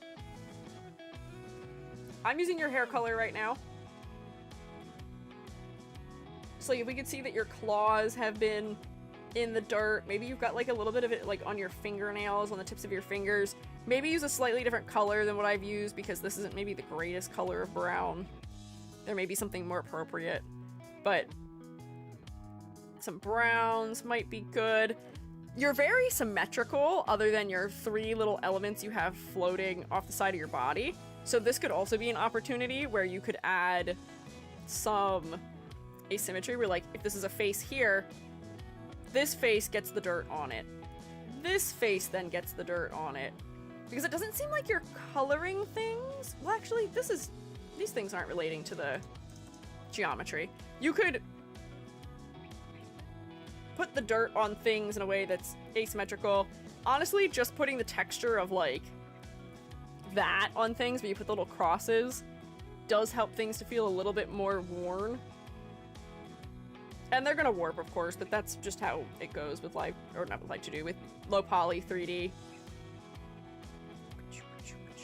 Some hashing might make sense for the style that you have, especially if it's like on your knees where you were leaning down into the dirt, or like on your shoes. That might be good.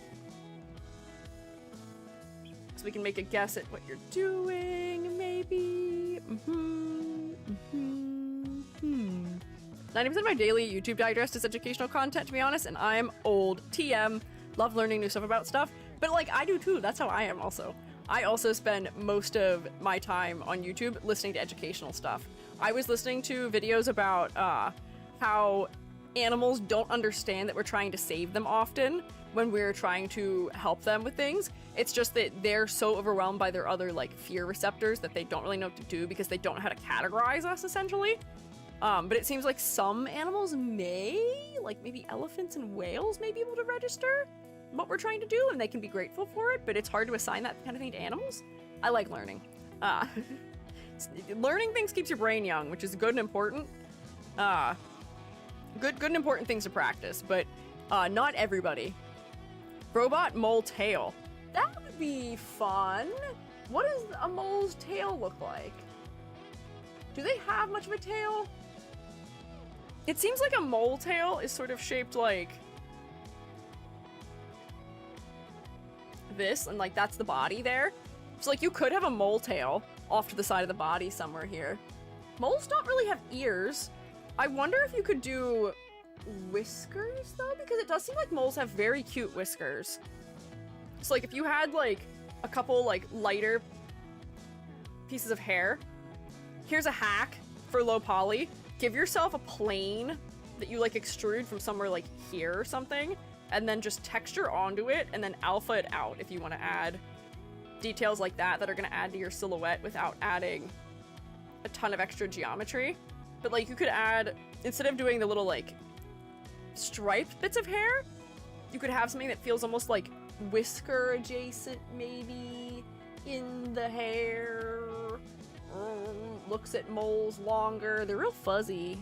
Most animals hate eye contact, so don't look them in the eye, and that helps sometimes. Well, depending on what they are. If it's a predator type of animal, you need to look them in the eye usually, because that has to do with like respect or something. I feel like I heard, or with prey sometimes.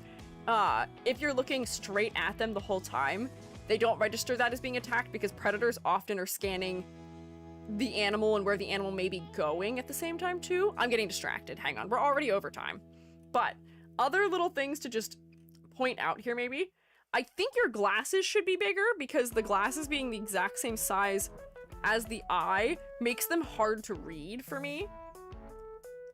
And if we just exaggerate them more, that gives us more for the silhouette maybe. And something that tends to make glasses feel friendlier almost and keeps them from sitting on the exact same line as the eye line or the eyebrow is making them cut through the eye a little bit. So like if I go like this, and I can put the eye up in here so that the eye is still like nice and wide and open. Up here, maybe we can even see like the top part of the eye here. We'll put your eyebrow up maybe just like a little higher so we can see it over that edge.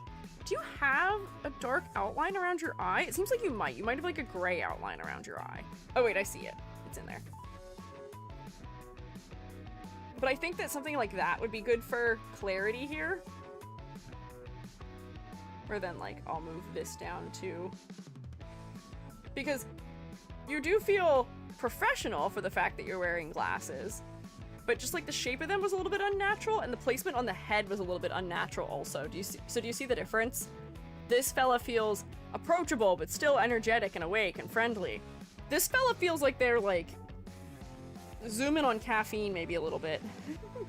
Feels like they're extremely caffeinated and a little too awake, and the glasses aren't as clear as a part of it. So, yeah. I've spaced the face out just like a little bit more also too. If you're worried about polygons, your ears also probably don't need to be concave. You could probably just make them like a cube that's on the side of your head. There's a lot you can get away with that people won't notice.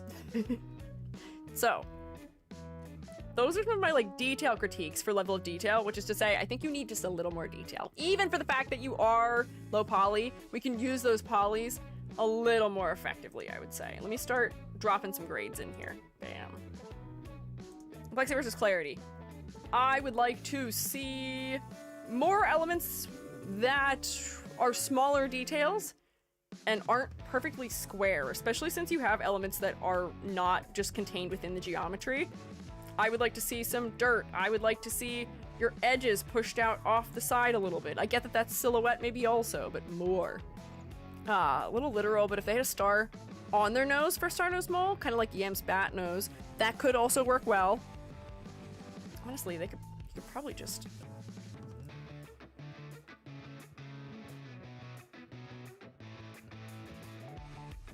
Hang on.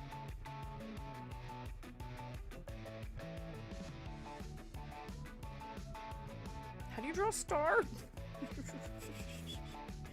Showmates always have to watch me draw stars the worst way possible, but like, it is on the haha nose.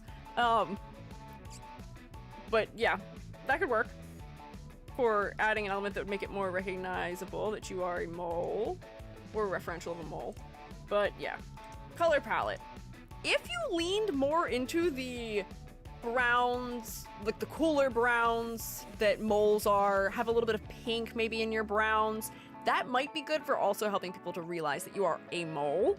But like the colors you have right now, I don't really see a particular issue with. I imagine you're trying to use blue and green because they relate to the earth, which works, but there may be colors that relate better to your concept. For silhouette, I do think that your claws are going to help you to be recognizable in silhouette, but you just need more exaggeration, and you need to be confident in the way you're using your edge loops. I want to see the confidence of pushing the knees out, making the shirt have a little bit of overhang, confidence in the sleeve element, because you've got confidence in the claws, you've got confidence in your hip elements and your shoulder camera. I want that confidence in your hair and in your glasses by making them a little thicker and things like that. We can push the silhouette more. Focal point. Let me remove my edits. On this background, I do have to say that I have a feeling your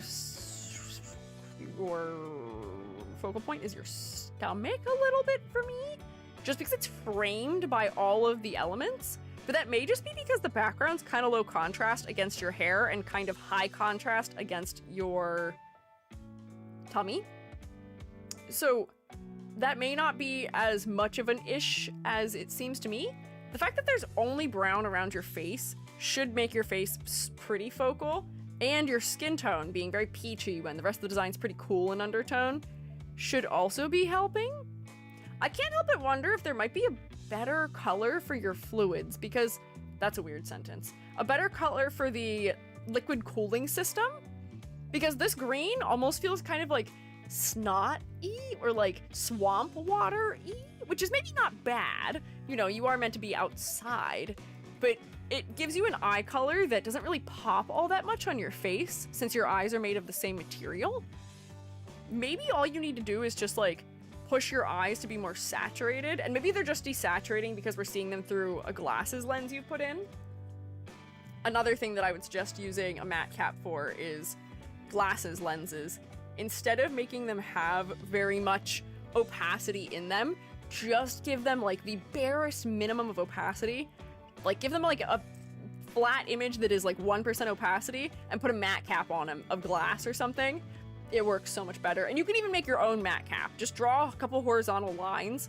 That's all mine is. Mine matte cap for my glasses on my 3D model that you can't see right now, you gotta believe me, are just a couple diagonal lines I drew to make it seem like there's like a bright reflection on them.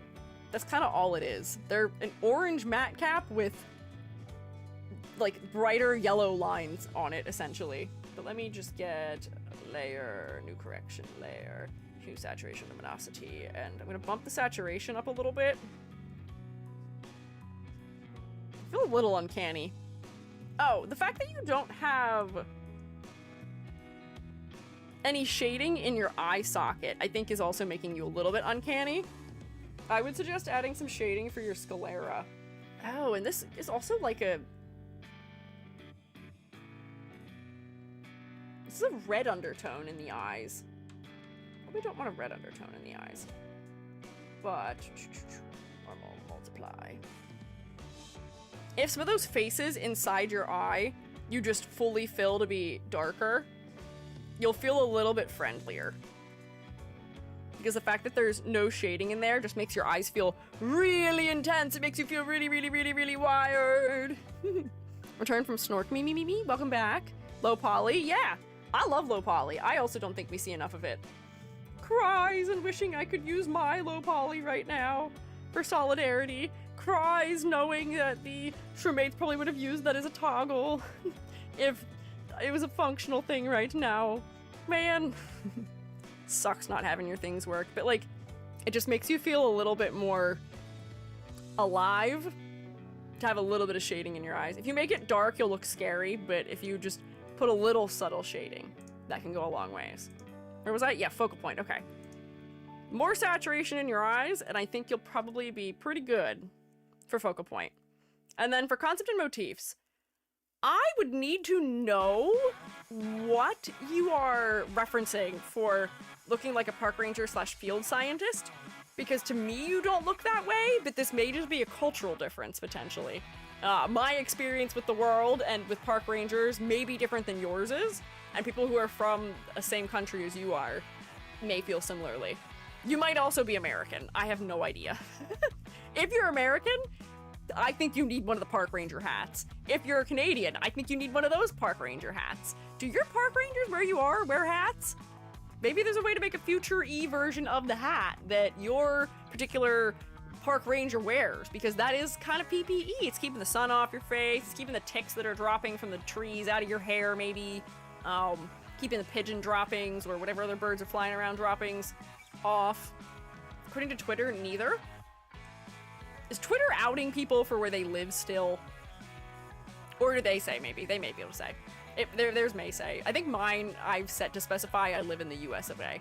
But either way, maybe a hat, maybe something to make it clear that that is what you are.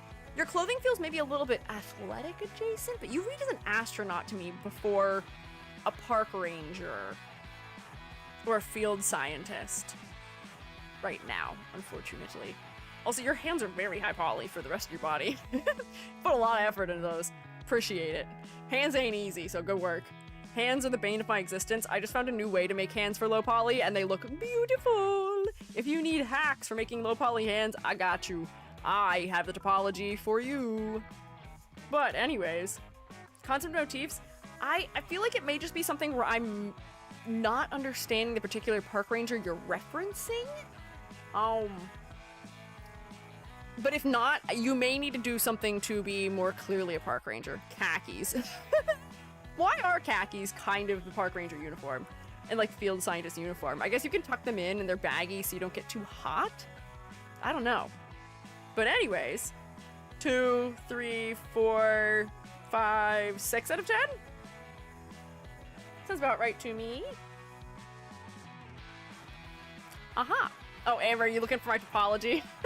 I can put it maybe in, I can put it, maybe I'll put a resource in the server for it somewhere. I think we do have an area for 3D modeling. I could stick it in there, but I found a real good way to make hands that aren't super high poly.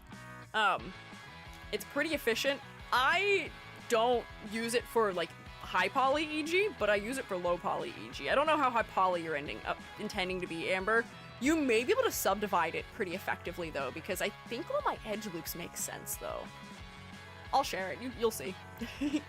Gloomy Witch Hat, thank you for following though. But, round of applause. I see you guys clapping. I will clap also with both my hands and my mouth.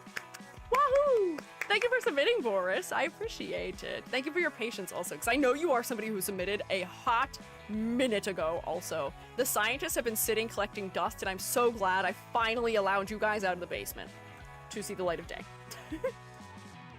But yeah, let me save this. And I should wrap up because we went over by 23 minutes. Whoops. Classic EG move. What can you expect? Park Rangers. Look at their hats. Look at their little badges. Maybe you just need a badge or like a name tag or something, or like tactical pockets somewhere. You do have zip up pockets, but like the tactical pockets we tend to associate with Park Rangers are button style pockets.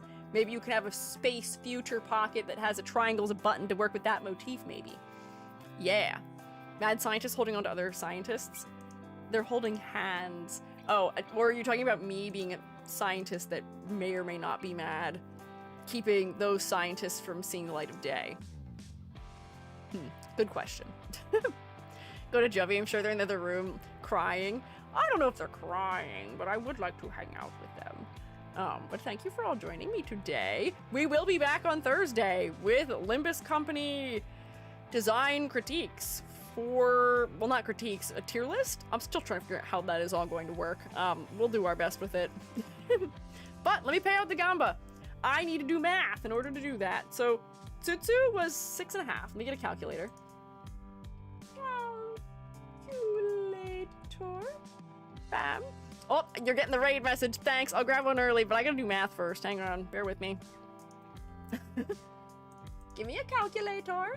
I would like to do 6.5 plus... What were the other grades? I should have not closed them because then I'd be able to see what the grades were more easily. Where is my folder? There it is. Okay. 6.5 plus 6 plus 9 plus 8 plus 8. Okay.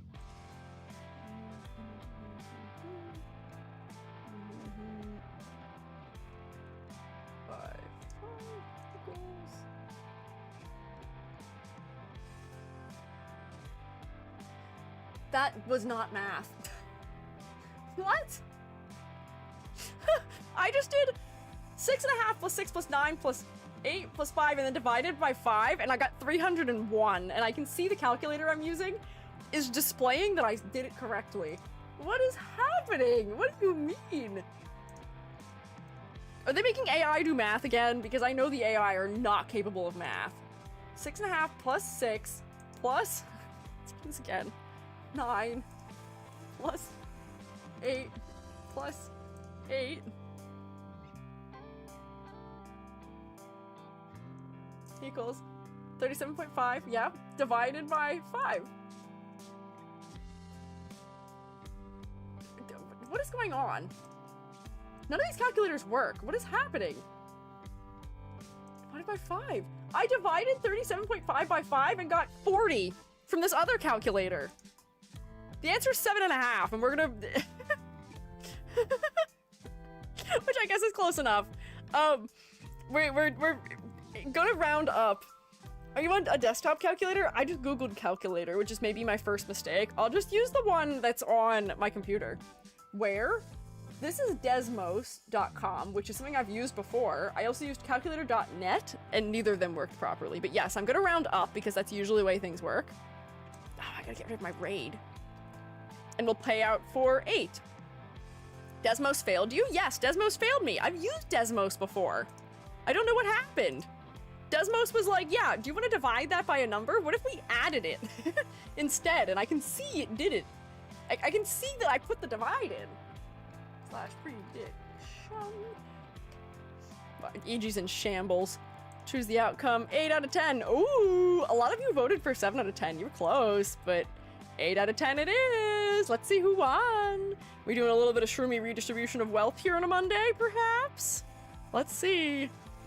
Oh, it's giving me a different notification now. Oh, Edward, thank you for gifting a sub to Picto Shaman. That was very kind of you. Can we rotate for Edward, please? Mayhaps?